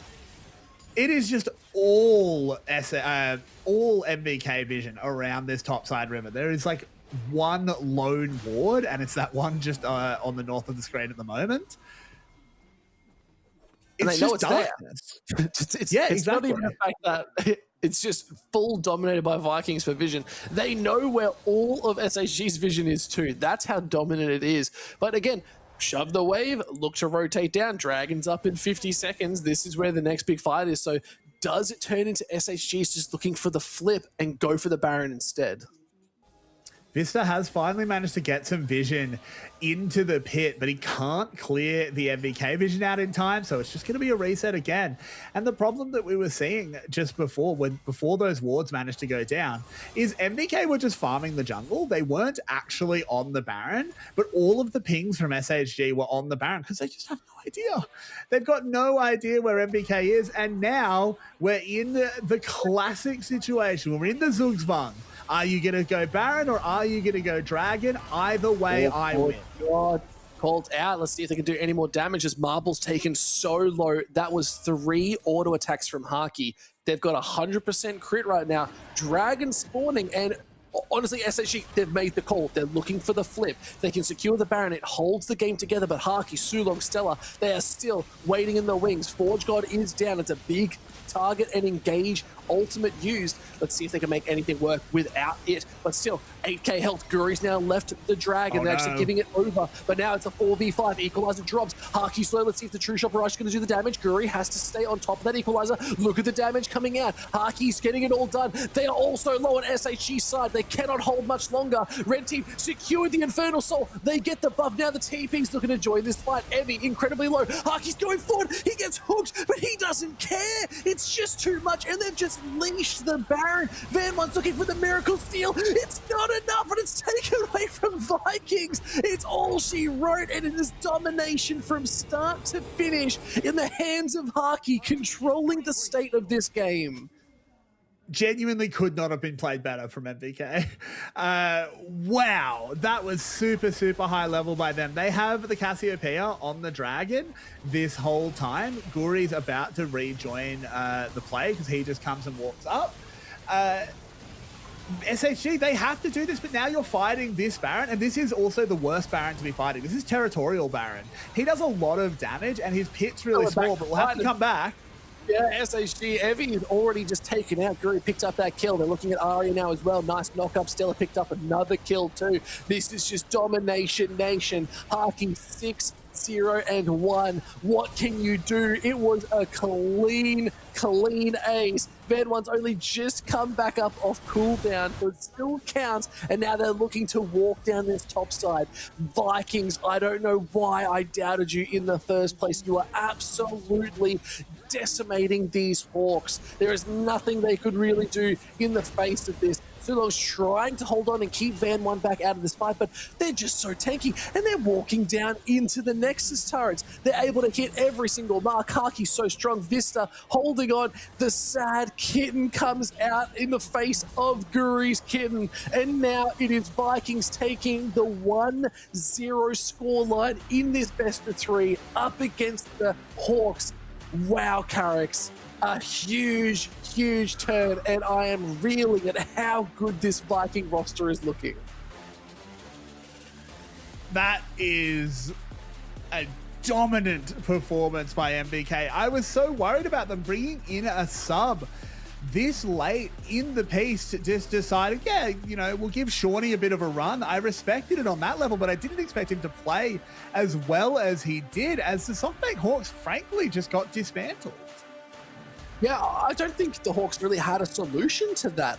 The downside is, like, the Vikings, they just knew exactly where they were going. They knew where their cons were. It was all SSG putting so much into Arya in this mid lane, saying, guys, we've got to take this Cassiopeia out of these fights. I don't think it was Cassiopeia who was the real problem. I think the Ornn was an absolute menace and survived the early game just long enough to become super relevant. And look at Evie there. Went golden, but look at the health. It's just disgusting. And Haki, what can you do against Haki? They were just absolutely in control from start to finish without even being punished once. There is nothing to be done. Look at the damage charts. I mean, okay, yeah, Evie had a really big damage number, but that's a little bit fake. He was just doing damage to an Ornn the whole time. Yeah. The real story is just Haki just able to do it in so much, and also the fact that Arya on that Yone just never really got involved. No, I didn't really have a chance to do anything, but can we look at Van One for a second? This Maokai. No, not Van One, no, Guri. Guri, apologies. It was Guri that actually had the outstanding performance on the Maokai. Like, that was incredible gameplay for an AP Maokai to work the map that well, even under the circumstances of this team that wants to go so far forward. Look at Guri, he's just walking up for free. Yeah, and the super interesting thing here is it's not like we can just say, oh, look, SHG just didn't play to their game plan, and that's what went wrong, because I think they did. They played really aggressively. They were trying to constantly accelerate the pace of play. But MVK we saw, not this play, the one before that, where they send 4 at Shawnee. He just lives. The Karma shields come in just in time to save him. It was constant just riposts and feints from MVK until they just scaled to, yeah, Haki was untouchable. Guri was able to just press that R and do enormous amounts of damage across the team. MVK truly adding another string to their bow. Yeah, that's all it needs to be said, and you can see there's some good picks here, but even in the face, the flashes go out. Still so much damage went down, and they almost took 2 members with them. So it was really a case of Vikings knowing exactly where they needed to be, and exactly what form, because that Forge God there too hits 2 members. Yeah, Glacial Prison goes out, but you can't do anything. This equalizer really didn't speak a huge note. They needed to lock down Haki in these fights. And look at the shield. That one barrier saved them so much health. And they just kept going forward. I'm honestly super excited to see what the Vikings are going to bring, because if they do a clean 2-0 here, I will, you know what? I'll say it, Carrix, I will never doubt them again. Well, he may well be converted. I know I have been. But there are 2 games left to play. SHG are a class team. They will fight back in this series. Of that, I have absolutely no doubt. Yeah, you took my word out of the mouth. They are very strong still. You have to be careful. Even as the split goes on, this team has shown time and time again that they can come back no matter the odds, no matter the squabbles that come down onto the rift. They have the skills to do something about it. It was just unfortunate that the Vikings, I think, just hands checked them and came up with the goods. Totally. And it's so interesting how I sort of came into this thinking they would just hands check them, but I didn't think it would look like this. Yeah. I would have expected them to be playing the SHG side. If you turned nameplates off and just showed me this draft, I would have said like, oh, that's weird. What, Chica picked up Yone? That's weird. But no, of course, it was SHG doing that one. And, you know, we've got a little bit of a break ahead of us, but game two, I want it right now. Yeah, honestly, this was the series that we put so much highlight onto. We're just going to have to wait and see and go to a short break. So, guys, stick around. It is going to be game number 2, Vikings versus SHG.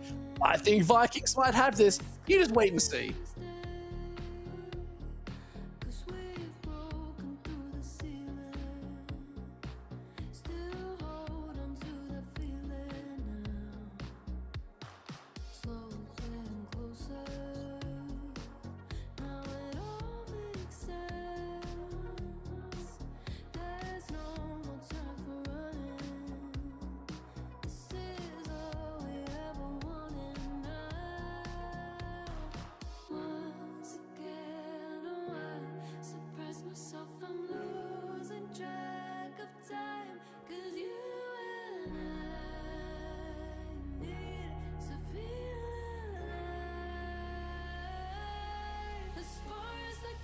Hear the chorus of sun and moon, our voices, an untiring hymn against the silence.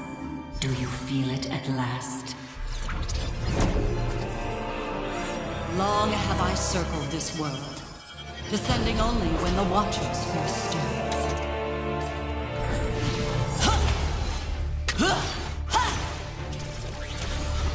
Mark and fracture! I had such hope for you, Void Hunter. Fall to fire! Fall and be silenced. Silence, dreaded herald. Rise with me! Sunfire Eternal! Providence! Our dance continues, sun and moon in perfect step. Watch as our enemies are undone. Abyssal vermin, I bar you from the heavens. As night ordains! Silver Moon, your blade fulfilled our ancient plan. This is predetermined. Begone! A lunar storm gathers. All in my path shall burn.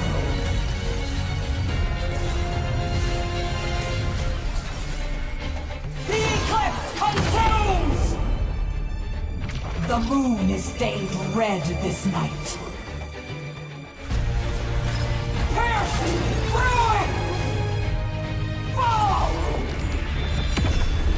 My eclipse is rageful as righteous! You betray existence! Is it inevitable that our paths diverge, Golden Sun? シェフを呼んでくれ。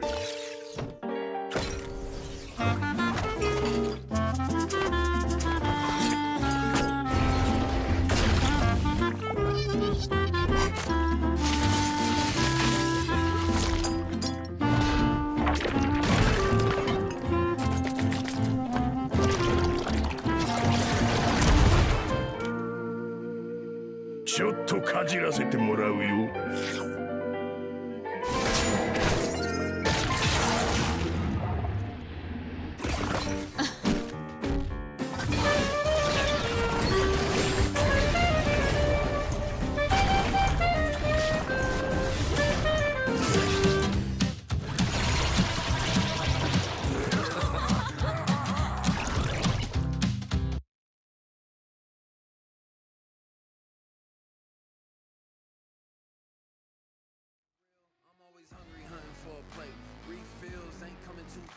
Be still so the ops don't see me. Trust and believe me, I'm about to take what's mine. Typical selfish and greedy.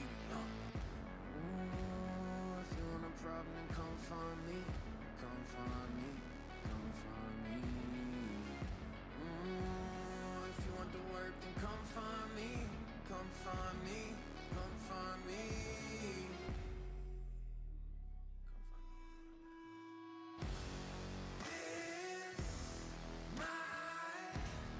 Might be the moment to blow up and take my throne. Chills down, all down my spine, feel it through my bones. This might be the moment to blow up and take my throne. Might be the moment to blow up and take my throne.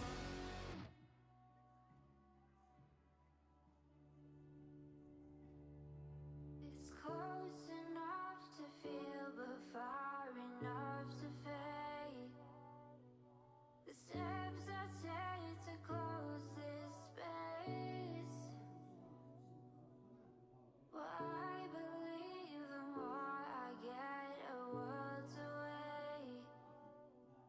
The whispers I hear keep me in place. You know what, Carrix? I don't say this very often, but did you see an Olaf on the Rift just then? No, I didn't, but I thought I saw Ragnarok. That's exactly where I was going, because we saw the Vikings absolutely tear the Hawks to shreds, and they said it's Hawk soup dinner. Let's take it on the ship and sail off to MSI, because that's how dominant they were looking. The Ragnarok was real. SHG have decided to go blue side for this second game, with Vikings securing that second pick. So yes, they want to get a little bit of a stronger goal into those Dragons too and lock down a little bit more, but I don't know, SHG, I was coming into this thinking they were looking really strong, because they did go the 2-0 in the EWC against the Vikings. Like, they did win that series. What has Vikings done in 1 week to completely flip the script? We'll never know. It's hard to know, and I think the crazy thing is how the Vikings won. I know I've said it a few times, but they were expected to be the aggressors, and we thought, yeah, look, SHG have faced aggressive teams before. They're able to fend them off.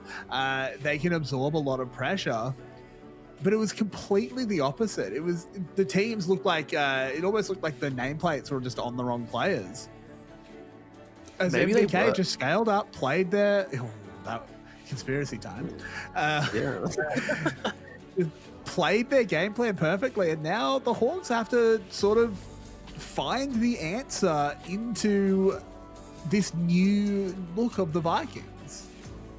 I think that the look has sort of been there all split long. I just don't think any the Hawks were really prepared for it by the sounds of it. Like, it looks like that they had some answers, but the way I see it is you could see SHG was really trying to play their own plan. They were actually trying to make their game plan work.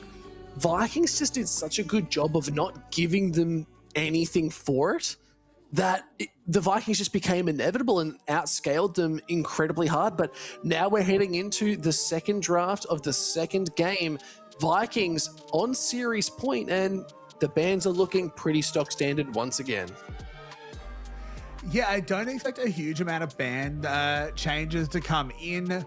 Interestingly, the Fearless removed a few like kind of weird champions, leaving a lot still available, like Ornn, for example, that you predicted to get locked in.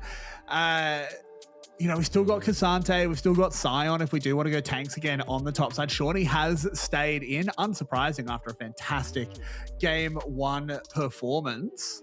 Rise taking away Varus, Nocturne, and Jarvan. Orianna is still up. Now that the Karma's banned too, it's sort of a less priority pick. Gwen, again, getting a little bit more love on this patch. I'm wondering why. Usually you pick the Gwen if you need a little bit of that AP damage. That's a tank shredder too. So seeing this ban come out tells me that there could be a Sion in this game. Maybe even an Embessa too that's a little bit more scrappy. I don't think we'll see the Riven again. I think that was just a bit of a special one. But Lucian, final ban on the other side. Pretty good. And there's the Lee Sin. Here we go. Fan One gets his Lee Sin. He's ecstatic about that one. He's been fantastic on this champion. It was the Lee Sin that he was playing when SHG picked up their perfect game back in week 1. Nah, first pick. I don't like Nah first pick. I feel like this champion is super counterable. Evie could pull out a Vayne. Yeah, the Vayne is the right call. I think with a Lee Sin in tow too, you can let the Vayne do their own thing and just let Van One live bot side with Marble and give them a little bit more love, or even Arya, who Arya did look like they were struggling a little bit into Shawnee. Like this swap out of mid lane is really done wonders for this team once again, but we'll have to see what they're going to pair into it. A jungler here makes the most sense. Xin Zhao is available, so is Wukong. Wukong, the pickup there, this obviously is a champion that Vietnamese teams in particular adore, has brought a lot of success to the region, so not surprised to see Guri prioritizing that one.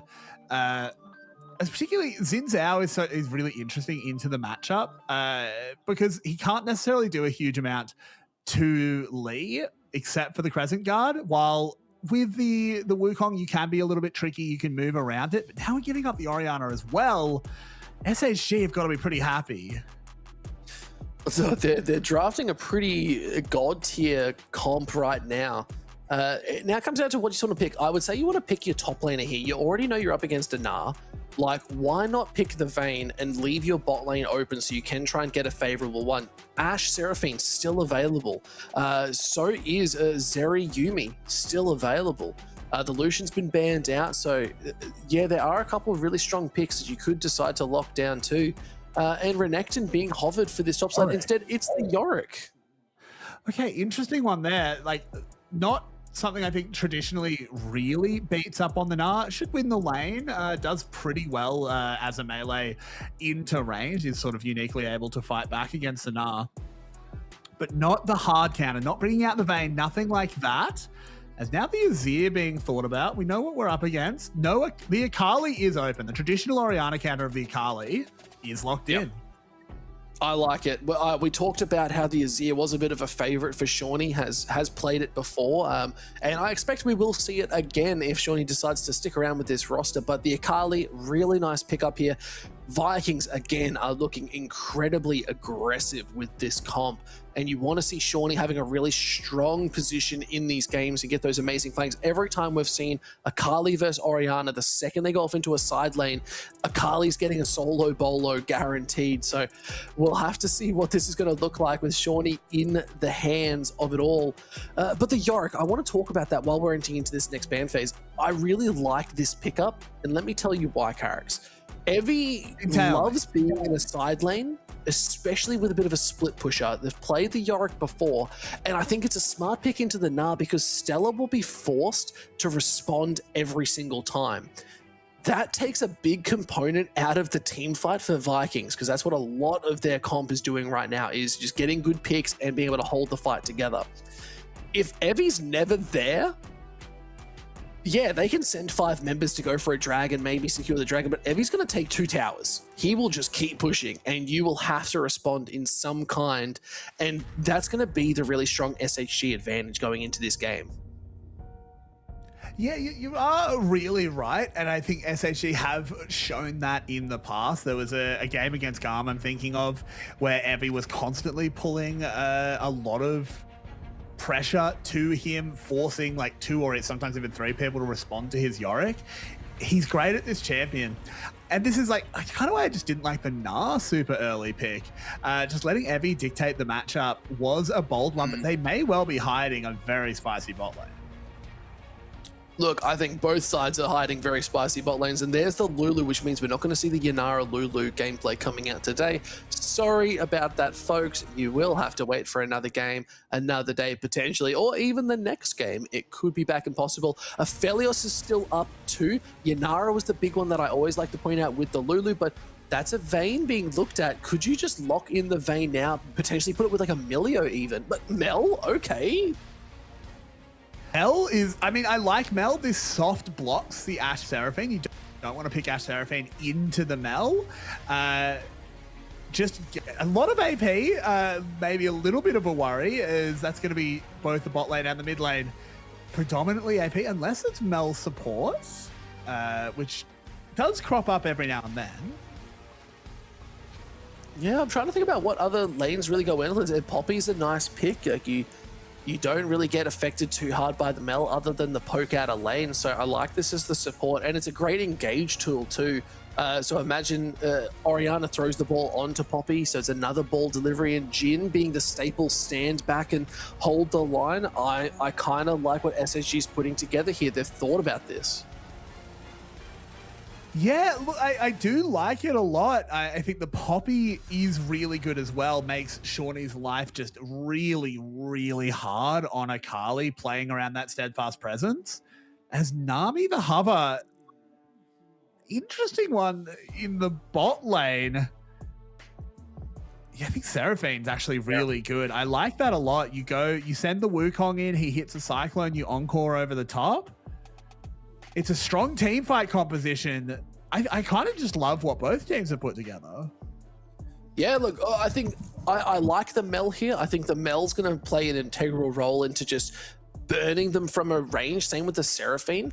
But you mentioned it. It's a lot of AP. You can just pick up a couple Merc Treads. I think Yorick or Evie's going to be able to pick up just a little bit more like a Canic Rune, and you will be able to survive these fights a lot better. The damage is really going to be coming from Na and Wukong, and probably Akali on the back line. But it's all about the setup. If the setup is not there, Carrix, I don't know if they're going to have enough damage to get through. I completely agree with you. There is damage issues on the Rift, at least potentially. It's hard to do analysis of this one. I think both teams have come pretty far out of left field with some of their picks, but I mean, particularly MVK, of course. That's a very interesting game comp. Well, one person got exactly what they wanted. Yeah, yeah. I can't read that, but I assume it's something about Seraphine. I wish I could read it. Maybe I'll start whipping out the Duolingo again. Who knows? Yeah, I've been on the Duolingo. I think I'm 34 days into my Chinese Duolingo.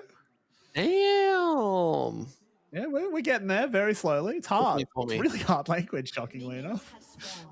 Say something in Chinese or Mandarin. What's your Carrix? Ah, I am Carrix. Yeah. There we go. I know how to introduce myself. I loved it. We got another meow skin coming out. Muric looking good. Arya pool party. Arya prestige 80 KDA Akali. That's pretty cool. It's pretty cool. Dark Cosmic Jin. Arcane Counselor Mel's pretty sweet. KDA All Out Seraphine's lit. That's a good skin. It is a good skin. Launching with an ultimate skin. People, that's something that champion did. Always fun.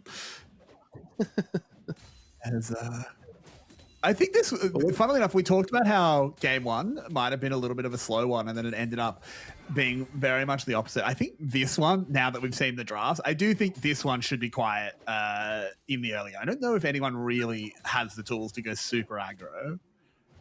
The only one that I see is Lee Sin, who needs that early aggression. And that's what Vista as well now doing a really good job just letting a little bit of CC. Yeah, I think there's going to be a little bit of early aggression from this Lee Sin. It depends where it goes though. That's the big thing, because you've already got a lot of early priority for Arya in this mid lane, pushing the Akali off. That's expected, but as the game goes on, Akali will be able to make more moves. But here comes Van 1, might be looking for a little wraparound, or instead is pinging to go into the jungle. Yeah, Van 1 just going for an invade, has gotten here just a little bit faster, has camps to steal. I think he'll just take this Gromp and then back out, but he's going to be completely undetected. It might be that he has actually spotted it. The Gromp is gone, and obviously they know something's awry, and they could look to rotate up as Vista's walking with him. Guri has to back off and has to be so careful. Yeah, but I don't think they can commit to this. Marble reset, so this is kind of just slowing Guri down. Still worth doing, of course, as Shorty takes a whipping and has to back off very quickly, especially with Lee Sin lurking around. But Vista's coming again. Yeah, Vista knows that. This is perfect Poppy Bible. You just walk at the enemy jungler. It resets the blue buff. Guri's fuming. Yeah, now you can see Van1 is here. You got to be very careful as instead they're looking for the scuttle. Now looking for the fighters. The smite has already been used. They know this, but okay, Vista's just gone. Wrong place, wrong time, and got collapsed on. Vikings already have the lead. And you know Guri's very happy about that one. Like, oh, reset my blue buff, will you? Here we go. Gets his revenge. Cleans up the enemy support. I liked the passage of play from SHG, but just, I guess, just one too many bites at the cherry. Can you take that many bites of a cherry? Is my big response idea the to that. I've been saying. Gigantic. How big are these cherries? Just bigger than you could ever imagine. Oh my god, I'm scared now. Well, that's 2 scuttle crabs as well going over 2 Vikings, so they've got that jungle control just from one misstep of taking a Gromp. Led them to have a pretty sizable lead already, and it now is Van1 to see how can they hold on a little bit longer. Exactly, and I think this is a little bit reminiscent of game 1. Of course, it's not all in by any means, but it was SHG going for an aggro play, trying to set the tempo, and MVK sort of just catching, riposting, and able to build it into something of their own.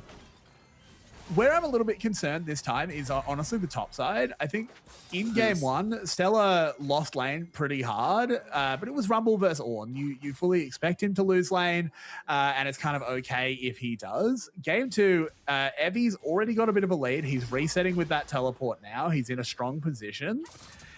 But now Stella's on Gnar. We need a little bit more out of him this time. Yeah, I think that's going to come down to the team fight. So I think they've identified that Vikings want to group up as 5. And I think that's why Evie said, let's just not give them the satisfaction. It's like, they can maybe take a couple of our members, but I'm just going to sit in side lanes and take towers forever. And that's something that Vikings really will have to be conscious of. And that comes down. Sorry, my headphones have just died, so I can't quite hear. Oh, that's okay. I can talk a little bit we're worrying about Stella, focusing up a little bit more. Dragon is up here, folks. It is the first ocean drag in the game, so we'll have to see where that priority is going to be as both junglers heading down to this bot side as well. Good vision coming out, though, for the Viking side, so they have to be a little bit cautious on the side of SHG as Dragon has already been started. Van1 secures one little shot onto it. Sonic Wave does hit, but I think they just know they can't contest. They don't have the priority in bot side. It's over, Red Rover. But don't worry, we're getting some small technicals from Carrick, and that's okay. We'll get him back as soon as possible when his headphones do have charge. I'll just be your guide here, ladies and folks. We are very keen to see where these are. It's only 1 kill so far. Little bit of a lead. We're going to be able to see what is possible as we moving around the map too. Nice little tower plates going down. Nice little second shot off. See if anything else is going to really come of it. But little invades coming out from Van1, doing a good job just trying to get a little bit of that gold back. But Haki and Sulong really controlling the state of this game. Now it's about how well can they take over, as Guri's now looking to invade too, looking to find a red buff, and might be just a little bit of a diagonal jungling. Pretty good. Pretty solid. Next objective's on the board. Void Grub's up in 1 minute 10. Gotta be very careful as Sulong as well. Posturing so aggressively, trying to pull these waves. They might be looking for Guri to come and take this fight, but could be looking for a reset instead. Vista, do not look for that engage. That is not where you want to go.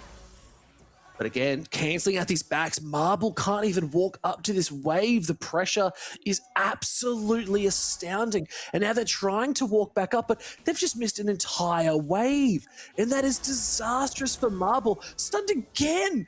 Absolute shocking. And Sulong has full control over what is going down here. Haki wasn't even needed. They're just there to clean up some CS.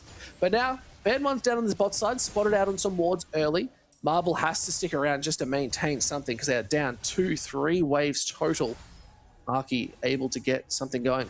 Dragon up in 3 minutes. Those Void Grubs are coming back up.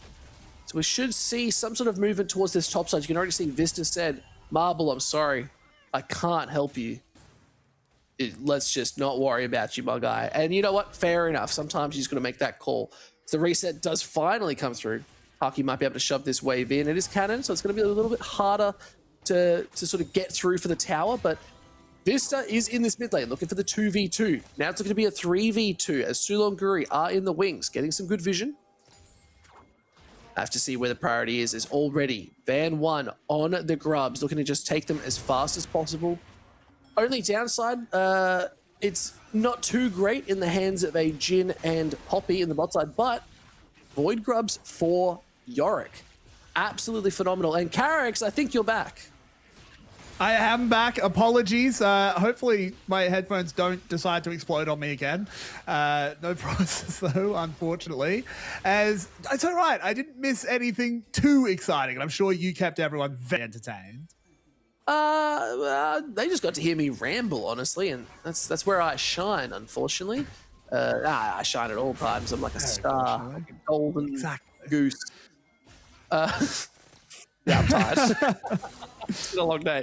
But no, nothing of note. Nothing of note, characters. It was pretty chill. Everyone's just farming. It's a bit of a slower game, but it's to be expected. For sure. Look, I think we expected this to be a fairly slow game. Obviously, that one kill early on did come in. Vista getting a little bit too big for his boots. But yeah, just farming up.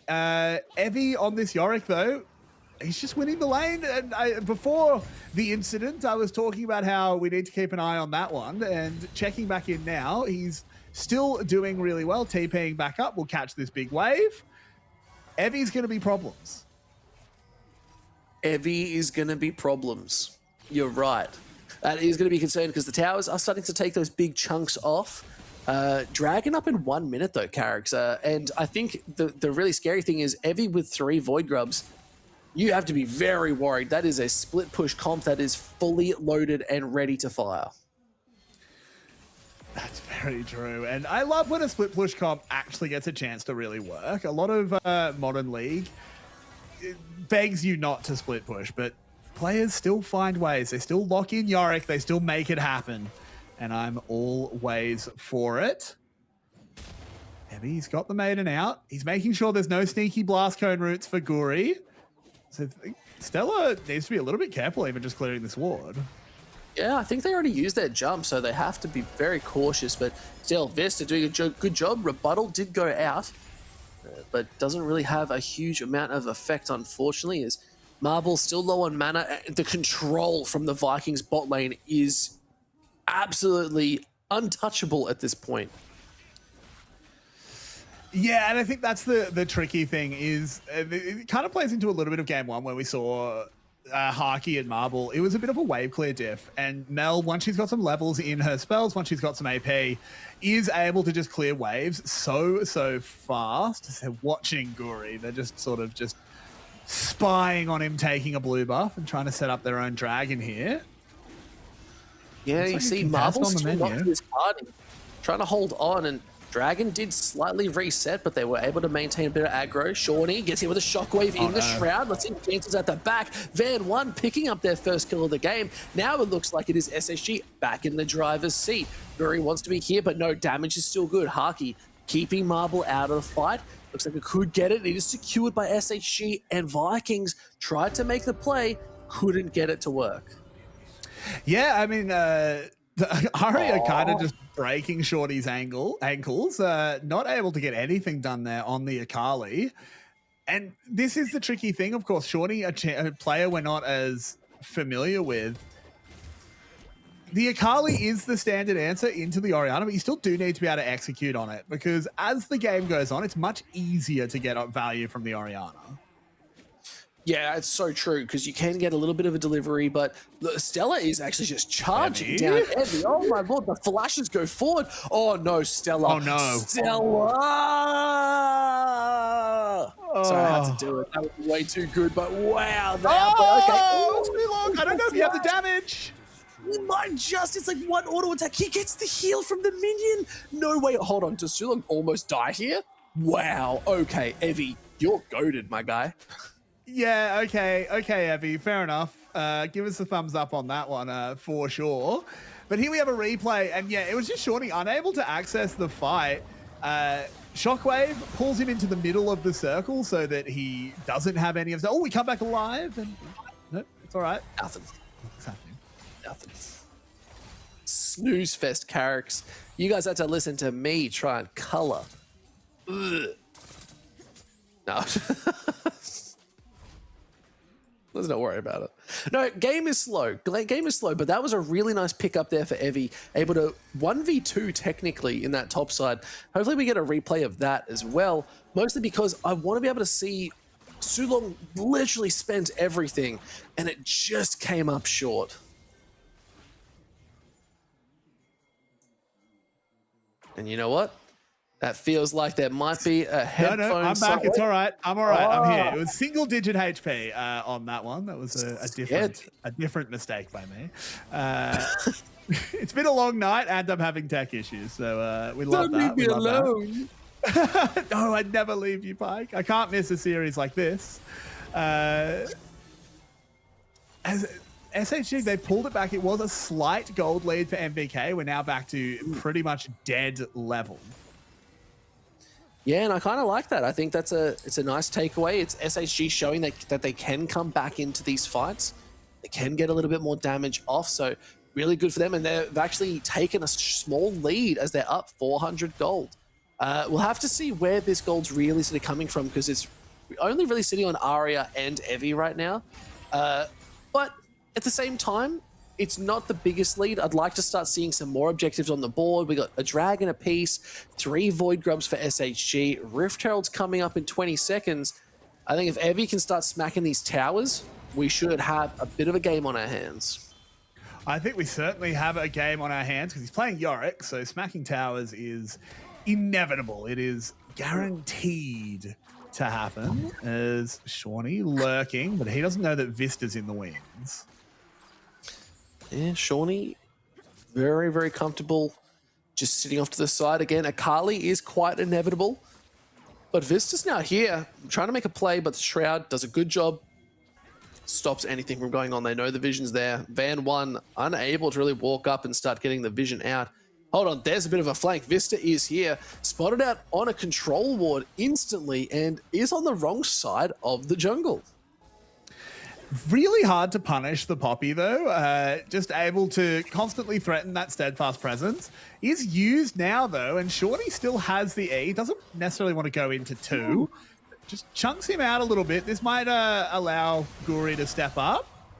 Oh, Guri looking at Van 1, does get the Dragon's Rage, but straight over the wall, has to flash, double flash, Cyclone, stun. It's all too much. Van 1, there's only so much energy you can have. And it was a nice pick up there. Guri reading the play, hands up like, watch me guys, I'm on fire. Looking really strong there. I love what Guri just completely cutthroat play here. Goes in, it starts out like maybe this is just going to be, oh, I'll smite away your blue buff, whatever. Nothing to really write home about. Van 1, he just thinks he can kick, he can ward hop away. No one is expecting the immediate double flash there for MVK. Just so immediate, so aggressive. Gets him a Rift Herald. They're getting that gold lead back. It's only a small one, of course. It's nothing too concerning for SHG, but they've got to be happy about it. Yeah, Dragon's on the board as well, Carricks. It is a Cloud Soul. We're finally seeing a different Dragon Soul in the game. It's about damn time. But now, it is a Cloud, so the movement for both these teams will be so instrumental into winning. If you can get the Cloud onto SHG, Yorick's going to be so hard and can chase you down. At the same time, Jin, a little bit more safety too. Yeah, the Lee Sin as well. We'll be able to ward up and just get that extra movement. It's all going to be good. But on the other side, a Wukong, a Kali, even a Seraphine with added movement speed is something you have to be a little bit scared of. A slight repositioning can change the fate of a fight. 100% it can. A little bit of repositioning. There's a lot of knock around. There's a lot of knockback. It's the worst feeling ever when you get Poppy ulted out of a fight. You just watch as the team loses as you're sailing through the sky. Dragon is pulled. Teleports are committed. I think MVK will just give this one up for mid-control. Yeah, no, I think that's the right probably call. Is it was Evie who TP'd in, getting that huge shield, but slowly start to fail as they are looking mid. Let's see if they can be able to do anything more with it as Dragon is secured. Nice little cloud picked up. They might lose their top tower for it, but it's not the end of the world. No, it's not. It's just a trade. It was a few tower plates onto Shawnee as well, trying to get him back into the game. Overall, it's, you know, gold positive for MVK, but of course a second Dragon stack is very, very nice. They'll use the Rift Herald as well. Just going to charge that in. A little bit more gold out of the place, but not going to crack the mid tower with it. Look at them go. Oh no, a dive off the E. Straight into it, looking to secure a little bit more. Shawnee is here. Vista knocks them up. Tries to secure, takes a little bit more. They're looking for the final play. The kick doesn't secure it off, and Vista goes forward and throws out one final hit to secure the kill. They spent everything to take this Akali out. And the buckler is what does it. That one just ranged auto from the Poppy, able to take down Shawnee, who fought valorously to survive. But SHG get everything. They get the tower, they get the kill. They're loving that one. And let's have a look at the replay. Because it just starts. And this is really annoying for Akali. And one of the reasons that maybe Akali was an interesting pick here, because he just gets tagged up by the Lee Sin E, so they know exactly where he is. Can't get away. In the end, does manage to like flash, but that passive from Vista, just too good. Even ease away to make sure that the tower barely even touches him. Lovely stuff from the Poppy. Oh, look. Beautiful, beautiful gameplay, but still, it's going to be a bit rough. Shawnee is on a bit of a back foot now as items are starting to come through. Yes, they've got that Hexblade, but a Rod of Ages almost stacked up for Arya is going to be a lot more to worry about. The tankiness is good, shields will be nice, but the damage will be undeniable as the scaling has come on board. Evie's off to the side, trying to get a little bit more as the curtain call does come out. Rebuttal should be available here for a final shot, but Sulong hit with everything. Marbles Comet hits the final mark, and Guri's off to the side trying to take on Evie, and they just couldn't do anything. A beautiful punch there, and it was Marble with their first kill on the board. Yeah, they just don't quite move together, so the Rebuttal can't block the final shot. Stellar TP's in, has to gnaw just to try and clear the wave, but there's a Yorick there. That's not going to work. Mid tower falls. SHG, they're fully back in the driver's seat. Yeah, that's so good. Vikings are still up just a smidge of gold, but not too much of note. Baron is also available, but it feels like both these teams want to be looking around this bot side. Guri could be caught out once again as Van One has to ward hop back. Now let's see, trying to send out the shop, but the keeper's verdict not going to really do all that much. Yeah, but sometimes you got to fire up the Poppy Copter just to make sure it still works. Oh, that's why Harky used Rebuttal early. It's just not available. I didn't catch that live, so he can't. I mean, he could still have blocked this. He wouldn't have died, but doesn't matter. Really well played there. Just gets that last shot straight into the W. Taking down the Seraphine. Good stuff there by SHG. Super non-committal, but super rewarded play. Yeah, that Deadly Flourish was honestly, I think, peak range as well. So it was just a little bit of that CC still kicked in, and it was just a nice pickup there. Marble getting onto the board. They've picked up 2 items for themselves, which, let's talk about that for a second, because they got that rapid fire cannon, but they got a Ghost Blade. Yeah, interesting for sure. I mean, move speed is obviously really valuable. There's a lot of important skill shots to try and dodge. The Seraphine, the Mel. It is, you know, it's a bit of a going both ways on the build, no question, but I kind of like it. I think Marble's just recognizing that his damage isn't super relevant in this game. He just gets to exist. He just needs to be utility. Like, eventually it will become relevant, but like, it doesn't even have to be for them to win. Yeah. He just needs to do good utility. Yeah, lock them down a little bit, Deadly Flourish, get the traps out, see what they can bring to the party. But now, okay, they're looking for a little bit more. They're looking just to steal this one away. Van One does get it, and it's just so hard. Like, what can Guri really do? They're up kills, they're up the gold, but when SHG just move as a unit, you can't react. No, you cannot. Van One just tagging him again. I pointed out in draft that his lease in has been so good. I'm surprised that he got it in game 2. I think maybe that would be a game 3 thing that gets through, but here it is in game 2. And we're seeing why Van 1 is so scary on it. Already 2 items, as you were saying. Both junglers at that point. The dragon has been pulled. MVK do not want to give away soul point, but they don't have a lot of vision. They don't have a lot of fight access. And Evie is just going to take the tower if you ever leave. That's it. Like I said, it's all about Evie sitting in these side lanes, drawing all that pressure. Guri has to be sort of like the hero for the team to really secure these objectives, as it is actually a 3v4 right now. We haven't got Marble here just yet. So if the damage goes out, we could see the Golden Eclipse really start to hail down on Vista, who is right in the middle of this fight. Van 1's trying to join. They're on the dragon. Towers are being taken topside. Pulls are good. The shockwave, the rebuttal's not going to be working. Guri, Encore 2 into the back line. It's not going to be enough. Curtain call goes out. Here's the TP now. Decoy's gone through. It is the soul point secured for SHG, as now they're charging for the rest of the team. But here's Guri on the backside. Could be looking for a flank. Needs to be careful.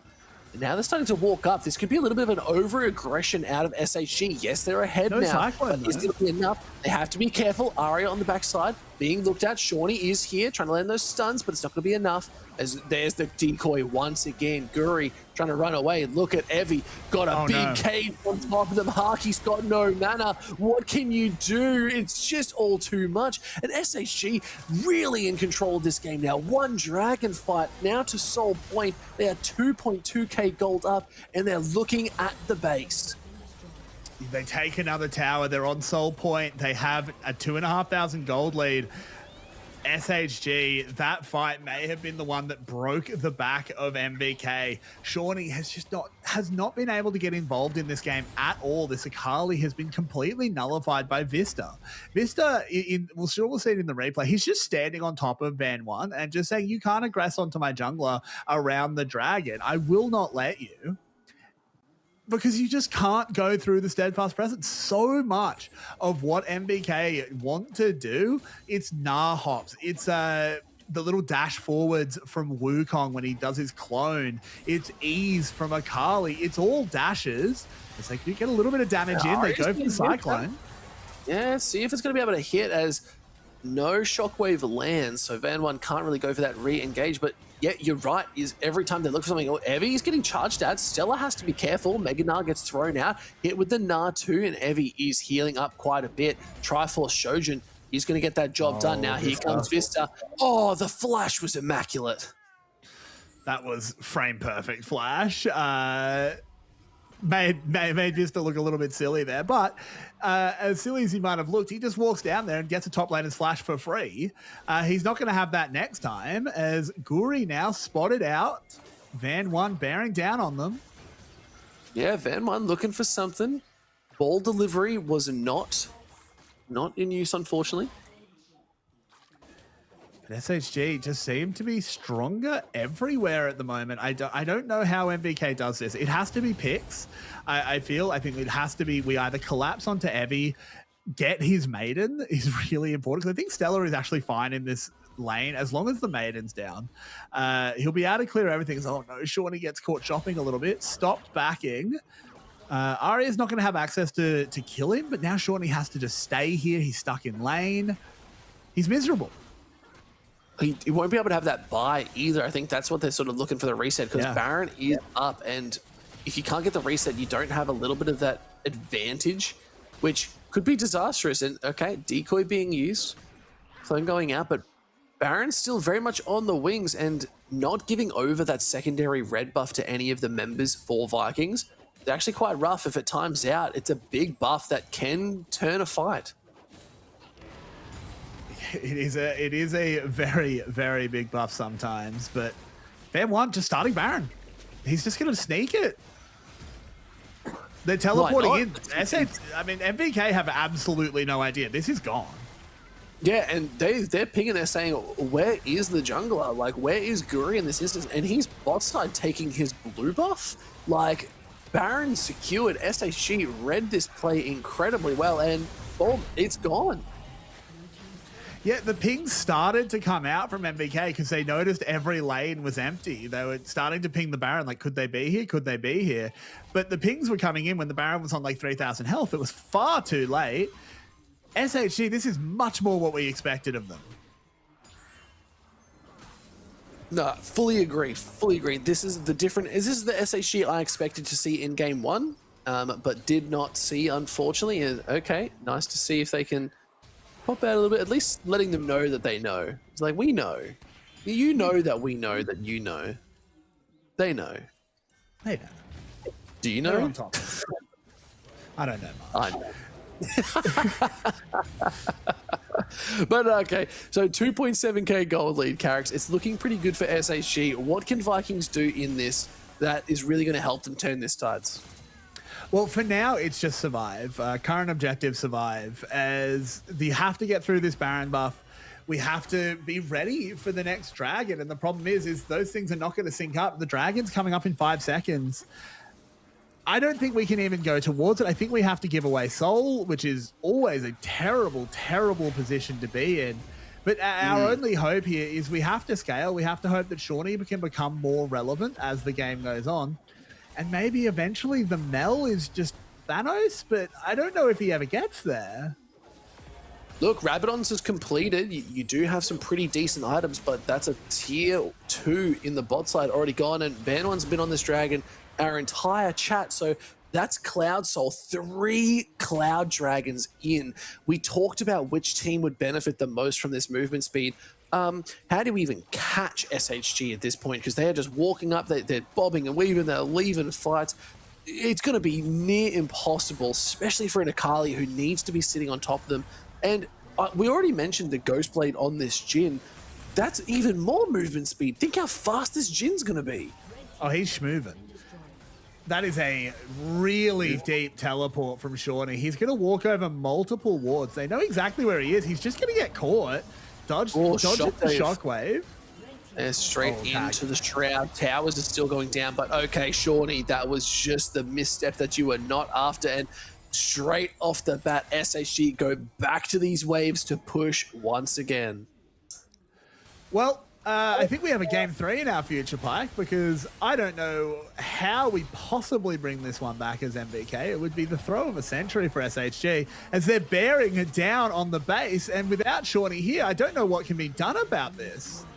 No, the waves are huge. They're stacked up. The Baron still has 5 seconds left on it. This is where you really need to push that tempo now and use the buff to take the towers. Curtain Call's been dropped. The decoy's good, but no, the Encore goes out to cancel it out as well. But still, now they're looking for 1. That's 1 tower gone. They need 1 more, and then the base is fully open. Sends them packing. Let's see if they're going to be able to look for this tower. They're looking to finish this game right here, right now. Character, they might have to back off. No Baron. Guri wants to hit that Cyclone. Not going to land. Look at Shawnee on the backline, looking at Marble, but is the damage going to be enough as they send him back into the wall? No.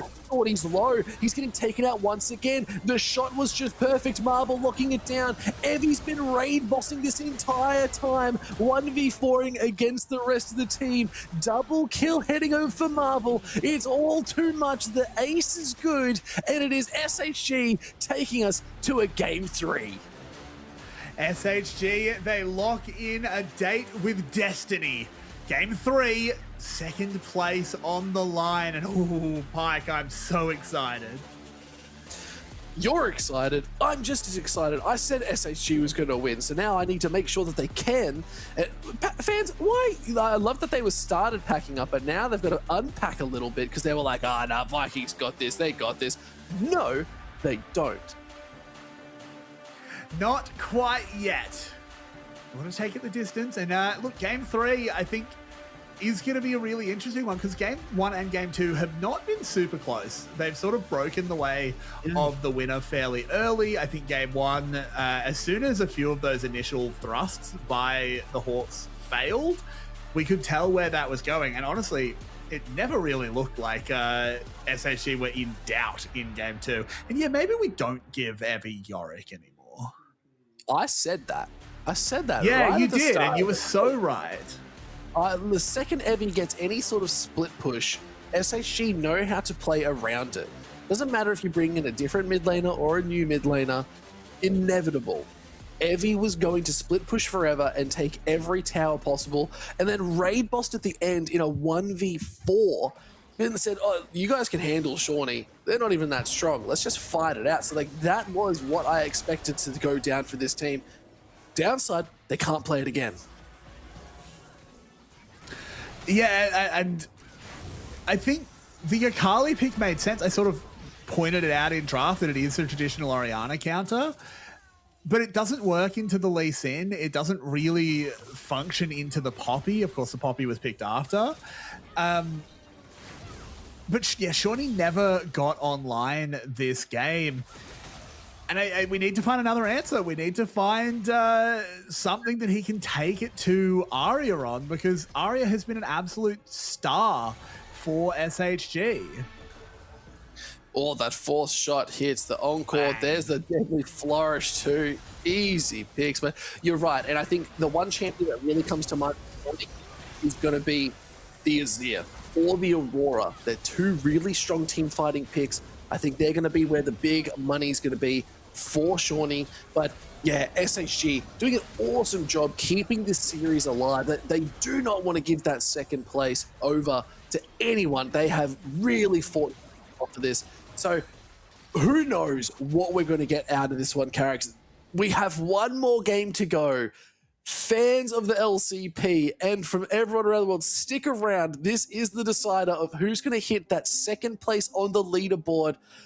Man, I've got chills just saying it. We'll see you in a second.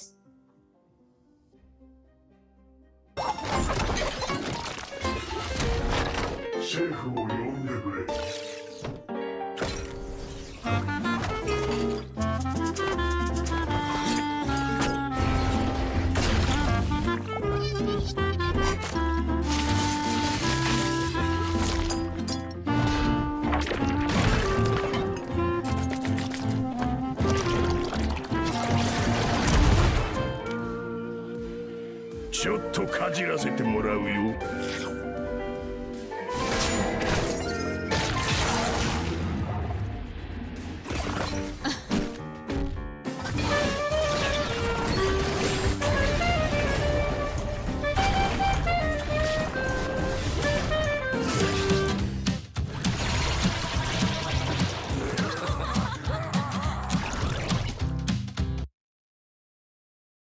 Hear the chorus of sun and moon, our voices, an untiring hymn against the silence.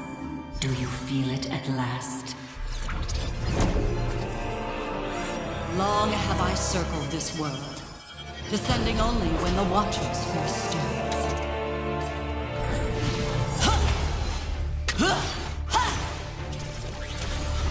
Mark and fracture! I had such hope for you, Void Hunter. Fall to fire! Fall and be silenced. Silence, dreaded herald.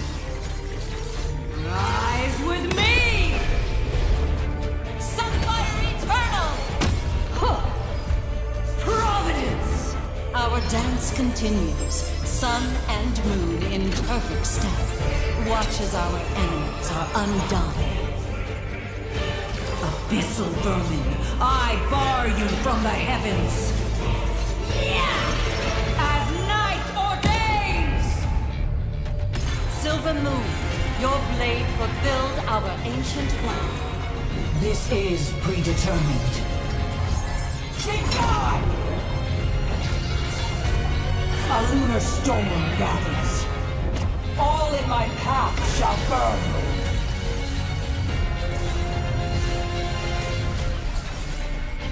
The eclipse consumes! The moon is stained red this night. Pierce! Ruin! Fall! My eclipse is rageful as righteous! You betray existence! Is it inevitable that our paths diverge, Golden Sun?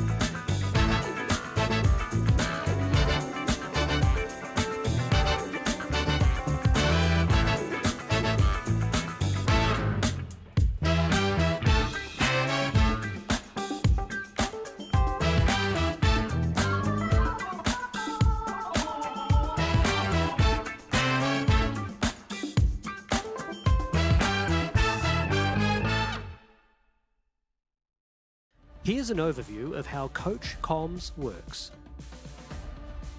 Each team may assign one coach per game, submitted with the starting roster. Coaches can be changed between games. Only a head coach, assistant coach, or analyst is eligible. Sub-players are not allowed. Use of the Coach Comms is optional. Here's how Coach Comms operates during matches. The coach is placed in an isolated room, wearing a soundproof headset to ensure competitive integrity. They may only view the 5-player POVs on stage. No live stream, spectator mode, or external devices are permitted. Each team has 3 Coach Comms uses per game, with 45 seconds per use. Unused users do not carry over. After all users are exhausted, the coach may leave the room. If they leave early, they cannot return. Team members not participating will have access to standard spectator mode for post-game review. Coach Comms has received positive feedback from teams and fans and adds an additional strategic layer to the game. The feature will be reviewed at the end of Split 2. Stay tuned for more updates. シェフを呼んでくれ。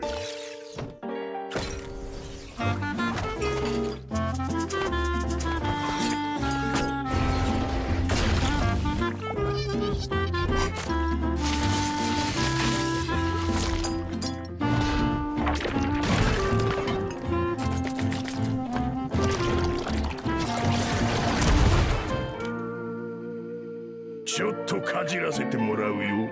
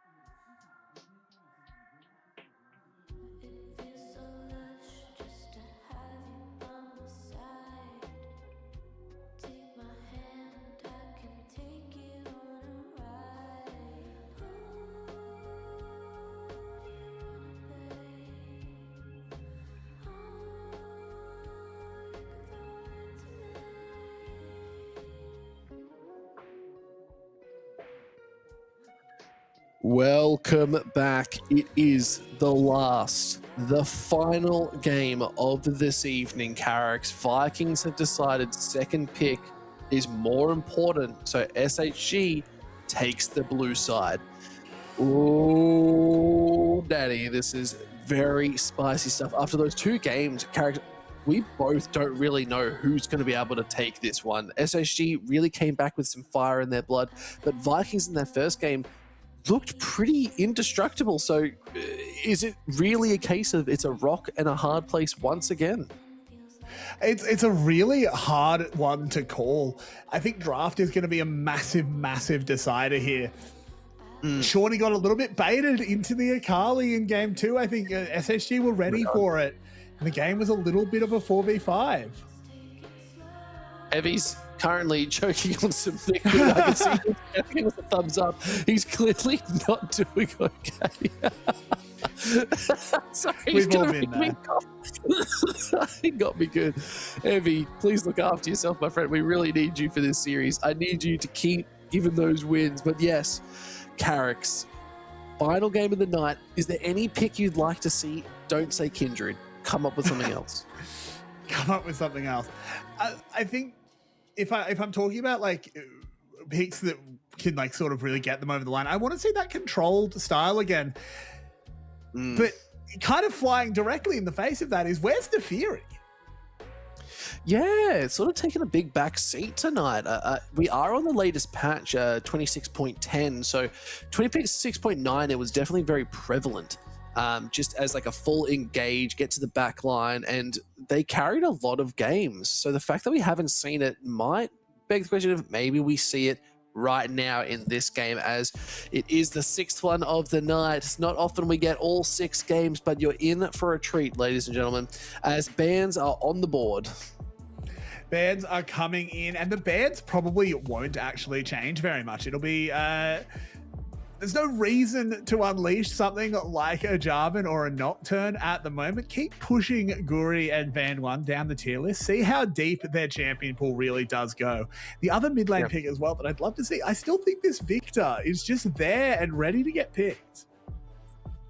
Yeah, I kind of like the Victor. It did definitely get some really big stat updates, and the team fight out of it is phenomenal. Laning's always really safe. I think the Aurora is going to be one that we also see a lot that hasn't been picked up yet.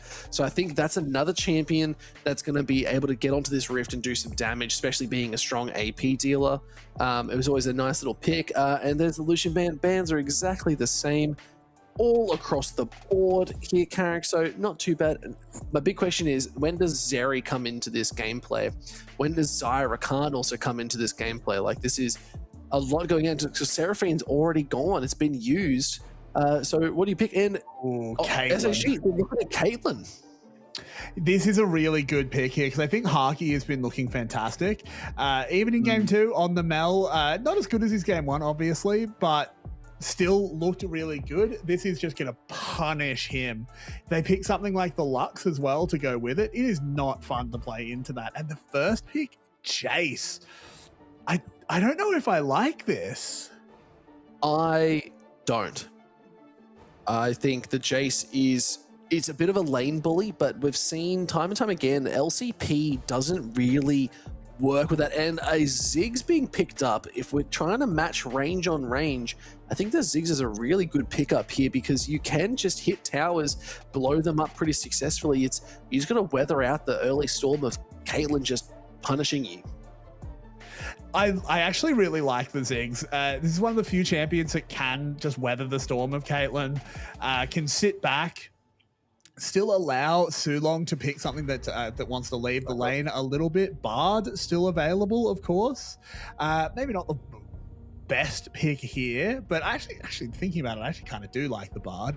As Vi Ari picked up as well. This is a very aggressive team comp from SHG already. Yeah, and I called out the Aurora too. Like I said, that was going to be a pick that you have to be cautious of. Shawnee is known for the Aurora, but it's also into Aria's Ari. You may have heard under my breath I just said it's over. I'm looking at SHG, and that is already an incredibly strong comp with champions they're all incredibly comfortable on. Whereas I look at the other side and I see this Ziggs, if it's not going to be paired with like a Rel or some sort of engage, I don't know if it's going to have as much of an impact as I'd like to see, but you talked about that Lux. That is going to be a strong pick, and it might get banned out right here because that's an Neferi ban and a Bard. So we're already taking away these champions we've mentioned, thinking that they would be highly sought after. Well, it makes sense, of course. MVK banning the Bard is interesting. Caitlyn Bard is like a playable lane, don't get me wrong, but it's not the typical lane pairing you see with Caitlyn. I actually think Bard could have been interesting for Sulong. I just still think, unfortunately, and this is definitely a bit of my bias coming through, is there's a Jace-shaped hole in this draft. I don't know what Jace does here. It's going to rush Serpent's Fang and just try and blow through shields. Oh, good for him. Good for him. I'm just thinking about what I did before. Yeah. They won that game, to be fair. So that's true. They did. I think what I want to see it do is just be scrappy and put anyone who's going into the top side into a weaker state. We really got to shut down Evie from the Vikings mentality, because Evie has been really hard carrying a lot of the games, especially when they're given a champion they can lead on. I actually like the Alistair there, but the Rakan is just as good. Like I said, you need that strong engage. You need something that's going to soak up a little bit of damage. Camille might not be the answer. Camille, are they going to lock this in? No, I was going to say, is this like a really old Tarky shout out? Have seen him play that Camille support, but no, the Alistair, look, it makes sense. Gonna be the most miserable cow until like level 4 or 5 at least, right? Yep. Yep. Sitting in a bush, just chewing on some hay, wishing you weren't Alistair for at least a couple levels. My only thought there is, though, into the Alistair, is Lux the right call? So yeah, there's Scion. Like that's the tank that you do need for the side of SHG. So I really like this pick, and it does open up a strong counter pick. So the Camille could actually be picked up here into the Scion, but there's other bruises still available. And Bessa's up. Wait, Camille again? Hold the phone. Is this a Camille support or a Scion support? This is very nerve-wracking. And they have locked in the Camille first time in the LCP. They know something is up, and I need to figure out what it is, because if this goes in the support role, that could be game changer, because it can now shred through this Alistair. And I think, Carrix, you might be back. I am back for now, at least. We're going to get new headphones tomorrow morning, I think. This is a nightmare. But we're okay. And Ambessa has been locked in. Okay, so Ambessa or Jace Jungle? Jace Jungle. Okay. Jungle. But I'm looking at Camille support. That is Camille support. They did it. They actually did it. That's okay. Insane. Tarky Tack hits the rift. Do you like it? I think it's insane. Like insane, good insane or bad insane? Just insane. Crazy insane. Good or bad, I need to look at it a little bit first. This is a bit of a bizarre pick. It can access the Ziggs. I mean, that is true. That it can definitely get on top of Ziggs, which is half the battle with that champion.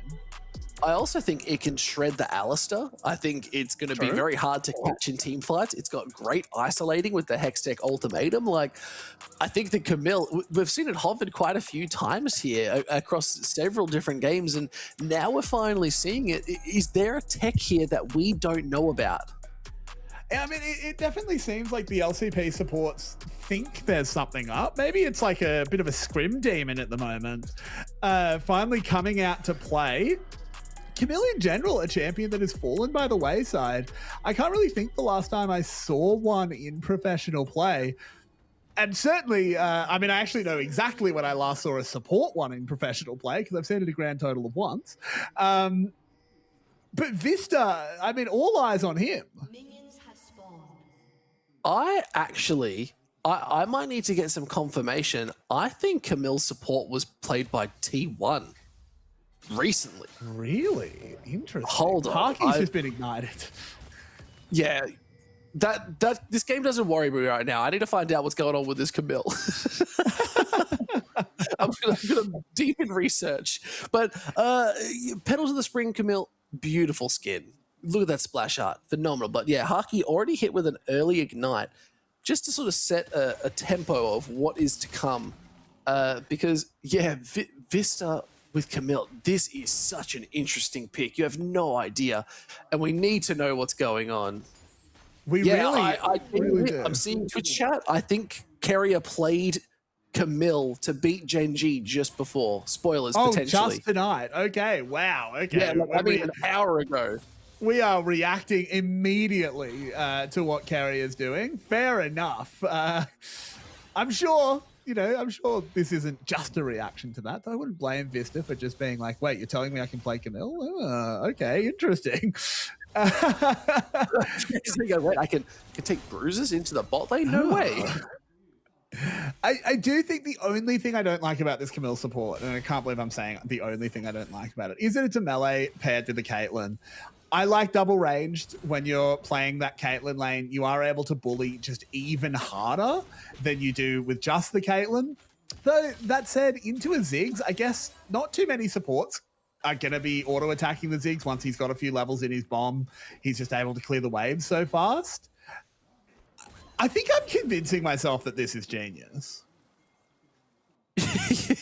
Yeah, like maybe we need to, because so I have just confirmed Carrier did play Camille support in the last game of the series against Gen G about 2 hours ago.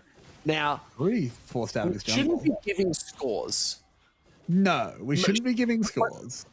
Let's not. You guys can go watch that on another one. But now we're getting some nice little invades coming out. It's not much you can really do with Camille being able to help mince these out so hard. But Evie looks like they might be going down. Good shield to hold on. Oh, with a grasp proc, keeping relevant. But okay, yeah. Carrier played this and they went kind of nutso in the bot lane. But the difference is, this is the kicker, they played it with Mel Carricks. Interesting. We have a dive brewing on the top side. Stella's got Nevi low. Guri's here to try and punish. But it is a Scion. You got to play this nice and careful. Yes, they're looking for the smackdown, but it is secured, and Guri gets picked up too, but it was an execute. Unfortunate. Evie didn't get the hit off. And you laugh and you don't mind getting executed at all. It was the rare minion execute. Haven't seen that kill portrait in a very long time. I mean, look, obviously Guri would have rather not dying, but this is kind of just, he recalled, his death timer was less than a recall timer, so he's kind of chuffed. Which is not too bad, especially at the start of the game. Like, Sion's going to have a little bit of a harder time into this matchup, especially with an Mbessa who can just keep charging at you with that energy and doing a lot of damage. Let's watch the replay.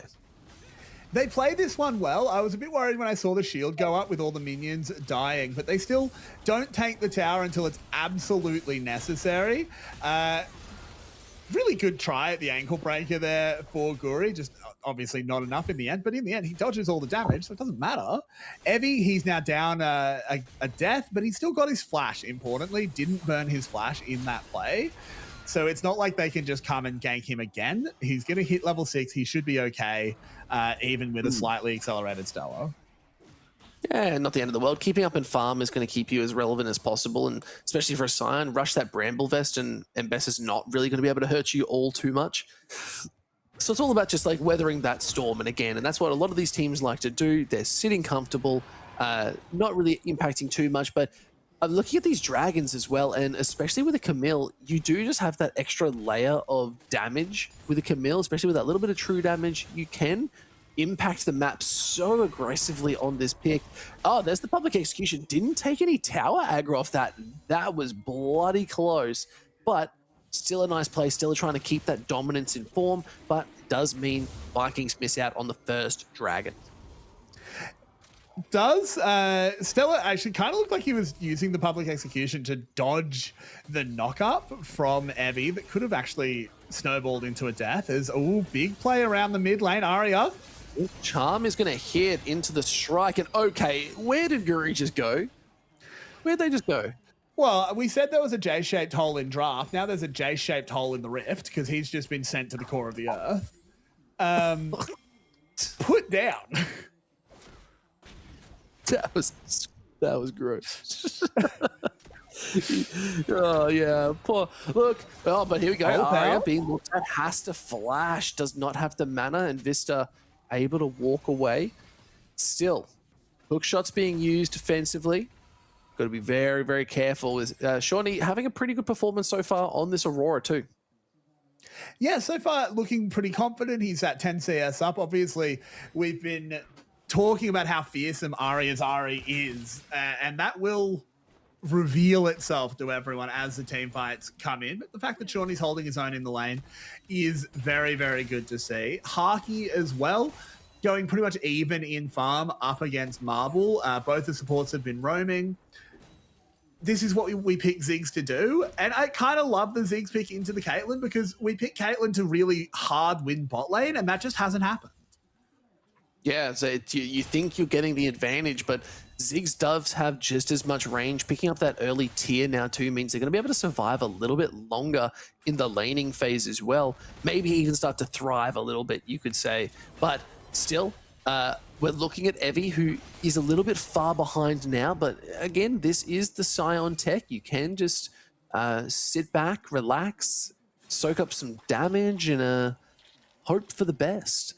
But Dragon is coming up in 3 minutes, but Void Grubs better off in 30 seconds. And look at Vista in the jungle tracking Guri like there's no tomorrow. Yeah, they've just been constantly spotting Guri out. He's had no chance to be in a good position for any objectives, really. Shawnee just finds Arya, but gets charmed. Great charm. Vista's looking back in with the hook shot, but doesn't get a huge amount of damage or sort of pressure off it too. But Shawnee has to be careful. One more looking to engage, and they could just get jumped on. They're looking to steal this one away. Van 1, cease and desist goes up. There is the beautiful ace in the hole. It lands, and it's a stolen blue, and it was actually Arya who picked up the kill. Spirit Rush to get out of dodge. Vista is low. Between Worlds has been used, and they walk away. Yeah, MVK tried to re-aggress after the Alistair goes down, but completely whiff it. They invested Guri's flash, Shawnee's ult. Don't get anything from it, as Arya's the current target, but this is just a Jace. Can he get close enough to bring down the hammer? The charm should put paid to that. He'll get one more shot. It's going to be enough, and Guri locks it down and secures the kill as the wave starts to crash. And not a great return, but Arya really tried to struggle there, but didn't have the flash as far as I'm aware. It's still down at this point here too, so it was only Spirit Rush that would have saved them and didn't have it available. Exactly, and SHG playing so aggro here, which I do like, just pushing this early tempo advantage, early advantage where the Jace just can't really fend for himself in these long fights, just no CC picked. And this is one of the things we have to keep an eye on in these little skirmishes, is that outside of Sulong and the satchel charge from Ziggs, there is almost no hard CC on MVK. Public Execution's pretty good, but it's a one-time use only, and if it misses, it's a disaster. But I feel like that's really Vikings' ticket in. They need to use that Public Execution and get to the backline so that they can just let Sulong jump on in as the cow and do damage. But right now, Van 1 has a lot of control over these jungle objectives. Dragon secured, and now the Void Grubs. Sulong also still not level 6. Vista has just ticked over as well. That Hextech Ultimatum available, while the Unbreakable Will still isn't. Alistair without an ult is not very tanky, as we found out in that last fight. So there's probably still like another 30-second window to punish that, but I don't think it's going to come up. This is an interesting game because it is that slight gold lead for MVK, but it really doesn't feel like it. It feels like the game is being played on SHG's terms. And that's the difference, right? Is we know SHG like to play more to their own favor, and what team wouldn't? But the one game, and it was the first game where they were trying to make plays work, but Vikings were stifling it and saying, no, we're not going to let you play this. That was the big difference maker, is now Stella being looked at. It's been spotted out on the ward. Van 1 is here. Public Execution does land. Goes onto Van, but cease and desist is good. Over the wall. Throws a charm. Throws the damage. Evie picked up the kill. Return fire. And they're looking to trade over a dragon for the Vikings. Good stuff there by Vikings, just recognizing that they have a big window to take the dragon. They do get something back, but we're not happy if we're Vikings seeing Stella go down. Wave pushing in.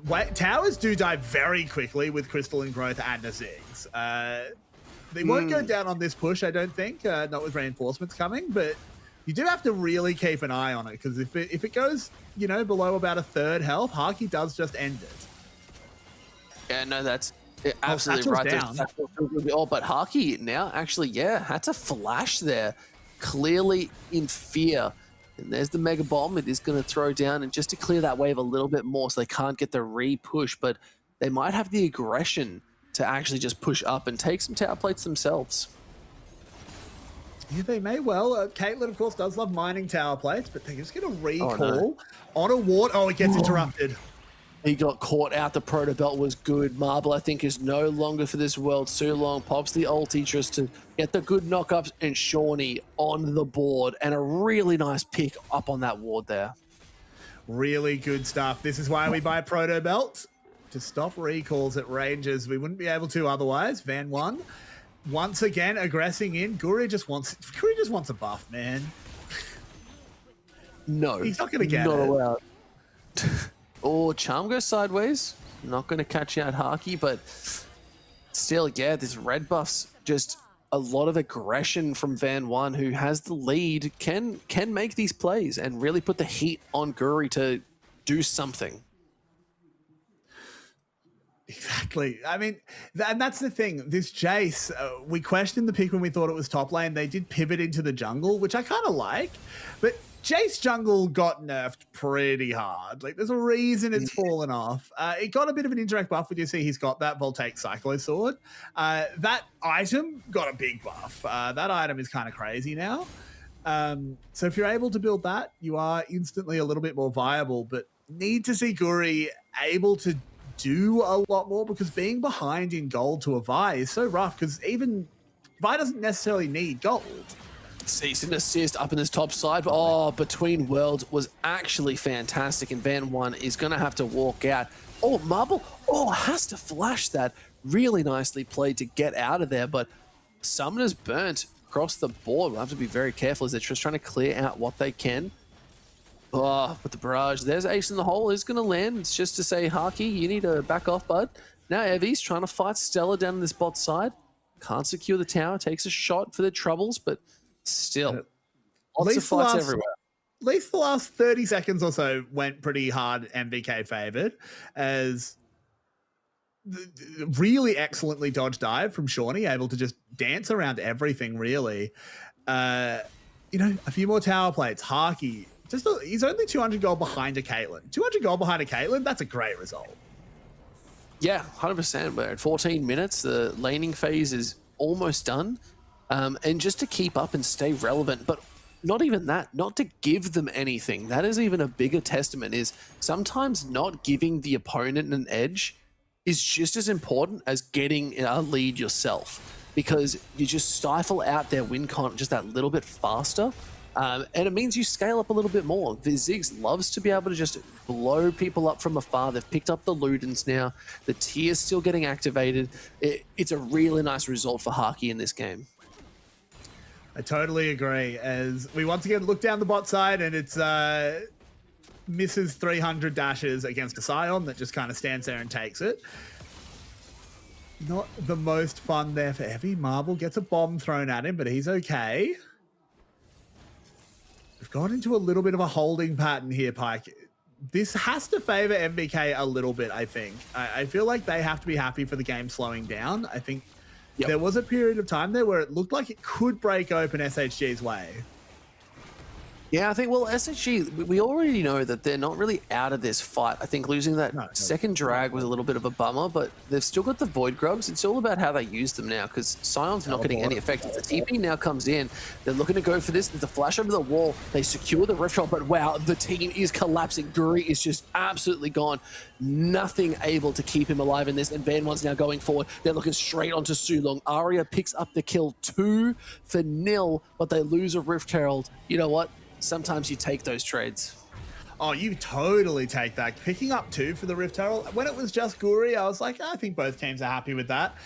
But when Sulong goes as well, but of course, Stella didn't TP in. Evie, he teleported in, he responded. So they lose a tower as well. A tower to the Ambessa plus a Rift Herald. I think MVK come out on top there. Yeah, I think there was no shutdown, so yeah, I would actually agree with that. And they burnt the flash on Evie too, so it's the summoners into the account. That's pretty critical. But we're starting to see why this Camille pick was so important. Yeah, the Camille pick, I think it did decent damage here, but like no Hextech Ultimatum comes in. It's obviously not needed in that fight necessarily. I remain unconvinced. I'm keen to be convinced. I'm an eager convert to Camille support. But just because Carrier can make it work doesn't actually mean it's a good support pick, because Carrier doesn't play by the same rules as us mortals. Dragon going low, this should be secured. SHG just get pushed off. Yeah, it just makes sense. Like it's the full control you can get. They had the early take onto the dragon pit there. They've got good vision control too. You can see there's a lot of red over on the bot side. Now it's about how does SHG start moving the map a little bit more in their favor? I think that's the next big question. Is Van One is being looked at by Stella. Vista's joining this party, but yeah, even Vista needs to come online. They've only just picked up a Sundered Sky, so the healing's going to be good, but they need to be picking up this Aurora or Haki, and neither of them have died yet. Exactly, and it doesn't get easier to access a Ziggs as the game goes on. It does really only get harder and harder. Haki's doing a lot of damage. He's positioning really well in these fights. Vista, it's his job, to be fair. That is the Ziggs assassin, or at least trying to put him out of position so someone like Van One can respond. Shawnee is a bit of a different kettle of fish. He comes at you. He does give you the chance to fight him. But so far, he's just playing the Aurora really well. Yeah. No, and I talked about this pick right at the start of this series, that Aurora and Azir, champions he's known for. He can play them to a very competent level, and he's actually doing a really good job into Arya, who very similar scorelines. The gold is near dead even, and how often do we see Arya's Ari matched in the LCP, or at least go somewhat even? It's quite incredible to watch. Yeah, I can't think of too many times that it's happened. Really impressive from Shawnee. This is the first series he's played. This split's coming in as the substitute and really making a name for himself. Very, very impressive. Also, this game, Stella has really picked up. I think last game, Stella had a brutal time into Evie's Yorick. This time into the Scion. Of course, it is into a Scion, but has shown pretty great proficiency on this ambassador and has been in full control of the side lane. Wait, what just happened? What did you just in the do? replay? Haki, what did you just do? Oh, hang on. Okay, straight back into a fight. Arya instantly blows up Haki. That was the pick they were looking for. So, without even he breaking into teleported that to a fight, ward near Raf. Yeah. Hopefully we get a replay. He tried the back. I think he cancelled the back to TP. He was meant to back first, buy, and then TP. So he was obviously clicking over, being like, "Yep, I'm ready to go. Once I back, I can buy." Because you got the slight delay to buy items as you TP cooking. And yeah, public execution does miss. Evie gets a good flash out to survive that fight. But no, just a little bit of a fun misplay there. Haki got caught sleeping. Yeah, really did. Bit of a whoopsie. But Evie flashes away. He saves his life, but can't save his tower. Let's get the replay. Oh, no, it's not going to be on that part of the play. It's going to be on Haki getting caught. Yeah. Oh, we're going back to live though in just a second because there's a Hex Tech ultimatum going in. The Ignite ticks. It's big Shawnee picks, down. but still. Oh, wow. Fights everywhere, Pike. Fights absolutely everywhere. Mega Inferno Bomb comes in. Vista goes low, but not quite low enough. Sulong, I think, was looking for a bit of a flash headbutt pulverize to try and finish him off. It doesn't find him.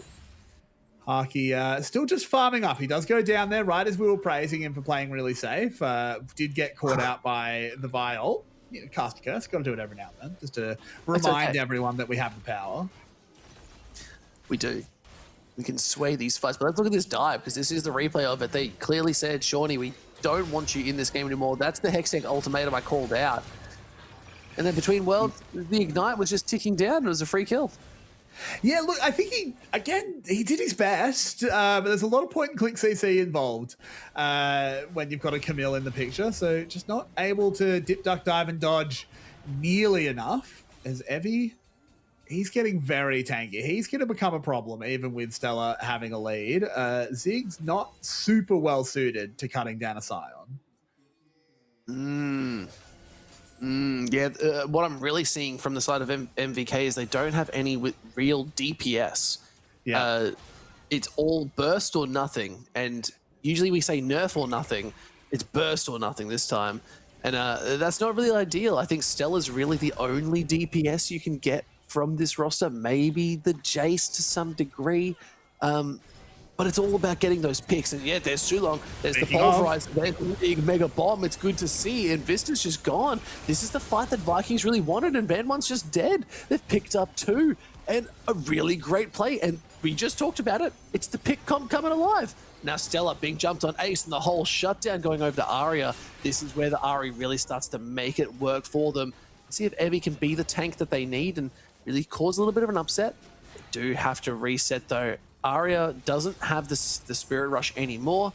They are just on this dragon, but Evie, level 16, is kind of tanky. He's immortal. He is invincible here. A teleport's coming. I think MVK, you need to burst this dragon really fast or you're going to end up losing it. Great flash from Marble. Let's see if they can pick up Sulong. One more shot should do it. That's the tank. But now here is the dragon secured. X-Deck ultimatum's good. Damage is even better. Vista was able to come back into that. They lose the dragon. But yes, you're right. Baron is up, Carrix. You can see that they're starting to ping for it, and they have the damage to do it. This could be a fantastic call for them. I think the only saving grace is that they had the double teleport, Haki and Stella, able to get back out on the map. SHG are still going to start this. They think they can do it, but there's a lot of SHG here. They spotted out with the Inferno Bomb. They chunk Marble. Another TP. Aurora coming in. No Guri, though, Pike. No Triple smite. TP. It's at 6k health, taken it down to 4. Let's see if they can make the play. Shawnee wants to go between worlds, see if the damage is up. Stella's looking at Marble. Marble's already so low. The blue team has already got SHG locking down the Baron. Now they need to survive the fight and hold on to this Baron for dear life. Evie could just be the sacrificial scion, but that's a zombie still you have to worry about. 3 members get out alive with the Baron secured for the side of SHG, and they still don't have the gold lead. And I think the tricky thing here is, were they the right buffs to sort of maintain? Evie not having it kind of sucks. You want to put him in a side lane. If he has a Baron buff in a side lane against Stella, this Ambessa can't push for 5 minutes. Sorry, for 3 minutes. Not Baron buff, 5 minutes, my word. Please no. Unfortunately, Evie is that sacrifice. As you said, Marble as well was taken out. But we're getting the big, long replay because this starts with the Vista being caught out. They put everything into him. Van 1 as well just doesn't really respect the burst. This is where, but you pointed out that MVK don't have DPS. And this is where they get punished for it, because how do they kill the dragon in time?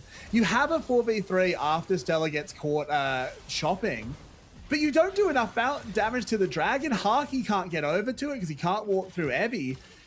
All this time, the respawns are coming in, they're running back, and the dragon's still, it's at 2,000 health now. They end up securing it, but now there's just no hope of escape. Yeah, it just takes so long for them to be able to lock it down. And the fact that we didn't even see Ziggs looking at it is the crazy thing. And this is the Baron replay. You can see Marble's just gone so quickly with Stella just trying to focus them. Exactly. They do get on top of Marble, and that's sort of the saving grace for this fight, is that they do manage to take down both of them. Evie just sacrifices himself. He knows what the score is. As we come back to live, the top lane tower has fallen, but it is still a negative gold Baron power play. Oh, yeah, it's not ideal because they were losing a couple towers themselves for SHG, so down 1,000 gold. In fact, yeah, it's a 1.5k gold lead now heading over for Vikings, and Dragons up in 2 minutes. This is Soul Point, and especially a Mountain Soul. We talk about maybe not having the right DPS for Vikings. You don't need DPS when you can live the entire fight out. And looks like Van 1 could be looking at Shawnee. Weirding is going to be used. Yes, staying safe. Tower is going to be the next thing. They're trying to revert this negative gold lead, and I think with this tower, they might start to swing it a little bit. They certainly do start to swing it. The Mega Inferno Bomb, normally great at clearing waves, but not when they're Baroned up. A little bit too tanky. Mid lane, next target. There's a big Crystal in growth. We've still got Baron buffs. I think that should bring the Baron buff fading right at the end there. Didn't see the final power play, but I think it would have ended up about gold neutral. But 1 minute on Dragon. That is what matters right now, Pike. Get your resets in. Get your wards. We're fighting for Soul. Look, this is going to be the big fight. I think if Vikings get this, I think their team comp, regardless, as the game goes on, will be so much easier to just sort of walk over them. The only real champion of threat is Evie on this Scion. Marble hasn't had the best game. Arya on this Ahri, yes, has kills, but doesn't have enough damage to get through the side of a Ziggs and an Alistair, even an Ambessa, who is really big right now. 3 items confirmed. Looks like Stella could be caught. has to dodge out, loses half their health, and ooh, you know what? Maybe I'll go back on my words, but we need to see SHG just play a slightly cleaner macro. This ward on the left side here is just the MVP. They know exactly where MVK are. Teleport's being called. The top laners are joining the fight. The dragon's been pulled. Yeah, it looks like they are trying to send... They know where Vista is. They are so aware of this sort of flank that they're seeing that they can play a little bit more aggressive into the actual fight as traps are going out. They're trying to reset. Shawnee is off to the side. Dragon is down to 5k health. They're in out to pink wards.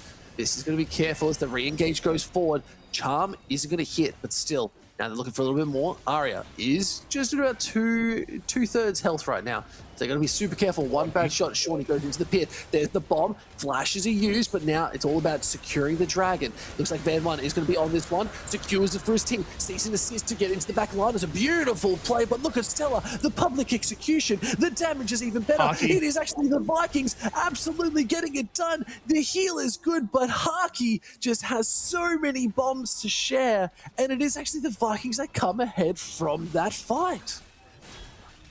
So they do come out on top in the fight. They grow the gold lead, but not getting soul. And there's nothing on the map. You've killed 3 members, but what are you doing with it? You can't push in to get that mid tower. Haki can't do it alone. We'll have a look at how this one played out. I think that flash might save the entire game there because Van One is able to get close. Guri locked in a Hextech ultimatum, can't quite get close enough to the dragon. But look at Haki just walking through this fight. He's basically completely untouched at the end, was able to bring the damage that gets MVK coming out on top. But again, yes, you lost 3 members as everyone starts to respawn now. I don't know how much that matters when you don't lose an objective on the other side and you do just buy yourself another 5 minutes. Because that's the whole game plan for SHG now is in 5-minute increments around Dragon's Wings. Well, Baron's now just spawned, so getting the vision control here, and you can see this is a lot of total damage dealt to champions over this game. And, okay, it's looking pretty stacked for Vikings. They have been consistently doing good damage, including Haki, who is a solid 7k damage over Marble, sorry. So it's definitely, sorry, got other leagues on my mind too. But it's definitely an interesting one, and we need to start seeing SHG pushing these towers a little bit more because they haven't had any real impact on them. And you can see they know that the Baron hasn't been started. They know something is really sus here. So Vikings are like, let's just not even push it. Let's just see them and see how they react. And I think I like that. I think putting pressure on the Vikings because they have to feel the pressure. This is a young lineup. Something that we talked about it a lot and maybe we've stopped a little bit is this was a VCSB roster that was promoted to the main team. They're now fighting for a potential second place to knock down SHG, who were just this universally considered second best team. Getting this win here would be so massive for them, but they've just got to hold their nerve. And that's the big thing, right? Like, this is the next level of what it means to be a pro player, is being able to maintain composure no matter where you're at, no matter how many games you're in. This is the difference, and every stage you go onto is another lesson learned. So I have to see where these teams really want to take it, because you're right, talking about this young, fresh roster, they're trying to make names for themselves, and the LCP is the place for teams to really start to solidify who they are as an identity in the world of LoL esports. So this is where it all really comes down. I'm pretty keen to see what's going to be coming through, but Vikings are looking very strong. They are looking strong. They're winning the team fights, but they've just got to make it a little bit more decisive. As SHG, they're just going to start Baron. They know they've got full vision control. It's spotted with a blue trinket, but they're not going to get off it. MVK must come and stop them. Mega Bomb does come down. You see Sulong's marching forward. Evie is really the only tank holding the line, but it's getting close to see Smith is going through. Ace in the hole there. The shutdown straight onto Haki. It is a big punch of their damage. Sulong picks up Arya. You can see Guri on the back line. So low does just finally get taken out as well. Marble being caught by Stella.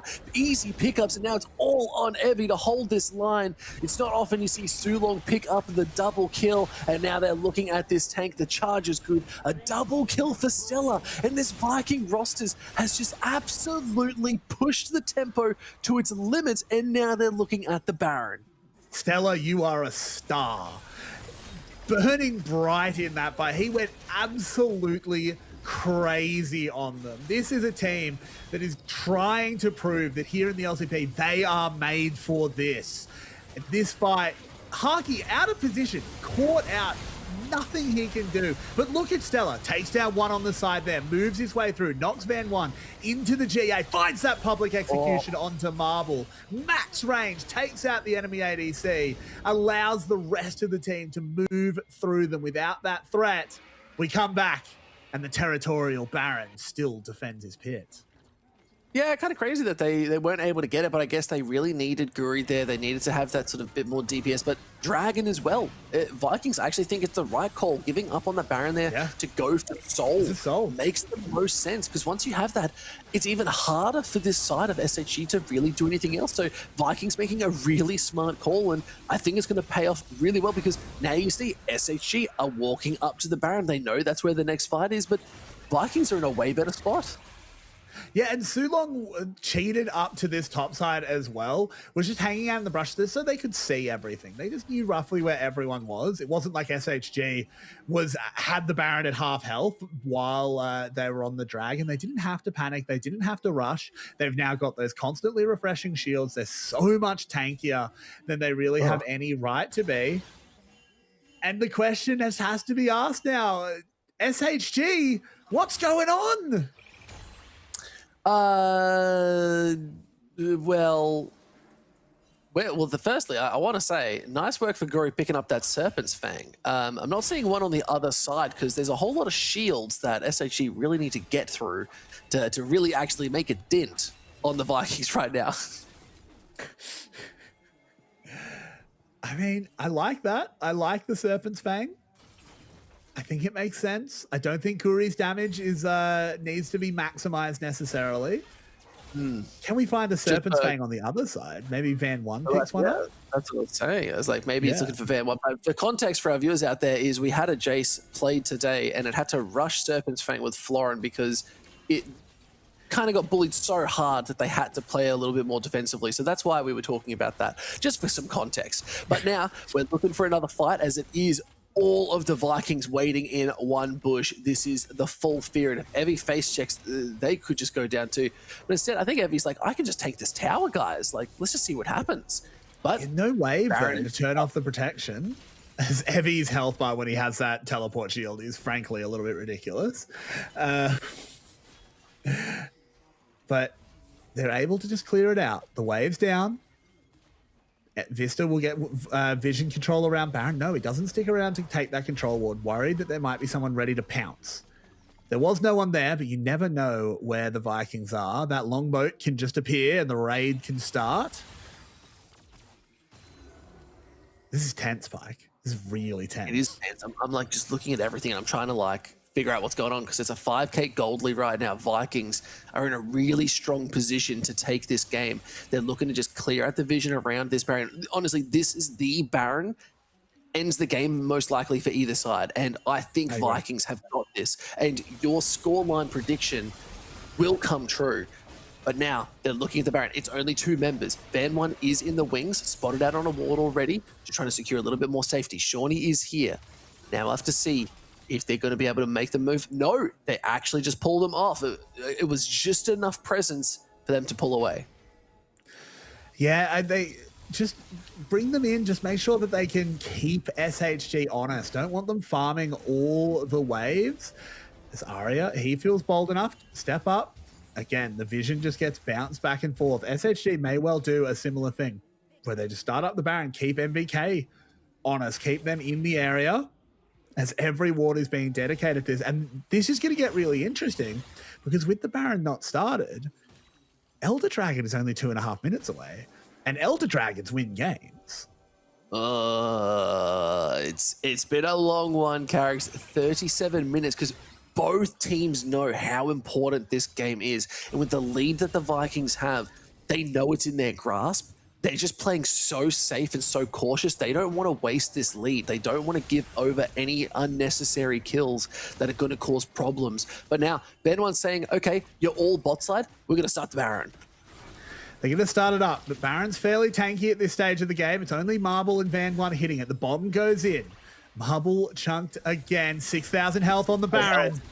Stella is here. Let's see if they can go for the steal as Guri is here. It's going it's the steal of the century. He flips over the wall and secures and throws the thumbs up. And it's the resurrection. Van1 cannot hold on much longer. But no, Arya picks up Guri. The plays across the map. Arya is being chased out by Stella. The GA still intact. It isn't even going to get popped. The healing is all too much. Marble is trying to hold the line. There's nothing you can do with Haki raining down bombs. And it is only Marble and Evie and Vista holding on. The TPs are going bot.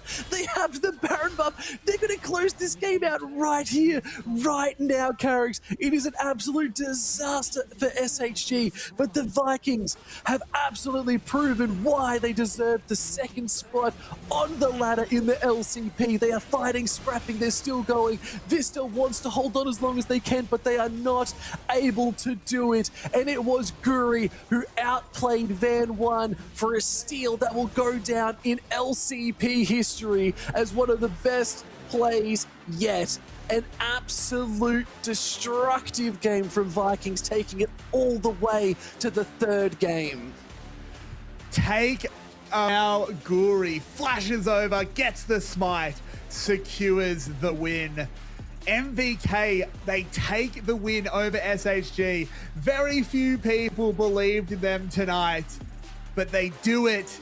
And it's a Vietnamese world. We're just living in it because 1, 2, 3 are VCS. Not bad at all, and they're going to be very happy with that. A couple other teams probably not as excited as they are, but yes, well played. And honestly, I don't know who to give player of the match to. I think that was so good, Guru. Thank you so much. That's just brightened up the end of the night. Oh, yeah, Shorty. Honestly, I want to kind of give it to Shawnee too. Like, they had such a good performance all the games. They played so well, but I think Guri may have made that happen. It's a hard one to pick, honestly. I think they all really put their hat in the ring. Obviously, Guri gets that massive smite. It's hard to look past that. But for that whole game, Haki had some amazing plays. Shawnee, I think I have to give it to Shawnee. Coming in as a sub and having 3 excellent performances up against the SoftBank Hawks as well. Like, what a performance. Stella's also making a case. Yeah, Stella's working pretty hard on this one to really show why they should have it. Because that is a lot of damage. Granted, it's a Scion. It's a full tank Scion. You can't do all that much into it, but wow. That's a lot of damage. That is a lot of damage. No question there. Whew. How do we decide? Well, it's not for us to decide at the very least. So. It's true. We just get our thoughts and then it just pops up on our screen and we have to guess from the play. So let's have a look at said play. And you know what? It's bang on. It is the Guri seal. Let's watch the damage goes in straight in. It was at 1394 health. That was a clear, like, I wish we could see it in slow-mo at where those smites were. I think Guri was seeing it in slow-mo. He was so locked in that it was just running at 0.25 speed for him. And I mean, that was the fight that decided it as, yeah, Guri, look, you can't deny it. Oh, honestly, the Maokai game, for those who were joining us for the first game of this series, was instrumental in how impactful every lane succeeded. It was always Guri sitting off to the side, waiting with those roots. But that Jace, I think you and I, we doubted it. We were confused, be like, well, what is this pick really going to bring? How is it going to impact the fights? And Guri showed up and absolutely paved a path for a pick that I will never doubt again.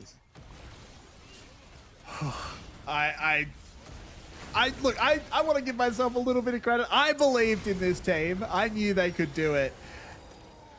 but I didn't think it would go down the way it did. The SoftBank Hawks, they fought so hard. And Pike, how good are playoffs going to be? If this is definitely an indication of how intense those series are going to be, Carrick. That's the difference. If this was still regular split, but it's towards the end, and this is some of the two teams fighting it out for second place, clearly finals and anything before it is going to be incredible. And I'm so excited, and not even that, privileged to be one of the casters to get through these games, because this is absolutely electric. I think that first series, we both went into it, we didn't know what was going on, we saw some great gameplay, but this second series for tonight, this is League of Legends. This is it. This is what I wake up in the morning to do and dream about every night before I go to sleep. This is some peak gameplay that is always going to be one of my core memories in life. 110%, Pike. This is so much fun. I can't wait to watch more, because obviously both of these teams will be heading into the postseason and ready to potentially match up against each other again fairly quickly in the playoffs. Not week 1, I don't think, but perhaps the week 2. Oh, what a performance. I want to give Stella a huge shout out. Obviously, Guri was a well-deserving man of the match, but he was incredible in these fights. Marble just didn't get to have an impact. Marble did almost nothing in game 3, and it wasn't because Marble played badly. It was because Stella was all over him. Yeah, that is 100% it. And Stella had this raid boss Thanos snap level gameplay where every time they were fighting, even here, look at the healing that's coming through, the dashes, the movement, flashing over the wall just to catch Arya, and still in this fight, healing up, trying to stay relevant, using the wave to get a little bit more back, and then boom, coming back in to be so relevant in every single fight. Let's just look over these results. It's been a long day, Carricks. DCG taking the 2-1 against GZ was a series I predicted in that exact scoreline. But on the other side, Vikings taking the 2-1 against SHG, which was your prediction, Carricks, and a huge set of games that have really set maybe the tone of what LCP is going to be heading into the knockout stage. And I hope that is the tone. I hope we keep this up, as here is your ladder. It's looking, it's not too many series left. It's Garm and Team Secret Whale still left to play up the top. CFO and DFM, of course, at the other end, also ready to go. It's going to be a big one, because now that we have sort of locked in that Vikings are just above SHG, it actually comes down to how well does Garm play in the next series tomorrow to determine who sits in second. This is where it's crazy. And because it was a different one, Harky's now moved up into that, still the solid place there, but it's anyone that could really go for this. Kiaya, we're looking at you to get that next MVP, so you take us to 3. Exactly. Someone's got to break the tie. We can't have a big tie at the end of the split. Someone's got to do it. They've got to break through and be our clear player of the match for your LCP split. And Pike, we're back tomorrow, and it's going to be just as good. It's going to be hectic. So we've got DFM versus Secret Whales, and then Garm versus CFO. And again, this Garm versus CFO series is going to be a lot of fun, because CFO are actually coming alive once again. It's the team we've been waiting for. Some slight roster changes once again, but now it's all starting to click. So I'm really keen to see this CFO roster rise in the ranks, even into this, and see if they can make their way into the knockouts. But mate, what a night. I think we just close it out here, because I can tell you're knackered. I'm really knackered. Guys, thank you for joining us for tonight's LCP series. Tune in tomorrow night for more games. Don't forget to hit all of us up on social media, especially the LCP English. We're always down for a chat. But from all of us here, the LCP, thank you for joining, and we'll see you on the next adventure. Good night. Let's go, Vikings.